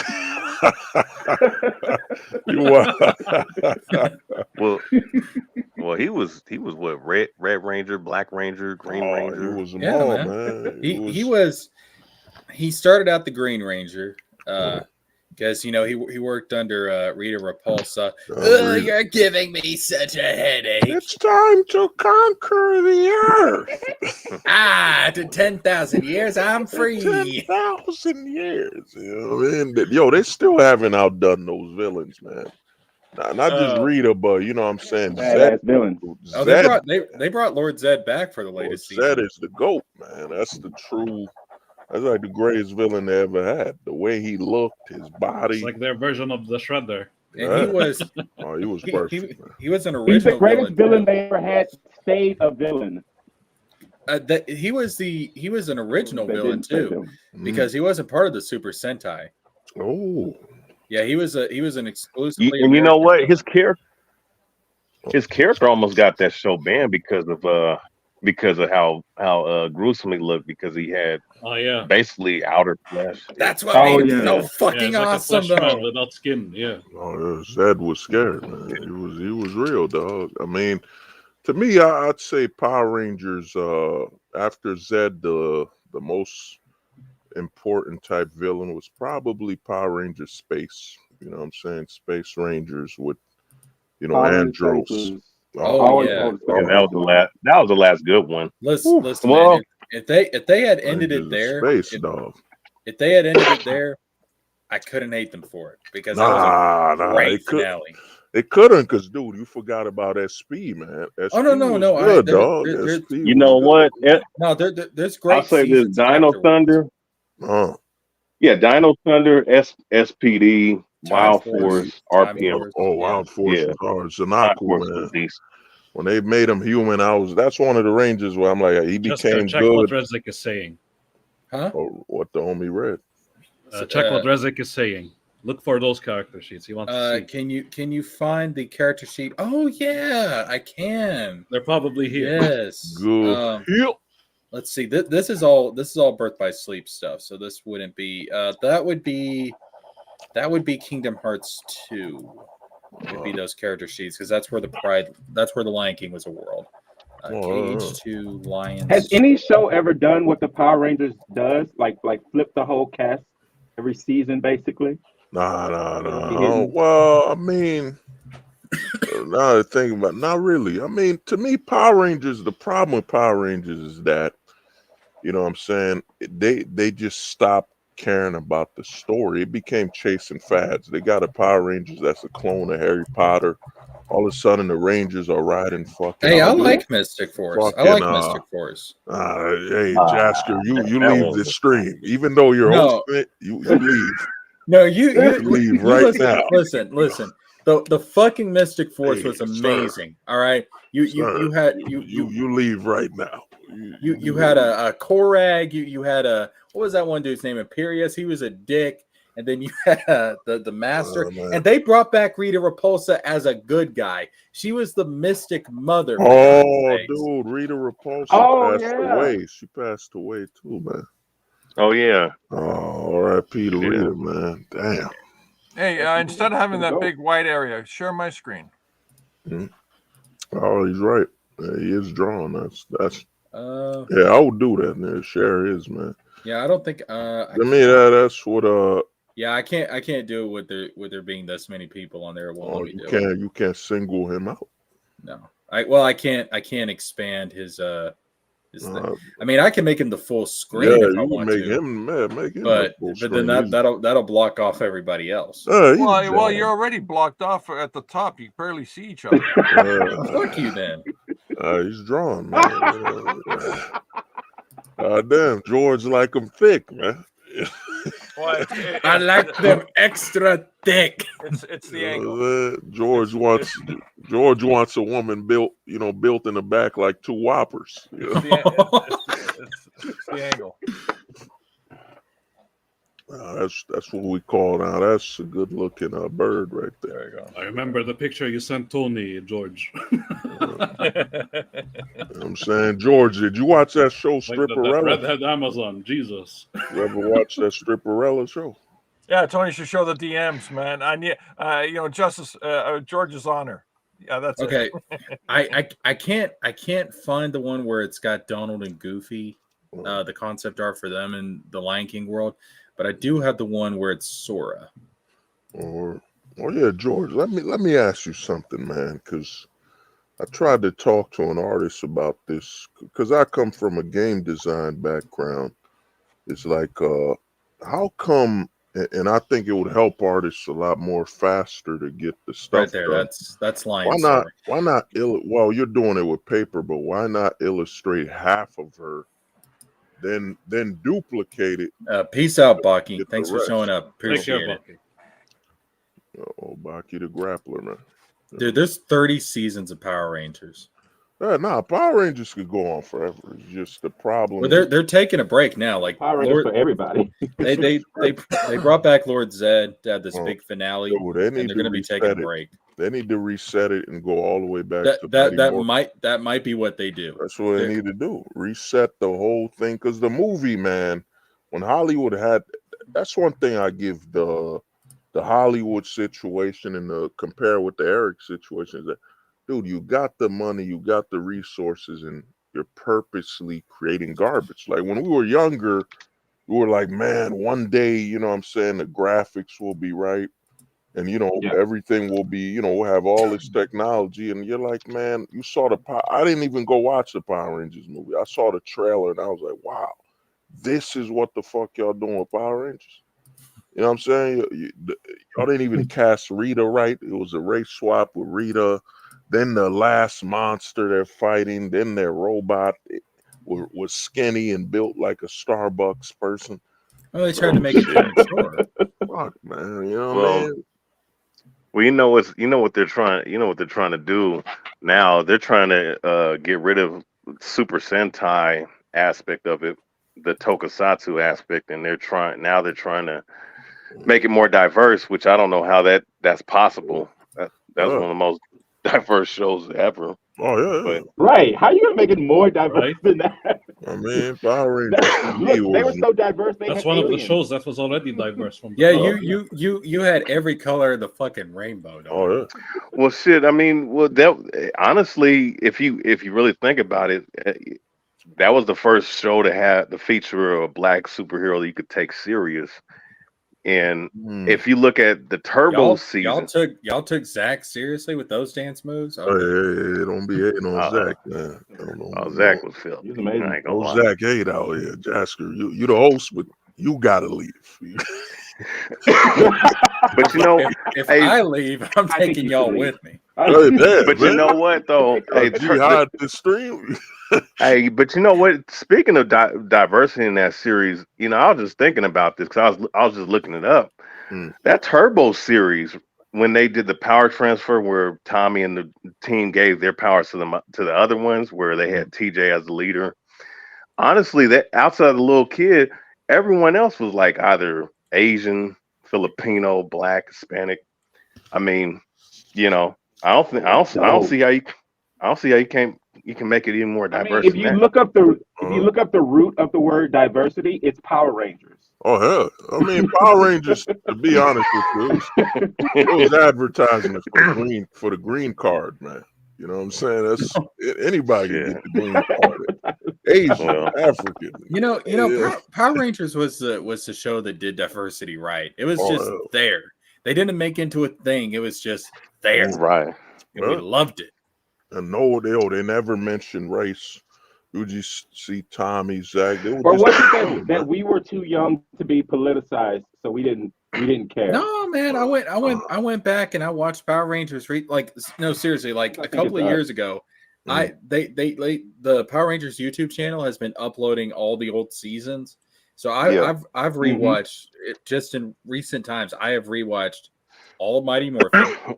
I rewatched Zeo. I rewatched Turbo, Space, Lost Galaxy. Like Lost Galaxy was classic, man. And listen, man. No, Turbo had some motherfucking cars that were amazing. This was diversity done right. It was just there. You didn't think about it. It was just there. It was literally, you were colorblind, man, like MLK intended. Yeah, Red agrees with you. I mean, the way I look at Power Rangers, man, it was just they casted people and they never brought up their background or nothing. Because to me, diversity now is just reverse Hitler, man. It's one thing you've noticed now with the I call it false diversity, is that, well, let's say Jasker, for example, Jasker can't relate to black culture because he's not black. It's basically saying unless you're black or Latino or whatever other race, you should not understand them. It's really reverse. Yeah, that's terrible. It's a reverse Hitler. That's really what it is. The original idea of diversity, at least from day one, right, back in the day, was to make you think we've sort of lost the other. focus of what made Hitler bad? We can call this reverse Hitler. I think we forgot how bad Hitler was. Man, listen, making people relatable, right? I see a gay person on the screen. I know he's a human being. Yeah. You know, I see an Asian person. I know he's a human being. Hey, TJ Laser, man, you missing something. You forgot that whenever you see an Asian person, you offer them a chopstick, man. Look, man. Look, man. That's what they want. One chopstick. He offers them just one chopstick. Just the one. TJ Laser's like, you know, this is America. This is all you get. TJ Laser like, let me, you know, man, my apologies. Let me go cut a tree branch until it's like a chopstick. Here's 2 little twigs for you, man. No, man, listen, the way I view race is the same way I view women, all right? Red, yellow, black, and white. They are all sexy in my sight. I mean, I say hell this. Yeah. Dude, I say this, bro. I'm going to tell you. I think we can all agree to that. I've been telling people this forever, bro. If an alien landed here, man's first thing would be, it ain't technology. It's like, can we fuck that alien? I'll be the name. I'll be the first thought in every man's mind. Is like, oh, dude, man, aliens are landing, bro. Can we sleep with that alien? Yeah, with me. I'm gonna be like, I'm about to initiate diplomatic negotiations with this fine Martian female. No, I totally dig what you're saying. It's because the porn industry is always at the front of pop culture. So the very first thing the porn industry is going to say is, look at the and goes, yeah, I think we can manage it. George is like, you know, if the alien doesn't want to sleep with me, I'll just draw. I'll illustrate a sleeping. That's why Mass Effect is the thing, the video game. You get to sleep with aliens there. I mean, literally, the hippies had it right. Let's make love, not war. With aliens? Yeah, technology would be all right. We've seen what y'all aliens are bring a new microwave or something. We want to bang that alien. Yo, man, the aliens are gonna come down and like we're gonna be showing them all this technology. It's gonna be like get that caveman shit out of here, and they're gonna be like, we didn't come to check out your technology. We came to fuck. Oh. You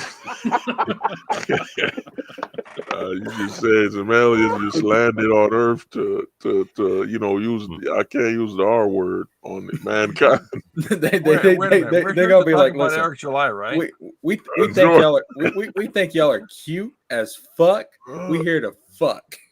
You know what I'm saying? Jassy's got your breeders. Heard if their tentacle touches you, your whole body feels a euphoric. I'd rather take the tentacle than Eric's beard any day of the week. Hey, man, Eric's beard has been known. Think about it. Genghis Khan had a beard, and Eric has a beard. So, you know, we can see. That's what he thinks. We can see but at least Genghis Khan had the sense to groom his beard, make it straight. Exactly. See, the Imagine an gayest ancient kind of man comics day. from back in the day had enough sense to keep his beard straight. And today, though, Eric July. Hey, I want to just say this real quick about Eric July. I do want to make an apology because in the chat, I am the boxing historian that was in the chat the last couple times. Oh, Yeah, nice to meet you. yeah. I do want to make an apology to y'all, to that frog dude, and I guess the majority of y'all that are on here, you know, when I initially came on here, because it that one video that was done, I think the same day that Eric July ducked out of the debate, and I had no clue about this situation that's been going on with him. I know that he's been mentioning Ervin Cyber, and he's been mentioning Skyver, yeah. Right, and I've seen that he's mentioned certain guys, but I didn't know what was really going on. So when that link popped up, I was like, "Wait, are guys just hating on this dude?" And then I think somebody mentioned about the Saska twins being pansexual and you know, having, you know, for trans rights. They'll fucking alien. Yeah. Jesus Christ. Well, yeah, I mean, so I'm looking at it and I'm like, oh, when I started to look at some of the content you guys have been producing, whether it be Jay, is it JeskerJames or JeskerJames? Okay. He was given that name. His great grandpappy was a cowboy. That's right. EVS, the frog dude, the one lady, what's her name, Katie or something like that. Yeah, and, Katie. And a few others, and I've been looking at them like, and some of the stuff I'm like, wow, I didn't know about this. Really, when you look at what he's produced, I'm looking at this guy honestly as a fraud, because yeah, I've been looking at Geeks and Gamers since 2022, late 2022. I've been looking at Eric July stuff since late 2022, and I've been supporting a little bit, just watching it. I have not read none of the comics. I've been reading, you know, I've read comics going back to the 2001. So I've read a lot of different comics, and I've always enjoyed, you know, all the stories and whatnot.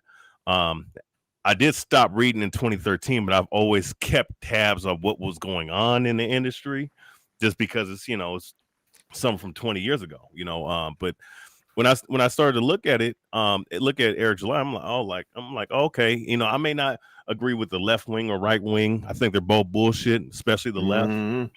Preach, man. Fuck. Listen, two big middle fingers right up. Fuck you both. That's right. Go on. Yeah. Don't get George Gatsis started. They both you gotta understand, left wing, right wing, they both directions, man. They want to direct your life. Right. They don't want to bring nothing up. I mean, you want to know, not to interrupt, you want to know what's crazy about it, man.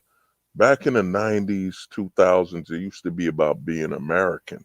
Now it's about what side are you on? You know, that's what nobody noticed. It used to be, we're going to do what's best for the Americans. I read comments on YouTube where it's like, well, as a right wing, I want what's right for this country. As a progressive, I want what's right for this country. What happened to being as an American citizen? As an American, yeah. We had that conversation before, Jessica, remember? Yeah, and you know, my thing is, you know, the left is way crazy with the agenda that they're pushing, which it's very obvious what they're trying to do. But you're promoting your brand as a right-wing situation, right? And you're not only are you promoting your brand as a right-wing brand, which is the reason why you have garnered the attention he has, and of course being on Blaze. I'm looking at him, and I'm supporting him. You know, I'm looking at a lot of things that with some of the debates he's had with certain individuals. And I've looked at it, and I'm like, okay, I can rock with this dude because he's saying a lot of things that are true. But then, you know, but I will notice certain things, you know, as a black man myself, that when he be on Geeks and Gamers and they start saying some racist shit, he just sits up there and just smiles and like nothing, like they didn't say nothing. You're not wrong. I mean, what you're saying, Mm. you're not wrong. I don't know. Eric's a token, man. He volunteered, man. You know what I'm saying? Geeks and Gamers, they offer Eric some bean pie in the background. Yeah, and it's strange to me because I've seen him defend Ryan Cannell when he said the thing he said about the Batman thing, and I've seen other people call it out, whether they be black or white, especially on the black side. And I'm like, and I've kept notes of that, but I'm still supporting them. But I'm looking at some of the things like I'm just thinking to myself, personally, I like where the direction is going. Of course, not knowing what I know now, of course, but like where it's going. But there's a little bit of shucking and jiving he's doing right now, to a degree. Well, 100%. Now, well, what Eric did was this, man, and I supported.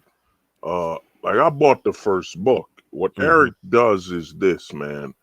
He's black, and what he did is that he's running as black. So we've been trained from the left that blacks are so-called, we're what is it, victims and all this and that.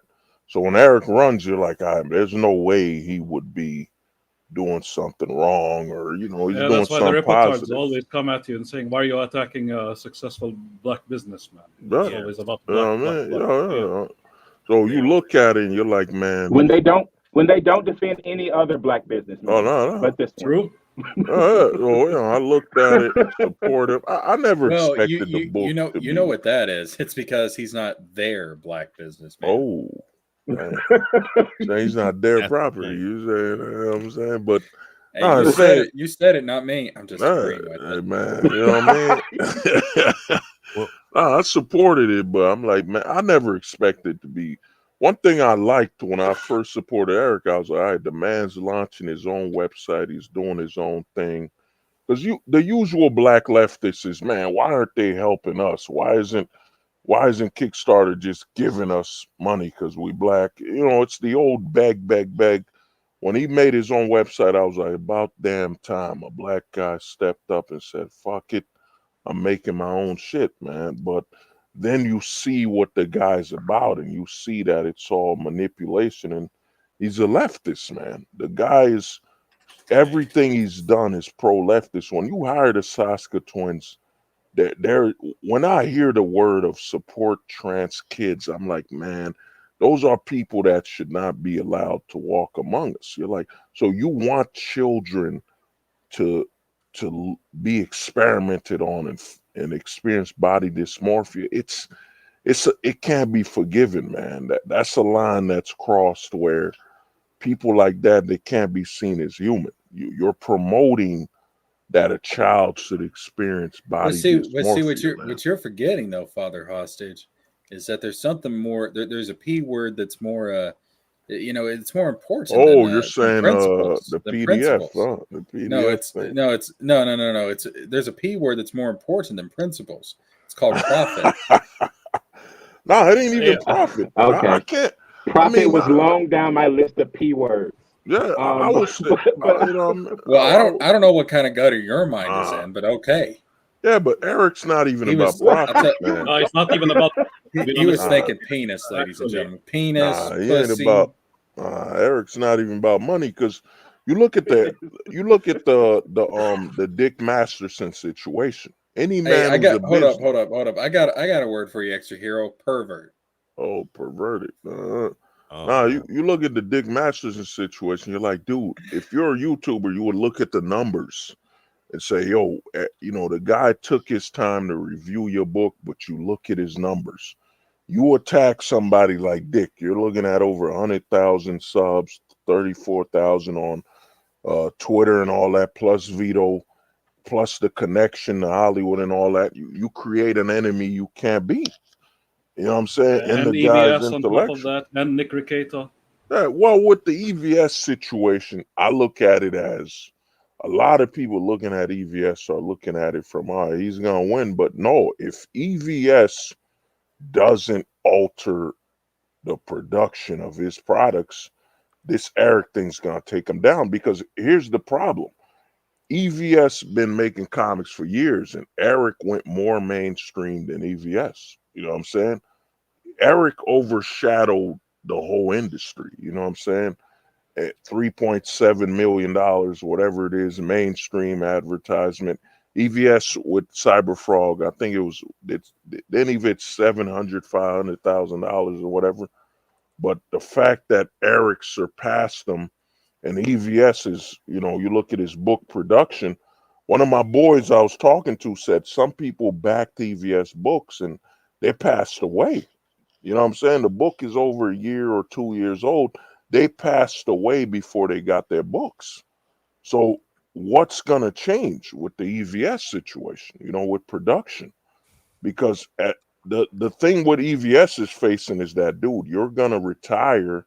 Your legacy is going to be you helped Eric July succeed. You know what I'm saying? If the whole situation didn't blow up with Masterson and Vito, EVS wouldn't be doing these reviews. So you got to look at it as, man, what's going to happen with EVS's stuff, man? Because if EVS production, because a lot of people look at Ethan Van Sciver, I'm like, dude, he was a comic book artist. He wasn't in charge of production. He didn't have any experience when it came to the production, how the company is organized, and so on. So the books arriving late, it should have inevitably been assumed it would happen. Because who did EVS hire that's in charge of production and scheduling? No one.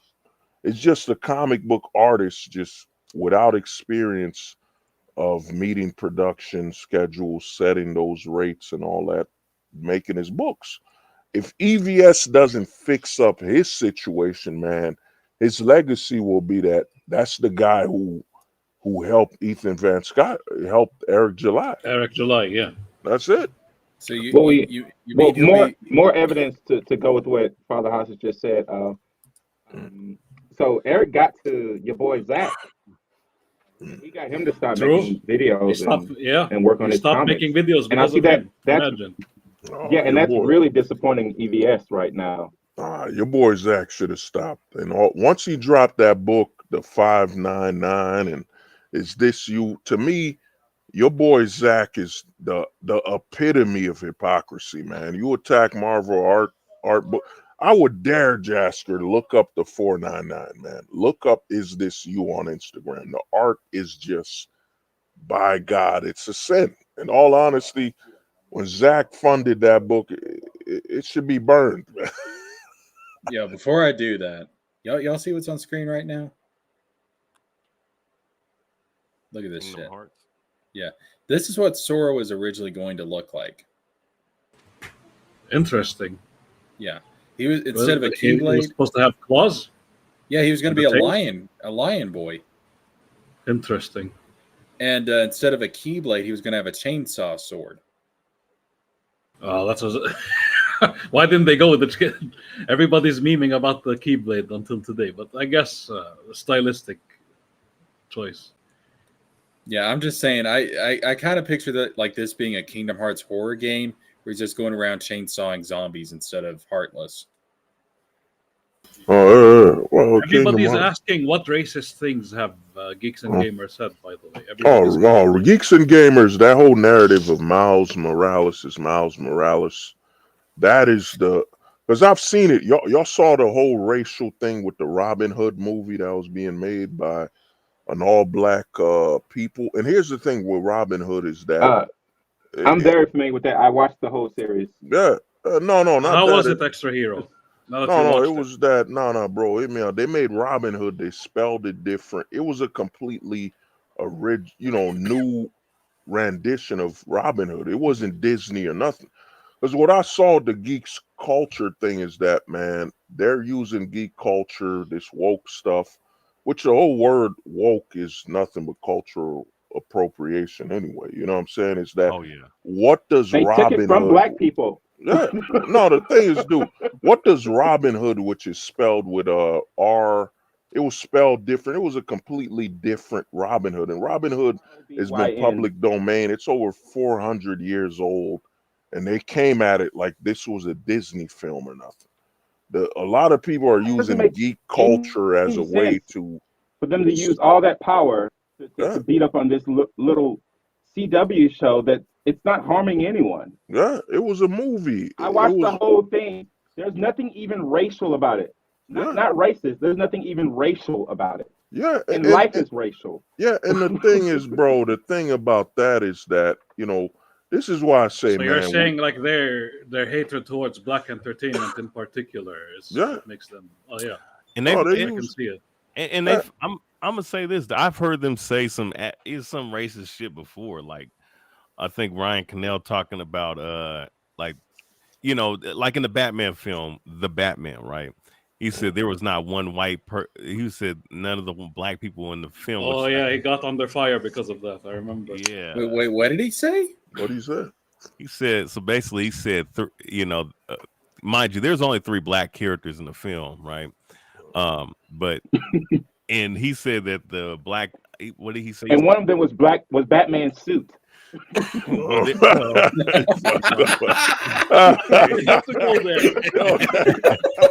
Extra hero, you wild man. Hey, that suit was. Hey, I ain't gonna lie, that suit was fire, by the way. But but I mean, it couldn't have been easy making Twilight into Batman.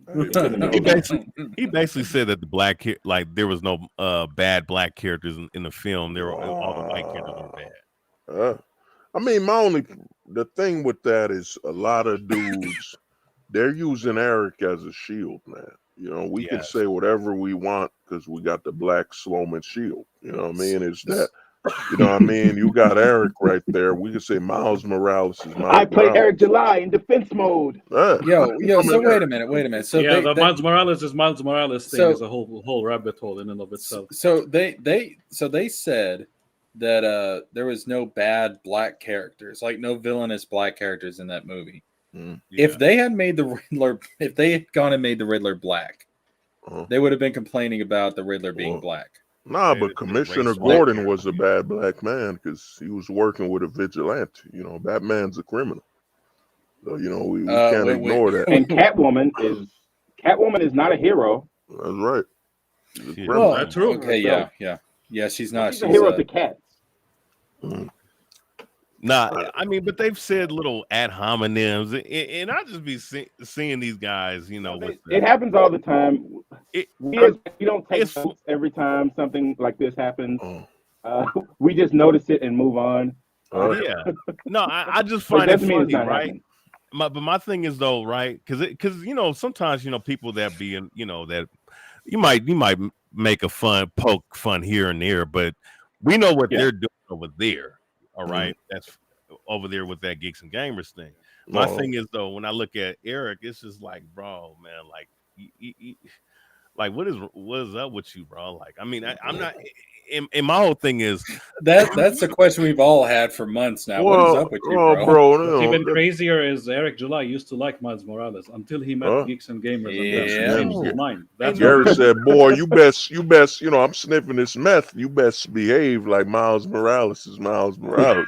Yeah, we have the video, by the way. You can check it out on the Geek Getaway. No, I remember seeing the video because just say no. Just say no. I've been Just looking say at no to black people wearing a Spider-Man costume. Well, Geeks and Games. And white dudes sniffing meth telling you what to think. I mean, it's the internet thing is that, dude. You got a former meth addict that's a comic book fan telling you how to live your life. And you're like, not even barely. He just happened to own the store and he sold it already. So like, dog, you a meth addict. You know what I mean? And the thing is this, bro, it's that, dude, you had, you know, what is it? How many people, you know, you had, what's his name? You know, how many people been Spider-Man? You know, how many people been Batman? To me, they make it racial, the least diverse. They get the angriest when they're looking at the black man. That's the problem. Because you have Penny Parker, you have Silk, you have all these different races to be Spider-Man. Why are they focusing on Miles alone? Yeah, Miles. Right? And the thing is, dude, you look at the film history, is that dude who played the Egyptians. You know what I'm saying? Who cares? The thing is this, man. It's just that we're in the year 2020 something, and they're Have we still had Egyptian selling Power this Rangers yet? 1950s bullshit, man. You know, that's why I look at Jasker. Some of us are products of the 90s. You know, we remember sticks and stones may break my bones. You know, words, I they can tell never you, hurt me I can tell physically. you right now, as a kid growing up in the 90s, and I'm in the fucking South, for God's sakes, but as a kid growing up in the 90s, I literally did not give a fuck about your race. Mm. It did not even cross my mind. It was like, oh yeah, there's white people, there's black people, there's people of all colors, there's people of all shapes and sizes. It's a diverse world. Like, whatever, fuck it. It's just In my coat of many Nah, colors. Jasker is lying. He always gets uncomfortable when he buys Popeyes and his black friends come over. He gets uncomfortable because he knows he's supposed to be buying Glenn Beck chicken. Yo, Jasker, why you only bought a 9-piece when the homies is coming over, man? I'm sitting here wondering. Now I forget. Did they prefer KFC, Popeyes, or oh wait, it's that Glenn Beck Gooding chicken. That's what it was. Yo, somebody gotta make I've that seen black Glenn people Beck. prefer anything else. I think Jasker's. You're good with the. Somebody's got to Photoshop Glenn Beck as a fried chicken something. As Colonel Sanders, yeah. Okay, girl. Okay. Hey, that video of Eric, that the frog dude, I forget his name, but he pulled up that video of Eric July from 2014. Man. Like, I mean, the way he promotes himself now, right? I mean, just the way and this is just what was just kind of surprising to me, but it's, it is what it is, but it's like, bro, like, you can't be going this far right like this, and you have a video of yourself supporting LGBT. Nah, yo, you gotta understand. Eric is an actor. Like, imagine you a leftist and you're trying to play the role of a right wing. You're gonna go extreme. You don't know what it is. So he's fighting Rhodes. He's a anarcho-capitalist and all this and that. He's fighting Rhodes. It's an actor, man. He's acting a role. Yeah, he's it's kind of like Rhodes. It's kayfabe. Yeah. Just like his friend Melanie Mack, she's a basic. She's your typical. What do you call it? E-girl. Yeah. But she just wants to be Christian because that's her niche, right? Yeah. It's like Well, what I mean, oh, really? George is saying. Yeah. You have to find an audience. Yeah. She wouldn't be able to succeed as a normal Twitch streamer, so she had to find the niche. Eric But July is the same thing. She looked emo. I was surprised that she was Christian. She looks like an e-girl. Yeah, she looks like. Well, I mean, being Christian in America, man, right now it's just what religion are you? It's just it's like a sports team. What are you, man? I'm a Christian. That's sad. That's very sad. You're like, yo, what do you practice? I do Christian things, man. You know what I mean? I celebrate Jesus' birthday on Easter and Christmas. I mean, being a Christian now in America, I like referring to it as Jesus. It might as be like, I mean, it's a bandwagon and thing. Unless, like, the only Christian that counts now is Jehovah's Witness, because at least they're doing something. They're knocking on doors. I grew up Jehovah's Witness. Yeah, they're knocking on doors. They're proving it. They earned it. You know what I'm saying? Yo, ask and y'all shall receive. It scarred me for life. Oh, damn. Look at that. Good egg fried chicken, 17 herbs and spices. Real life. Hey, TJ, that's 17 blazing herbs. Oh, by the way, if you go to the KFC Twitter account, you'll see that it follows 17 herbs. H-E-R-B. I kid you not. My question is, yo, George, why is the chicken so big in his hands? That's the real chicken. That's not the processed chicken. That chicken behind Glenn Beck, the live chicken, that's actually Eric July. He's staring Glenn down like, why'd you all do this to my baby? You need to oh my God. You gotta edit that chicken as black with a beard, with a hat on that says Ripperverse. Eric's like, situation. do y'all remember the show Beetleborgs? Oh, big bad I would have loved Beetleborg. Beetleborgs. I Oh, would that have was loved if they fine, did a man. crossover with Power Rangers. Oh, that they That made a would've been cool. crossover, but it was disrespectful. It was at the remember the all Red Rangers. Oh, that was fire. When all the Forever Rangers Red. came. Yeah, Forever Red. This is why I that don't was want them hard. to reboot Power Rangers, because I love the team ups like that. That was hard as hell, man. You might not be able to right do now team they're ups about anymore. to do well as far as crossovers. They're about to do a Godzilla versus Power Rangers too. Oh, that'd be hard. Yo, And the let's Megazord. Oh, that'd be fucking hard. go, The man. Megazord versus Space Godzilla. That shit would be dope. Oh, by the way, Let's there's gonna fucking be go. there's gonna be a sequel to Shin Godzilla. Oh, a Ooh. prequel. Oh, Oh, A no, prequel. really? Yeah, a prequel to Shin Godzilla called Foot Godzilla. I thought you were serious. George is Why, you about to thought I get was attacked, saying man. If anything, there's gonna be a sequel to that minus No, one. man. You know what I'm saying? George gonna wake up at his home and see a chopstick, you know what I'm saying, with a mark of death in it. Man, George is gonna get me kicked off this platform. I'm gonna have to go over to Rumble. George gonna be, what is this chopstick about? Hey man, you disrespect the Godzilla's like the bald eagle for Japan. There you go, double the chicken. Yeah. Oh wow. Oh wow.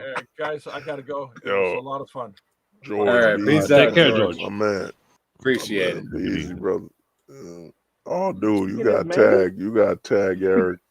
You got to share News these to me. on what is it, X? The thing is this, you know, what's the homie's name? Is green, whatever. The thing is, look at this, man. We're products of the 90s. We're normal.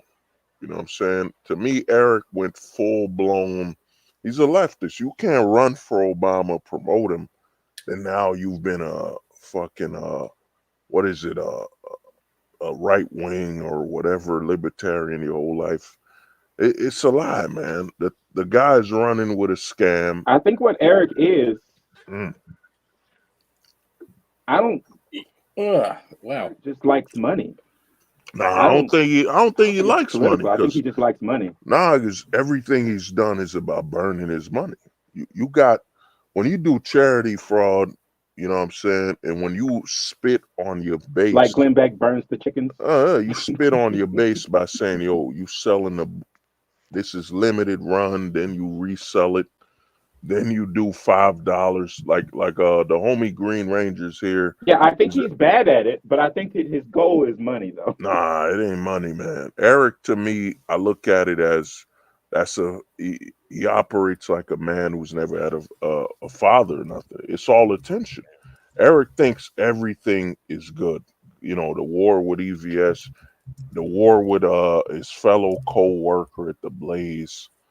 He just wants attention. And the way I look at it is he's made his money, and the money's being utilized to fuel his narcissism, man. And the way I look at it, it's like, man, we're looking at the roller coaster, and it's like he's heading towards his demise. Like everything he's done is towards self-destruction. You know, now he's attacked, what is that guy, Alex Steen? You know what I mean? And the next step is, what's next? You attack your employer, the Blaze. What's next? And I look at the guys like Geeks and Gamers. It's only a matter of time before heel versus babyface. They're gonna turn on him, man, because the whole culture war thing is dead. It's dead, man. We get it. Spider-Man's garbage. We can, you know, the last fucking Black Panther was garbage. We can tell. So now the public's losing interest. What are you gonna do? I don't know if y'all heard that movie with Jason Statham. It's called, I think it was called The Bee's Keeper or whatever. It's the #1 movie, man. It was #2. It ain't superheroes or all this pop culture crap. So what are they gonna do? They're gonna have to turn on each other. And to me, the biggest post I had to share it was what's her name? Infinity. What's her name? Nina Infinity. Nina Infinity just shared that, yo, after ISOM, I'm never reading in comics. They're gonna turn on each other, man. It's only a matter of time before they eat each other, man. They're sharks. Wait, repeat that again. She's the biggest supporter of him. That's the funniest. Nina Infinity said after the people bullying me and this Isome stuff, she's never reading comics again. What? So yeah, bro. So to me, and the thing is, they're losing. Think about it. Marvel and DC were popular around 2010s to about late late 2010s. It's done. What are they gonna do now? They don't cover martial arts movies. They don't cover any alternatives that are good. Right. Because they don't want any. They don't want any alternatives. No. They just want to hate. Yeah, they want to hate. So the geek culture is dying. What are they gonna have left? They're gonna have to turn on each other. You can only ignore this Eric stuff for so long. Eventually, geeks and gamers, they gonna turn on Eric, man. I've been predicting this for over a year. I knew Eric was gonna turn on EVS. As I keep telling Jasker, for the love of God, watch Gangland. If you watch Gangland, you will understand Eric July. As soon as I saw EVS supporting Eric, I was like, yo, man, EVS don't see it coming. Eric is doing all this to eventually become the gang leader. You know what I'm saying? And once he got his chance, he made more money than EVS with his comics, his indie comic. He saw, I'm the boss now. I'm the big dog. And EVS ain't bowed down. Eric's never dealt with someone that's a millionaire. Like, let's be honest. EVS been had money. EVS isn't Geeks and Gamers and Chris Gore and all these other. EVS had a job.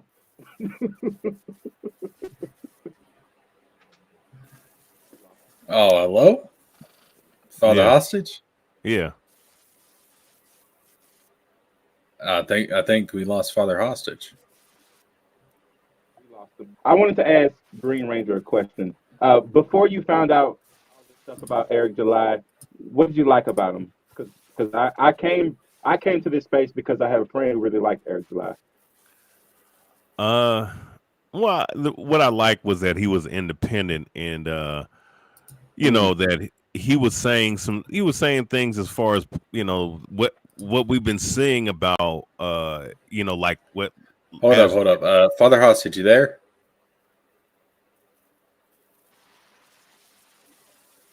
Yo.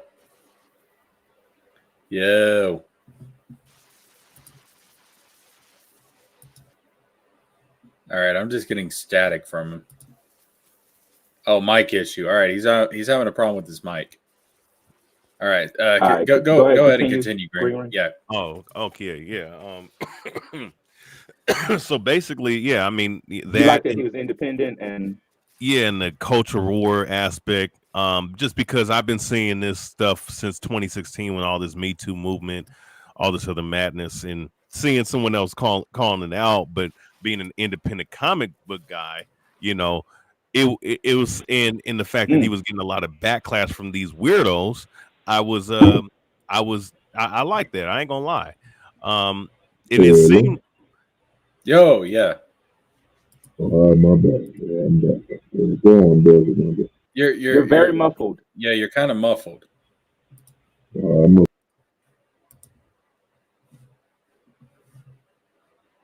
ahead, Green Ranger, while he fixes his mic. No doubt. Yeah. So that's what I started to like about him, you know, and he was, you know, his unabashedness, you know, because I looked at it. Okay, I may not agree with every little aspect of the right wing aspect, but a lot of things he was saying was on point, and from what I was looking at, and I thought he was an authentic guy until I started to see these videos and you know, him backing out of that debate. Before you saw these videos, why did you think that people were giving him a hard time? Before we get to that, I got some breaking news for y'all. Tony actually broke into the warehouse. Huh?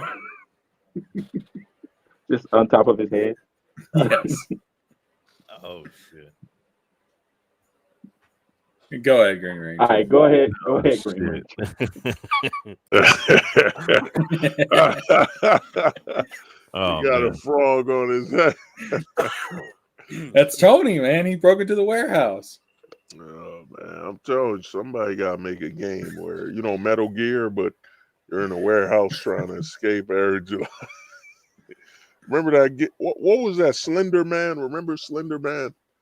If somebody could make a game where Eric's in the warehouse and you guys escape without Eric taking you or capturing. Green Ranger. I want to hear your thoughts about him pulling out of the debate. Like, what did you think about that? I thought it was cowardly, honestly, because you can't talk big shit, right? Based off of what I've seen in previous times, I've been following this dude since late 2020. You can't be pulling out of debate. I mean, I've had, me personally, right? Just using myself as an example. I've been in. You never pull out. If somebody was on.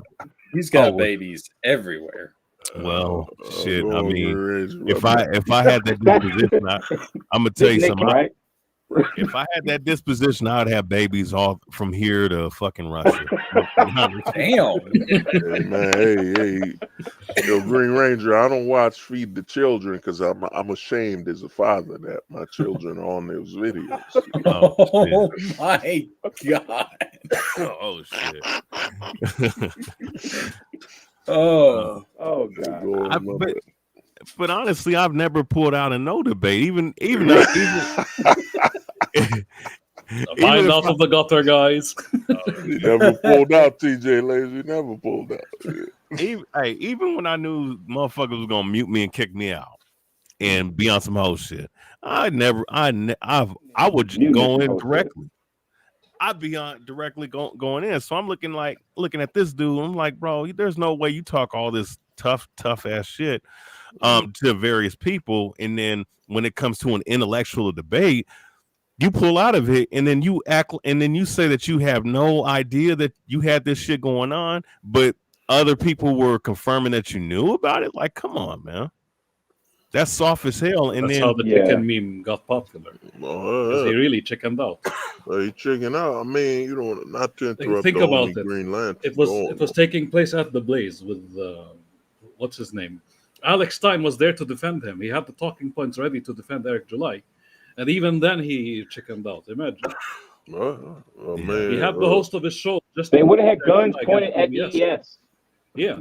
Hey, that's weak as hell. Like, and my thing is like, and I've seen other people talk about it, right? Because because I'm gonna look at it from a Rachel standpoint, and I'm gonna look at it from just a straight up man perspective, right? I'm gonna give you two examples. I've seen him go real hard at the a Black Sands guy.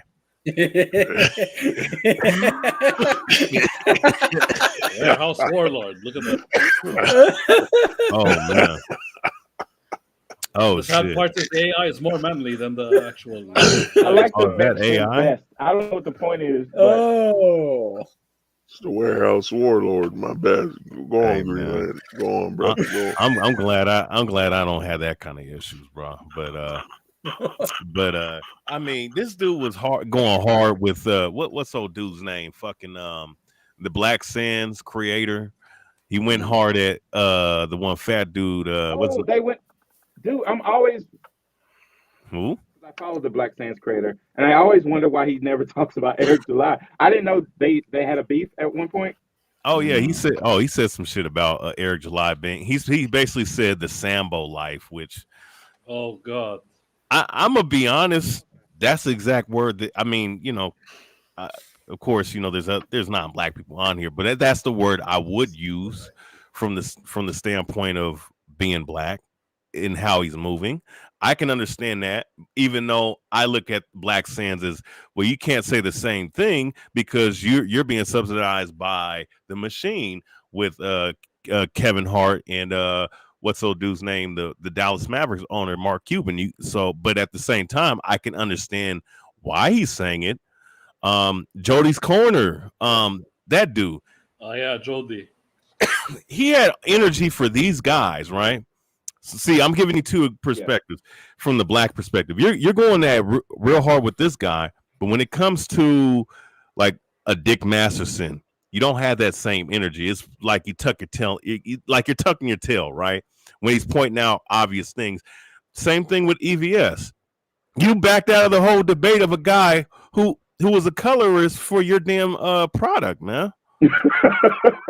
Like the fuck. And I look at it from the perspective as a man, like, bro, look, listen, I look at it from my standpoint, right? You know, and maybe this is just because I'm a practitioner of boxing and mixed martial arts personally. I'm taking on all. Is there fried chicken, Father Hostage? I'm hungry as hell looking at that shit. You know what's funny is I'm actually eating fried chicken as we speak. I could go. So both me and Hostage. Right honestly, I know it's late. I might go out and get some. Gooding fried chicken. Father Hostage is living right. Oh man, I'm about to pull up to KFC and be like, I want some chicken right now, dog. Like, come on. Nah, you know what? I want me an enchilada, man. But I mean, as a man, like, you gotta look. I mean, I'm looking at it from my standpoint as a man, as a guy that's a practitioner of boxing and mixed martial arts. I take on all comers personally. Why the hell are you backing down from anybody? Like what? But you talk all this big shit though this whole year from when I was looking at. I'm like, okay, if he's really about that shit about calling people to come to Comic Cons and all this other shit, but you ain't gonna you're not gonna fucking debate this dude. Like, come on, man. Yo, he saw the numbers, man. He saw EVS numbers, 150,000 subs. And EVS said his cover sold the most. Eric July has burned all his advantages, man. The thing Eric didn't get is that, you're a YouTuber. Like, people grew up. I remember, dude, going to college in the 2012, 2010, where the brightest day with EVS, it was big, man. We had college students buying Green Lantern rings. What has Eric July done? You're a YouTuber. No one grew up on you. You know what I'm saying? You're not PewDiePie or none of them. What Eric's done is he punked out, and Eric lost his black card. It's like Eric is doing, a lot of people don't get it. Eric is escalating. He's doing everything to lose. Now, what can you say? You ain't a tough guy. You ran from like EVS, who's practically like a king of albinos. You know what I'm saying? You know what I mean? You ran away from Ethan. Well, now I'm thinking everything Eric has done for the last few years was because he lost his black card at one point. So the rest is just trying to make up for that. Eric don't even got his lights. That's why he plays it too much like a gimmick, right? He's always wearing the blue rag. He's trying to play it up now. Shirts. Yeah, he's like trying to be hood, but he actually isn't. Yeah. Yeah. And I look at it. Music, they won't accept him. I'm looking at it, and when I, especially when I saw that Jody's debate. Now, I him railing on Jody, I would have did the same thing, right? Huh? But some points that Jody was making did make sense, and then I'm looking at, well, you talk about fat dudes and shit. Well, that's half of your damn audience, if not more than half. Right? Yeah, repeat that. On top of that. Repeat that. No, I mean half of his audience is fat dudes, and it seemed like the COONING word, I can use that to him because it's kind of like, look, it's one thing to express yourself a certain way, but if you got to smile and giggle to other people to get their approval, which it looks like that's how he was acting specifically with that debate in particular. I'm like, look, I like the dude. I hope he, succeed, but he gonna have to stop that shit, man. Oh, yeah. I mean, I want him to succeed in another industry. I want him to go back to music and be successful. No, you don't. He can't be successful. I heard Eric's lyrics, and it was bad, man. It was, I'm mad and I'm sad because I'm mad. I'm like, dog. These are super Wait, he basic, actually said that? Yeah. Jesus. Yo, Eric got kicked out of the bands. Two bands he got kicked out of, imagine. Yo, And I'm sad. I'm mad and I'm sad. Yo, you heard his lyrics for back. What is it? Backwoods? 5-year-old throwing a temper tantrum. Yeah, backwoods. Yo, you Oh heard God, it Eric's always goes back to response. him being a child. Always. Yeah. Yo, I heard his response to The fact that we Ethernet don't Scott. all know his lyrics means no one has really ever gone in on Eric July like No. proper. Yo, the reason Eric is mad is that you see black people live on screen. Eric, you know, extra hero. He can't say we're racist. He can't say Jasker's racist, Tony's racist, the tractors are racist. He's even changed he calls us externals now. You know what I'm saying? What Eric July has done is he's challenged the internet to be more factual, more entertaining. And it's all shown his weakness. That dude, you ain't entertaining. And I unfollowed Eric. I unsubbed after I heard him. It was like, well, Marvel is bad because they're doing bad things. If they did good things, they'd be good. I'm like, dog, this is some hooked on phonics. Like, there is no thought or intellect behind his speaking patterns. His latest video just sounds so hooked on phonics. It's like, yo, y'all need to do good things. The crazy 'cause part if is good he always things is sounded good. like that. We It's discovered horrible. that with Riley. Yeah. It's crazy. Yeah, His older and videos sound horrible. yeah, and Eric got played again because now he's sounding even more hooked on phonics because now he's talking about how he wants the Rippaverse to be about fun. Oh shit! Stupid you sound when you talk about I want comics to be fun. What are you talking about? Because, yo, he heard his daddy Ethan. Well, you know, I want Eric to be about fun, and you know, I've seen Eric. The last time I've seen Eric have fun was when I pushed him in a bicycle. As a white father, it was very hard to raise Eric. You know, I would have to tell Eric, being white, that I want less sugar in my Kool-Aid. But Eric, being black, he always wanted to put more sugar, and it's offended me. I would tell Eric, oh my God, bro, it's not healthy to put all the sugar in your drinks, Eric. Man, hey, he is soft. Hey, he is sweet as a candy bar, very soft, man. And I look at it from this standpoint, right? Like, because I mean, some of the banter is kind of funny when certain people go at him, and it's like you take this shit a little too serious, and you take yourself a little more serious. But I understand why, because you know you see the dollar sign, and you think you you have a preconceived notion of yourself, you know, of narcissism. I understand why he's doing that, but here's the problem with this dude. And after this, I do want to ask this question. But the problem with him is that, you know, the fact that you can't take criticism and the fact that you can't sit up here and just chill out, man. Like you're doing way too much, bro. Like you're not this mighty dude like you think you are, bro. Like you're just a man, and there's been many people that came before you that had something great going, but their ego or their narcissism or their undying will to do stupid shit cost them millions. It can happen to you just like it can happen to anybody else. Yo, not to interrupt. I'm gonna be real with you. Eric July lost over $20 million. After Isome won, and you know, T'Challa died, man. You know, the actor who played Black Panther died.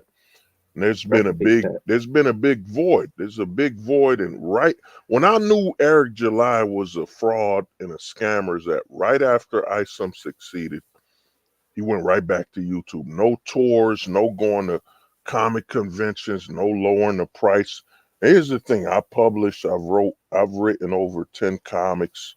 I know you can lower the price, man. There are no kids in a poor neighborhood or wherever in America, be it, you know, in you know what I'm saying, the trailer park or wherever. They're not paying no $35. You want me to pay it?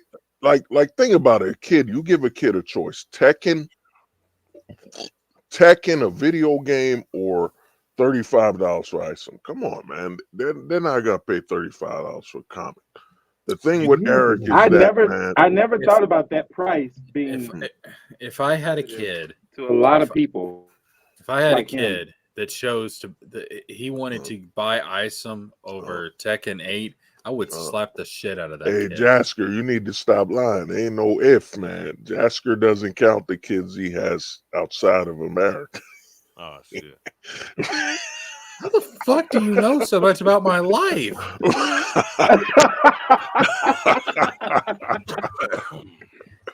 You know what I'm saying? Jasker got like 3 kids in India, man. He said, hey, man. Yo, wait a minute. Are you an age of trying to get me to pay child support? Is that what this is? Hey, man, you need to pay that Indian child support. What is that, like 5 fishes or something? You got... Fuck, I'm ending this stream right now. I gotta change my name and everything. No, 5 fishes is 5 fishing is Layton, Alaska child support. That's right, man. You know I'm what with I'm you, saying? failure. Passive aggressive. Eric July is all about passive aggressive. Yeah. Dude, Eric is nothing. Dude, Eric is a woman on her menstrual cycle, like on her period. You know what I'm saying? I think if Eric doesn't want was to be a to, minstrel show. I personally think if Eric was to sit down when he pissed, he'd be balanced out. If he would just sit down when he peed, man, you know what I'm saying? You that feminine and all that estrogen, it's like, yo, just piss. When you piss, sit down. If he was to sit down when he peed, yo, he would heal. He would be a better man. You know what I'm saying? In his defense, he's way too to have estrogen. Oh, you know what I mean? You know what I mean? All that beard oil, you know, his beard is a disguise. You know, to think he's a man, you're like, yo, dog. You know, you're actually you might be onto something. He may have actually grown that beard just to pretend that he's masculine. You're right. You know, I ain't gonna lie. That's a very like a trans thing. You know what? You're saying Eric July is trans. But you know what? But here's the thing, though. He talks about single fathers and single mother black dudes, and how much that's affected dudes, and and guys getting emotional. But nigga, you're the main motherfucker that acts like that. You're the one who is that. That's the problem. He is raised by a single mother. I mean, the closest.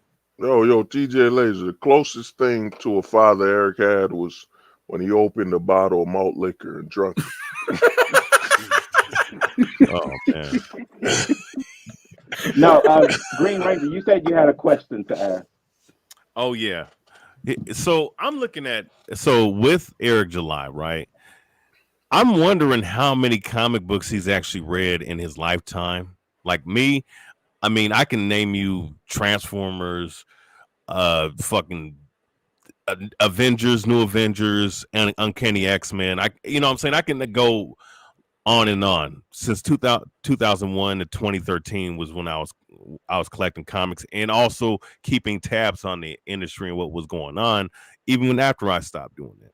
But the way Eric July, I've never seen him go into history of a character in comics. In my opinion, my question is to y'all, I look at him as a guy that may have started reading comics since 2017. You know what? That is a very interesting point, because when you look at some other channels on YouTube, you have people like, Comic Storian, you have people like Linkara. These are people who that they have read a shit ton of comics. They live and breathe comic books. Yeah. Eric's channel has never been about that. It's always been complaining about the industry. It's always been about the comic book industry. It's never been about the comic books themselves. He only cares about the business part. It's always business with him. Yeah. Hey, business. Jasker King, man. You know what I'm saying? Instead of MLK, JLK. You know what I'm saying? Jasker Luther King. Nah, I mean, dude, the thing is this, bro. How you could tell all these comic guys are frauds, geeks and gamers, Nerderock. We have over 1 million comics, dude, from the 90s. And you know what I'm saying? From Image Comics, Dark Horse, all these indie brands. And instead of pointing people to quality, because here's the thing, if you're younger, what's old is new. Like, you know what I'm saying? If I heard a song from the 50s that I've never heard, guess what? It's new to me. You know what I'm saying? They never point out to the quality. In America, we have more than 1 billion comics you've never heard of or never read. You know, graphic novels, the comics, you know what I'm saying? They never point out to what's good. All they do is bitch and cry and want you to focus on them. It's all about the attention. It's not about the industry, the comics. It's about you giving them attention. Like, I'm going to tell you something. Like, I saw Chris Gore. Chris Gore posted one of the dumbest things I've ever seen. He said, well, you know what? You know, Godzilla minus is beating Hollywood. And then he said, you know what? The Oscars should give Godzilla minus an award. And I'm like, dude, if Godzilla minus beat Hollywood, why would you want awards from the people that are making trash? You know what I'm saying? It's like me wanting an award from a garbage man for having the cleanest house in the world. I'm like, dude, he's a fucking garbage man. You know what I'm saying? Well, let's be honest here. It's because they look at Hollywood and they still idolize Hollywood. They want Hollywood to recognize. There you go. Yes, they want to be Hollywood. Yeah. Yes. Or they want to replace Hollywood themselves. Yeah. They want to be celebrities. Huh? Oh, I've heard. Oh, I'm gonna say this. I've heard that. I don't. What is it? Jeremy? Is that the main dude on there? Yeah, Jeremy. You know, the meth head, man. You know, man. He was born. He was, you know, as a baby, Jeremy was just dipped in meth. Oh shit! Oh man, that boy glasses is made out of crystal meth, clear crystal meth. You know what I mean? Hey man, you seen his eyes? Jesus. Hey, I know he do talk like he is on meth. Oh, Hey, that fool said, "Hey man, I can't just wait until Ripper takes over the industry and takes over DC Comics and Marvel." That's what I remember him saying that. He might be an alien working against the Earth. This saying shit like that. The idea that Eric July is actually going to take over the industry, that is so fucking stupid, man.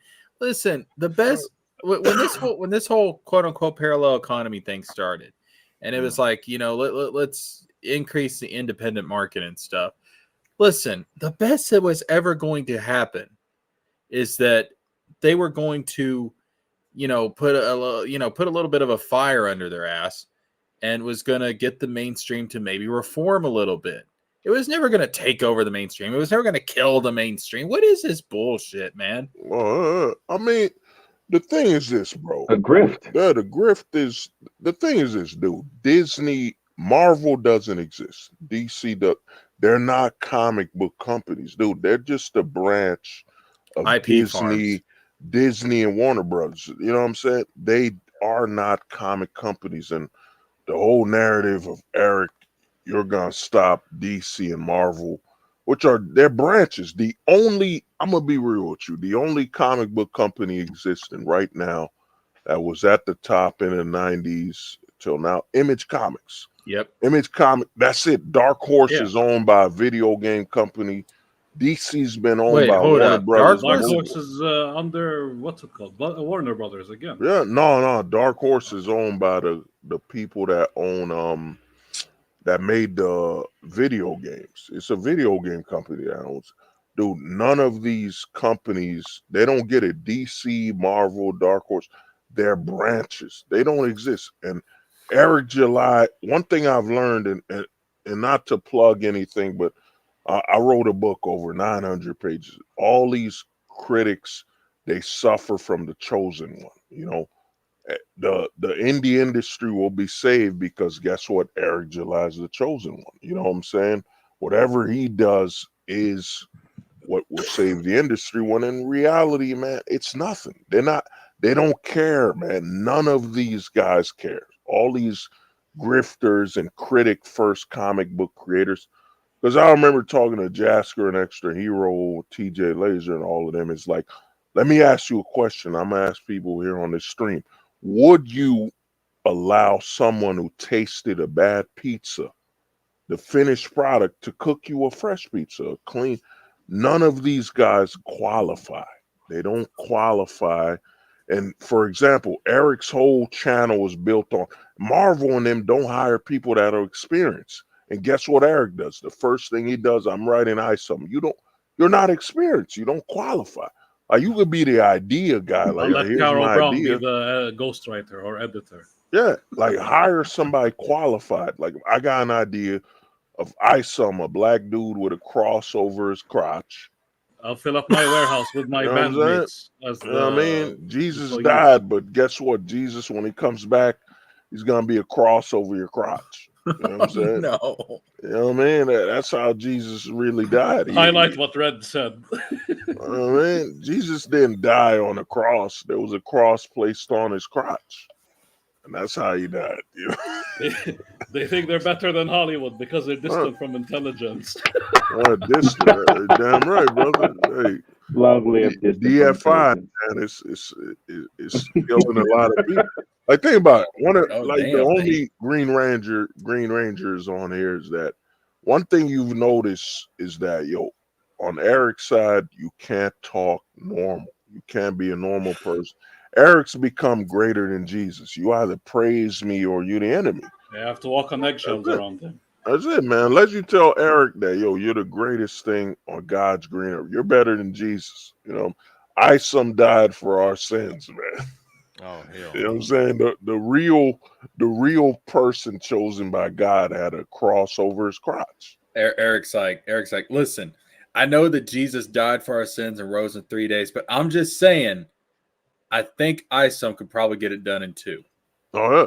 And here's the other thing, while Green Ranger is here, is that, Eric only named a woman. And shout out to the homie TJ Lasers, that he only named Nerdette. He made videos never saying EVS's name. He only attacks women. And, Eric, to me, I think what's going on with Eric is that, he is suffering. Like, he only married a woman to pretend he's straight. You know what I'm saying? You know what I mean? Yeah. There's literally a video. That's very possible. You never know. Yeah. No, there's literally a video of him standing up for his best friend. How can you, as a straight man, your best friend was a gay guy? Let's be honest. Your gay friend will be trying to get you alone once in a while, trying to, you know what I'm saying, take advantage. No, for real. I think Eric, man, he's suffering from. I personally think eventually we'll see Eric dye his beard. Once you see it. So hold up. You're saying that Eric July is basically this guy. Oh, he's in the closet, man. He's in the closet. Hold up. Forgot it. I'm sharing the wrong screen. Hold up. There you go. All right. Oh, yeah, just play that. Oh, he's basically this guy. I am not gay. I have relationships with women and sex with men. I got news for you. That means you're gay.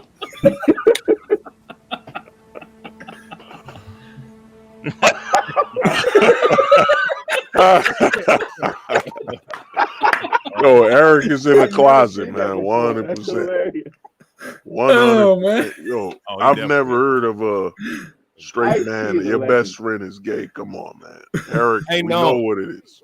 Did he ever say that shit on live? Have Eric July. Oh, he said, dude, he was Green Ranger. He was on a documentary, "Don't Bully Gay People," whatever it is. That was the video I saw of him. But it's like, did he, like, with the platform he has now? Because it seemed like that shit is buried the way he don't even mention that, right? Oh.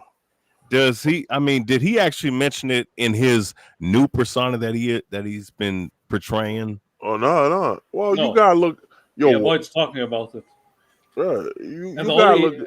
He only mentioned it once in a tweet, and he said, "I used to defend gay people because they weren't GHEY back then." Ooh, what is that? Was his scope? Look at this shit. Hold up, Red brings up a good point.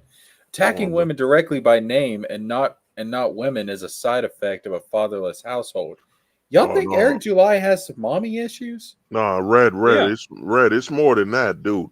Usually, the men that will openly attack a woman is a gay man. It's a man who is, and I'll be in the manosphere. A lot of men that are, they get mad when a woman appears because a woman will get more attention. You know what I'm saying? From other men. You know what I mean? So Eric July, the situation he's in, man, when he can only openly attack Nerdette. You know what I'm saying? I hope Nerdette to me would make a stream. I would love to be. She needs to have an open panel on a man who's so-called tough. 2018. I'm a former gangster, a thug. I wanna air out people. Yeah, he won't mention Ethan Van Sciver's name, but he'll name Nerdette. You know what I'm saying? It's usually where I've been on streams where usually it's the men in the closet. I call it the portable closet. It's when a man will bring his closet with him outside of the house, man. And Eric July has shown that you're willing to name a woman, but you're scared to say Ethan's name. You know what I'm saying? Wait, he really did that though? Yeah, he did, bro. He attacked Nerdette by name, but he would not say a man's name because Eric July is, if you see his track record, the Saska twins, Eric July is nothing more than an infiltrator. He's an actor. He's acting like he's right wing when everything he's done is leftist. The whole Isome first book. When I read Isome, I did a whole 2-hour review. A single mom. You promote his sister as a single mom, and there's a scene where he wrote that he said, "Well, the father's not around. She's better off without the father." Dude, Eric is nothing more than a progressive, closeted, right? You know what I'm saying? I wouldn't be surprised if Eric, for fun, puts Lucky Charms in his beard. You know what I'm saying? Because he could get all them rainbows in his beard when no one's looking. I didn't know Progressive did that. Green Ranger, you I can didn't watch learn this something new. later, one of our older streams, where Eric July names Nerdette alone. Okay. And nobody else. He attacks a woman, man. He attacks a woman by name, but can't attack a man. What kind of whole ass shit is that, man? He's soft, man. You know what I mean? Eric needs to. Green Ranger, you mentioned you like boxing. Did you see the latest season of Power Force? Which one? Power Force, Power Book. I guess it's Power Book. 3. No. It's the one with Tommy. I highly recommend that show. Okay.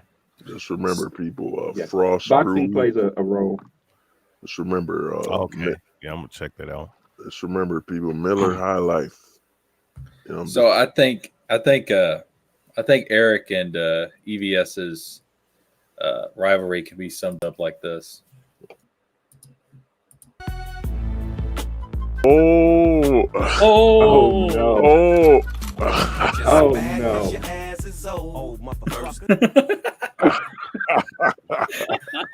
Oh, you should have played that. Oh no, you would have got strike. But you're just mad because your ass is home. Surprisingly good music from a TV show.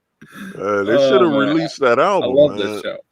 Listen, is this cultural appropriation? I'm white, but I fucking love this show. Oh, Boondocks is a classic, man. Oh, man. No, it's like you liking Power Rangers. It's just normal. You know what I'm saying?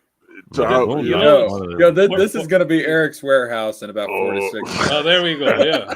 Oh, play that. You gotta play. Eric's warehouse, yo. I saw the photo. Why they talking to police? No justice, no This is Eric snitching. That's EVS watching from afar. Like, I told you, Eric, not to mess with the frog. Right, I raised Eric. I adopted him. I had to make Eric Capri Sun and Tropicana to train him that Kool-Aid is the right You know what's thing. funny though? This is more of a multicultural thing because it's based on anime. It has a lot of references to old kung fu movies. What? I mean, that's why they hate us, man. Eric saw that the tractor brand was growing. I was calling people the externals. You know what I mean? The thing is, you Is see that a Jasper. response to the Eternals? The thing you look at is like The Eternals. we're more diverse than Eric July, man. He can't say Jasker's racist. He can't say Tony or all these detractors are racist because, dude, you got black, white, Native American. You know what I'm saying? Somewhere here, there's a Native American detractor. You know, 'cause you know what I'm saying. That's I Jimmy got I'm Reyes. half. I'm half that. Oh, you have Native American. Do you All find right. yourself sleepwalking to grow corn in the backyard? No, man. no, but I do like eating salmon though. Yeah, man. My rainbow is complete. Rainbow, man. Your Rainbow Coalition. You know what I'm Yeah, saying? that's right, man. I got my own team of Power Rangers. I'm sorry. I'm gonna be real with you, man. This might sound racist, but Now your God. Power Rangers no, are based hold off on, race. hold on. I was taking public transportation. I was on the bus and I saw a Native American. I was like, oh shit, they still exist. Like, you know, up in Jersey, it's like, yo, I thought, I'm being real. I thought Native Americans were like the dinosaurs, man. They extinct or something. You know what I mean? I was on the bus and I saw a Native American. I was in shock. Like, oh, I looked at him like he was made of gold. I was like, oh shit, that's a Native American. Oh my God, they still exist. They're real. I felt like I wanted to, you know what I'm saying? I'm on the camera. I wanted to poke him like, oh my God, it's real. It's a real Native Oh my American. God. Am I dreaming? A white this woman real? with the black woman's hair. You know what I mean? Is this real? A Native American. You know what I'm saying? I want to grow corn. You know what I'm saying? I want to ask him, how do you grow corn in your backyard? Not bad. I'm about to look up that Nina Infinity post. Oh, Nina Infinity. Nah, you know what you got? Show him, Jasker. I think, what was that post where I forget what it was. Somebody said you know, they won't read comics. It was Nina Infinity, but dude, he attacked Nerdette by name. Eric July is scared of Ethan Van Sciver, who's, you know what I'm saying, you know what I mean, you know, Ethan is literally built like a Pillsbury Doughboy, and he's scared of him, man. And then this is Eric, who's a former thug and gangster. Supposedly. You know what I mean? You scared of Ethan Van Sciver. Man, I'd walk to Ethan Van Sciver's house during Thanksgiving and eat a turkey. You know what I mean? I'd go in there. I think Nate from IT brought this up, and I agree, because even in where I live, we have some crazy shit happening. You know the Juggernaut actor, the one from X3? He used to make this cop show. On the Juggernaut, bitch. Yeah, that guy. He came to where I live, and the shit is crazy over here. But anyway, what I was trying to say is Nate, he said that if you were a gangster, you wouldn't be talking about it. No. If you got out of that life, you wouldn't keep talking about it anymore. And he's right. 100%. But Eric July, every 5 minutes, he will keep bringing it up. Nah, Eric, I'm gonna be real with you, man. Some people don't get it, is that Eric saw Black Nerd. Black Nerd was, you know, everybody, that black guy with the glasses, he looked like Steve Urkel, whatever. Eric said, man, if I wear fitted and I look gangster and I yell and I'm aggressive, I'll fill in the gap as the aggressive black guy who's into comics and so on. And then you look at Eric's, and he's bitch made. Like, what black dude will be scared to? If I was in a beef with Ethan or whoever, I'd give them their name. They're comic book artists. You're scared to name comic book people, man. You know what I mean? Eric lost his black card, his hood He's scared card. their superheroes will beat him up. Yeah, you know what I mean? Eric's scared to name Ethan Van Sciver in public. You know what I'm saying? It's like, dog. Green Lantern coming after him. You know what I mean? You scared to name the palest. You know what I mean? You know, brightest Ethan looks day and bearded night. Right. You know what I mean? Ethan looks like if you threw lotion in his body, it would just absorb it to just stay pale. You know? Ethan's beard would absorb it, if anything. You know what I mean? Hey, Ethan, you know what I mean? Ethan looked like if you show, you know what I mean? You open the light in his house, he's like, the sun is too bright. You remember that He's white the dude source who of got? sunlight. Remember that white dude who got killed in Blade? What was it? The first scene. That's what Ethan looked like.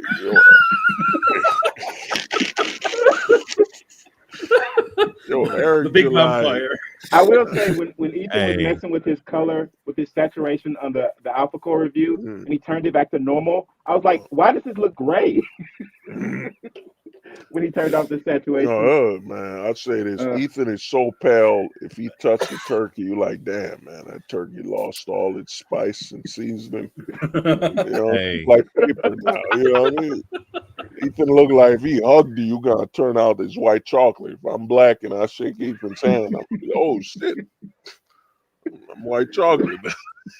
Hey, I found the comment that provoked the comment. So it says used to be disgusted. I'm researching this whole Phantom Menace, Comicsgate, Rippaverse, Alex Stein dust up. It seems at one point you were endorsing ISOM without having to read it.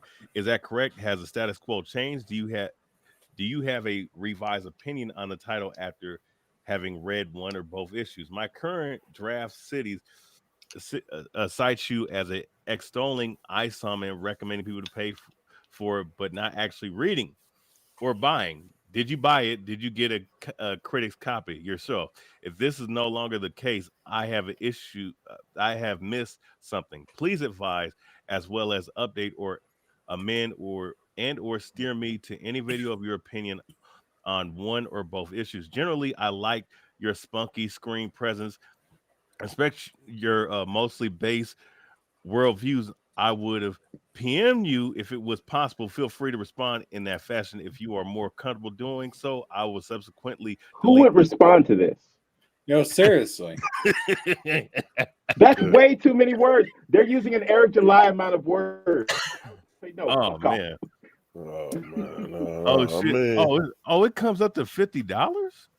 yo, Eric is selling. The thing is this.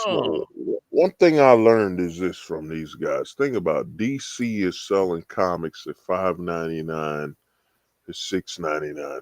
They're selling comics, these guys, at $50. It's all hypocrites, man. All they do, and you know, I publish and printed books, and trust me, it's cheaper than what they say, man.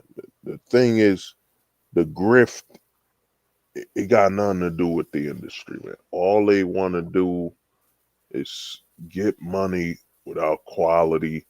And the thing is the hypocrisy. You know, you look up, you know what I'm saying? I would dare, please, Jasker, please just go to Indiegogo and look up the 499 by you know, your boy Zach. Your boy Zach made his whole career on yelling at Marvel for hiring bad artists, and he launches a book where it looks like a fucking fourth grader, you know, second grader drew this book. It's horrible, man. All these guys are nothing but hypocrites, man. And you look at the Eric July situation, is that Eric, in all honesty, in my opinion, he's thrown away. He's thrown over $100 million, you know, saving the industry. He's thrown it all away because you look at the trailer he's done, and you're like, why didn't you work with? There's a YouTuber called the Mighty Raccoon. He does 3D comics, man. Amazing comics. Oh, yeah, animated trailers, 3D. Yeah. Look up the 499. Look at this. Look at this. What is that? That's a comic by your boy Zach. Comics This Matter. is like Lightbringer. Your boy Whack. My titty, boy Whack. My titty fucking ISOM. What in the hell? Look at this, man. Look Whack at this. skill. Look at this, man. Bro?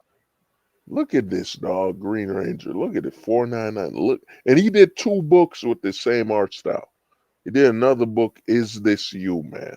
Look at this. You know what I mean? Kindergarten. Look at the lettering, Jesus. Look at this, man.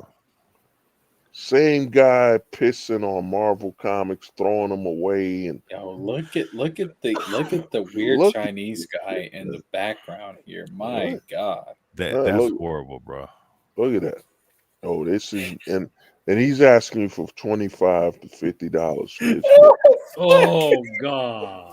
Thank you. Whoa! This shit is not $50. Yeah. Yo, it is. $25 to $50. Look at this shit, man. Well, that's what gets me though. Like, you know what this shit looks like?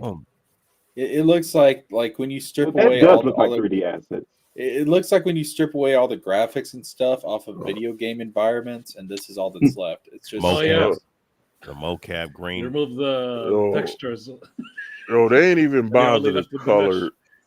You know, like the homie TJ Laser saying, they ain't even bother to color the backgrounds. You never like what person has a green background when you argue with people in a normal world. Look at this art. This is comic. This is Comics Matter, man. And this guy's worth made over $1 million. This looks like the SJW style comic books they were making fun of. Yeah, left and right. Look at that. Left, right. Yo, it's all the same, man. They just literally blue-haired. Look at this guy. Yeah, blue hair. Yeah. All right, look at this guy. Oh, Leighton, welcome. Hold on, wait, man. I felt the cold wind.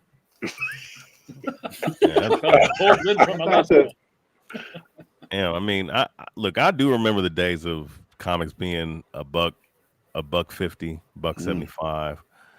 You know, and yeah, I can understand $4.99, $6.99 nowadays is crazy, but you can't offer me shit for a crazy amount of money, man. $35 to $50. Yo, this book is $20, man.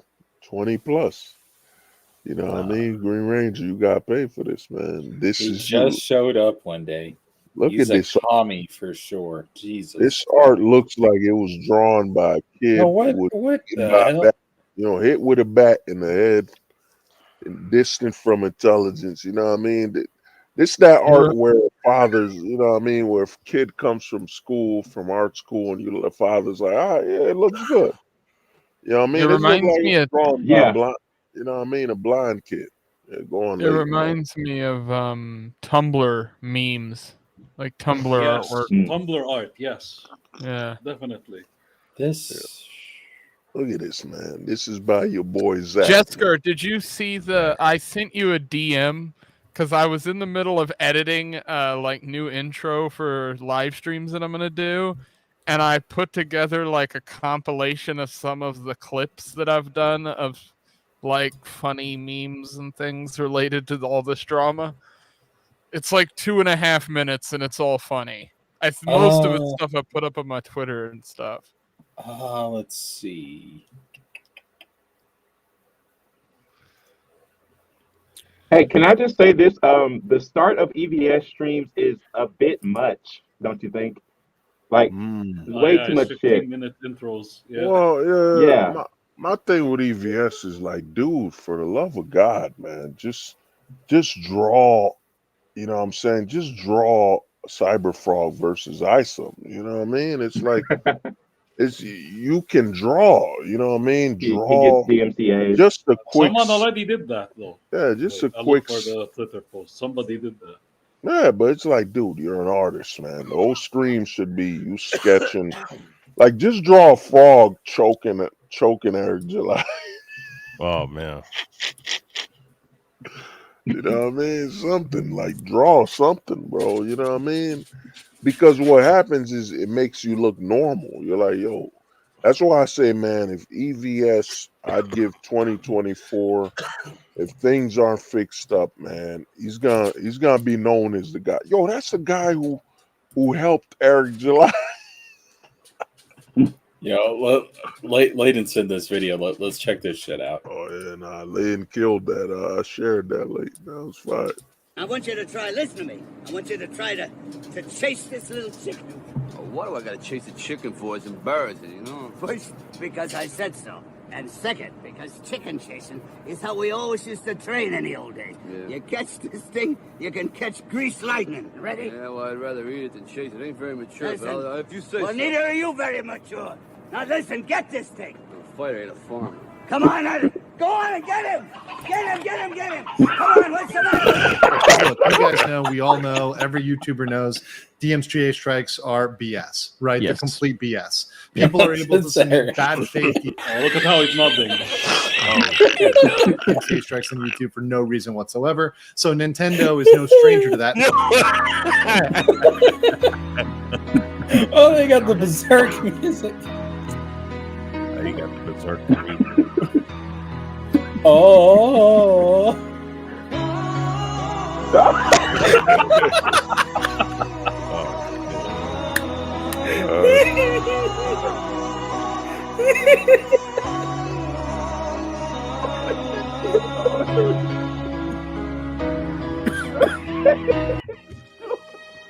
Oh, here we go.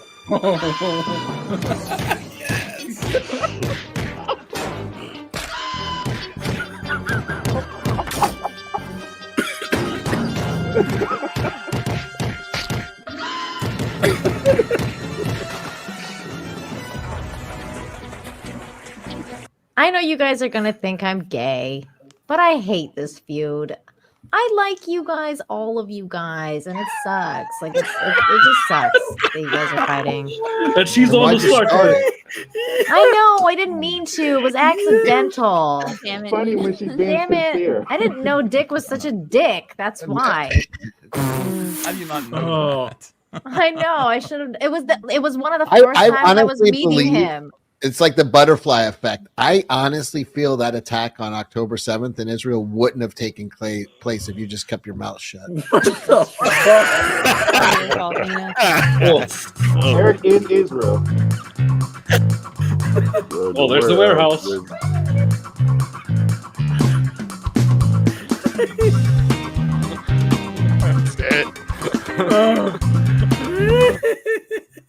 Oh shit. Lady You do good work, sir. did justice, man. You know what I mean? I real quick, can I read just a short paragraph from that woman that we just saw on the screen? Yeah. Oh yeah, I'll read that. I want to know how she responded to that fucking book someone sent her. This is the response. Oh my God, it's my birthday. Leave me alone. Also, I decided I hate all. Jesker, you're showing your DMs. Oh yeah, shit. I've decided I hate all comic books now and never want to read another one. Congrats to everyone involved in this drama. You successfully deterred me from ever wanting to pick up another comic book in my life. Ladies and gentlemen, we got him. That's what ISOM does, man. You know what I mean? If you want your kids to never read, give them ISOM, man. You know what I mean? Let them read that. After reading Alphacore, I did lose hope for indie comics. Well, you know what I mean? It's gonna take Jesus. What's bad about the Eric situation is you're hoping Jesus will save comics. You know what I'm saying? That's how bad it is. But to me, with the Eric situation, everything's going on, man. You attack the Blaze. It's the countdown is happening, man. The numbers are going down with the views. And with the EVS situations that Eric has aligned, has created a situation where everyone who's better than him, because you look at Ethan, you're like, dude, Ethan made Green Lantern. Eric is nothing more than a YouTuber with a beard. You know what I'm saying? A beard dipped in baby oil. You know what I'm saying? That's it, man. You know what I mean? So, but I'm gonna holler at y'all, man. I gotta get. Be good, Father Houses. We're gonna have to wrap this up here in a little bit. I gotta go to work in the morning. Man, Jesker doesn't. Jesker's work is only in the name of Jesus. You know That's what I'm right, saying? man. That's right. One day we will exercise. That's why the International School of Ministry won. Yeah, that's right. We will exercise the demon that is Eric. Hey, man, you gotta remember, you gotta exercise. Eric's beard and his body are different. You know what I'm saying? The beard, the shoulder area, you gotta exercise three things in one body. The beard. Three entities. entities. You gotta exercise the beard. You gotta exercise the shoulder area.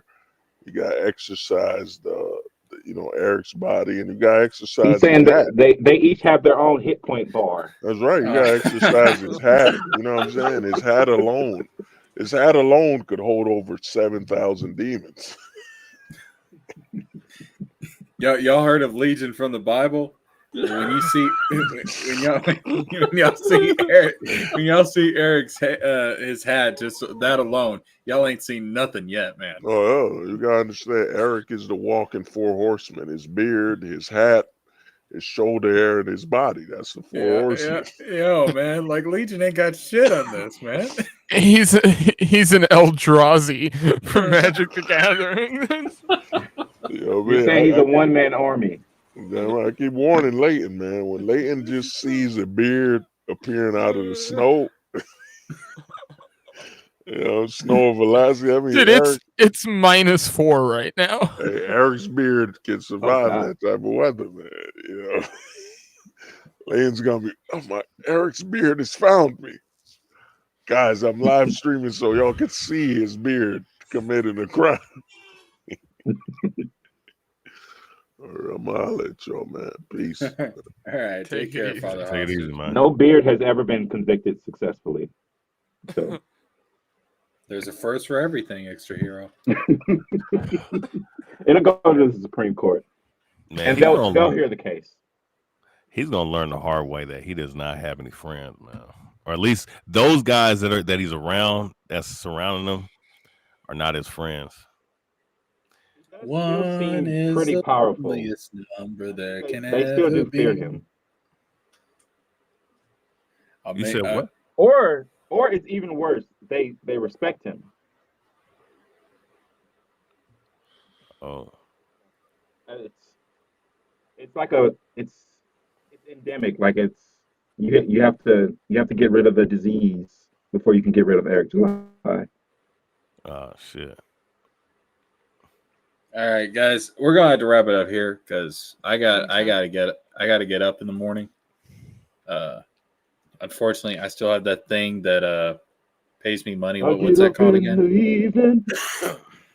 A job. I ain't got nothing. A job. I got. Oh man. But no, y'all have my financial information at the bottom of the screen. Give me $300,000. I'll quit my job tomorrow. I'll do this full time. I'll just be like, all right, yeah, fuck it. Oh, yeah, all right. But it's been fun. It's been fun. Of course, it's always fun talking about this bearded bozo that continuously brings joy and suffering at the same time into our lives. It's a very interesting dynamic. But appreciate y'all for showing up. Thanks for coming in. Thank you, chat. I'll see you guys for the next stream because this Eric July train. It never stops. It never stops. Not because we don't want it to stop, but because Eric won't let it stop. He'll never let us rest. No. He'll never be It's at peace. speed. Yeah. Anyways, I'll see y'all later. Peace out. Take it easy. Peace.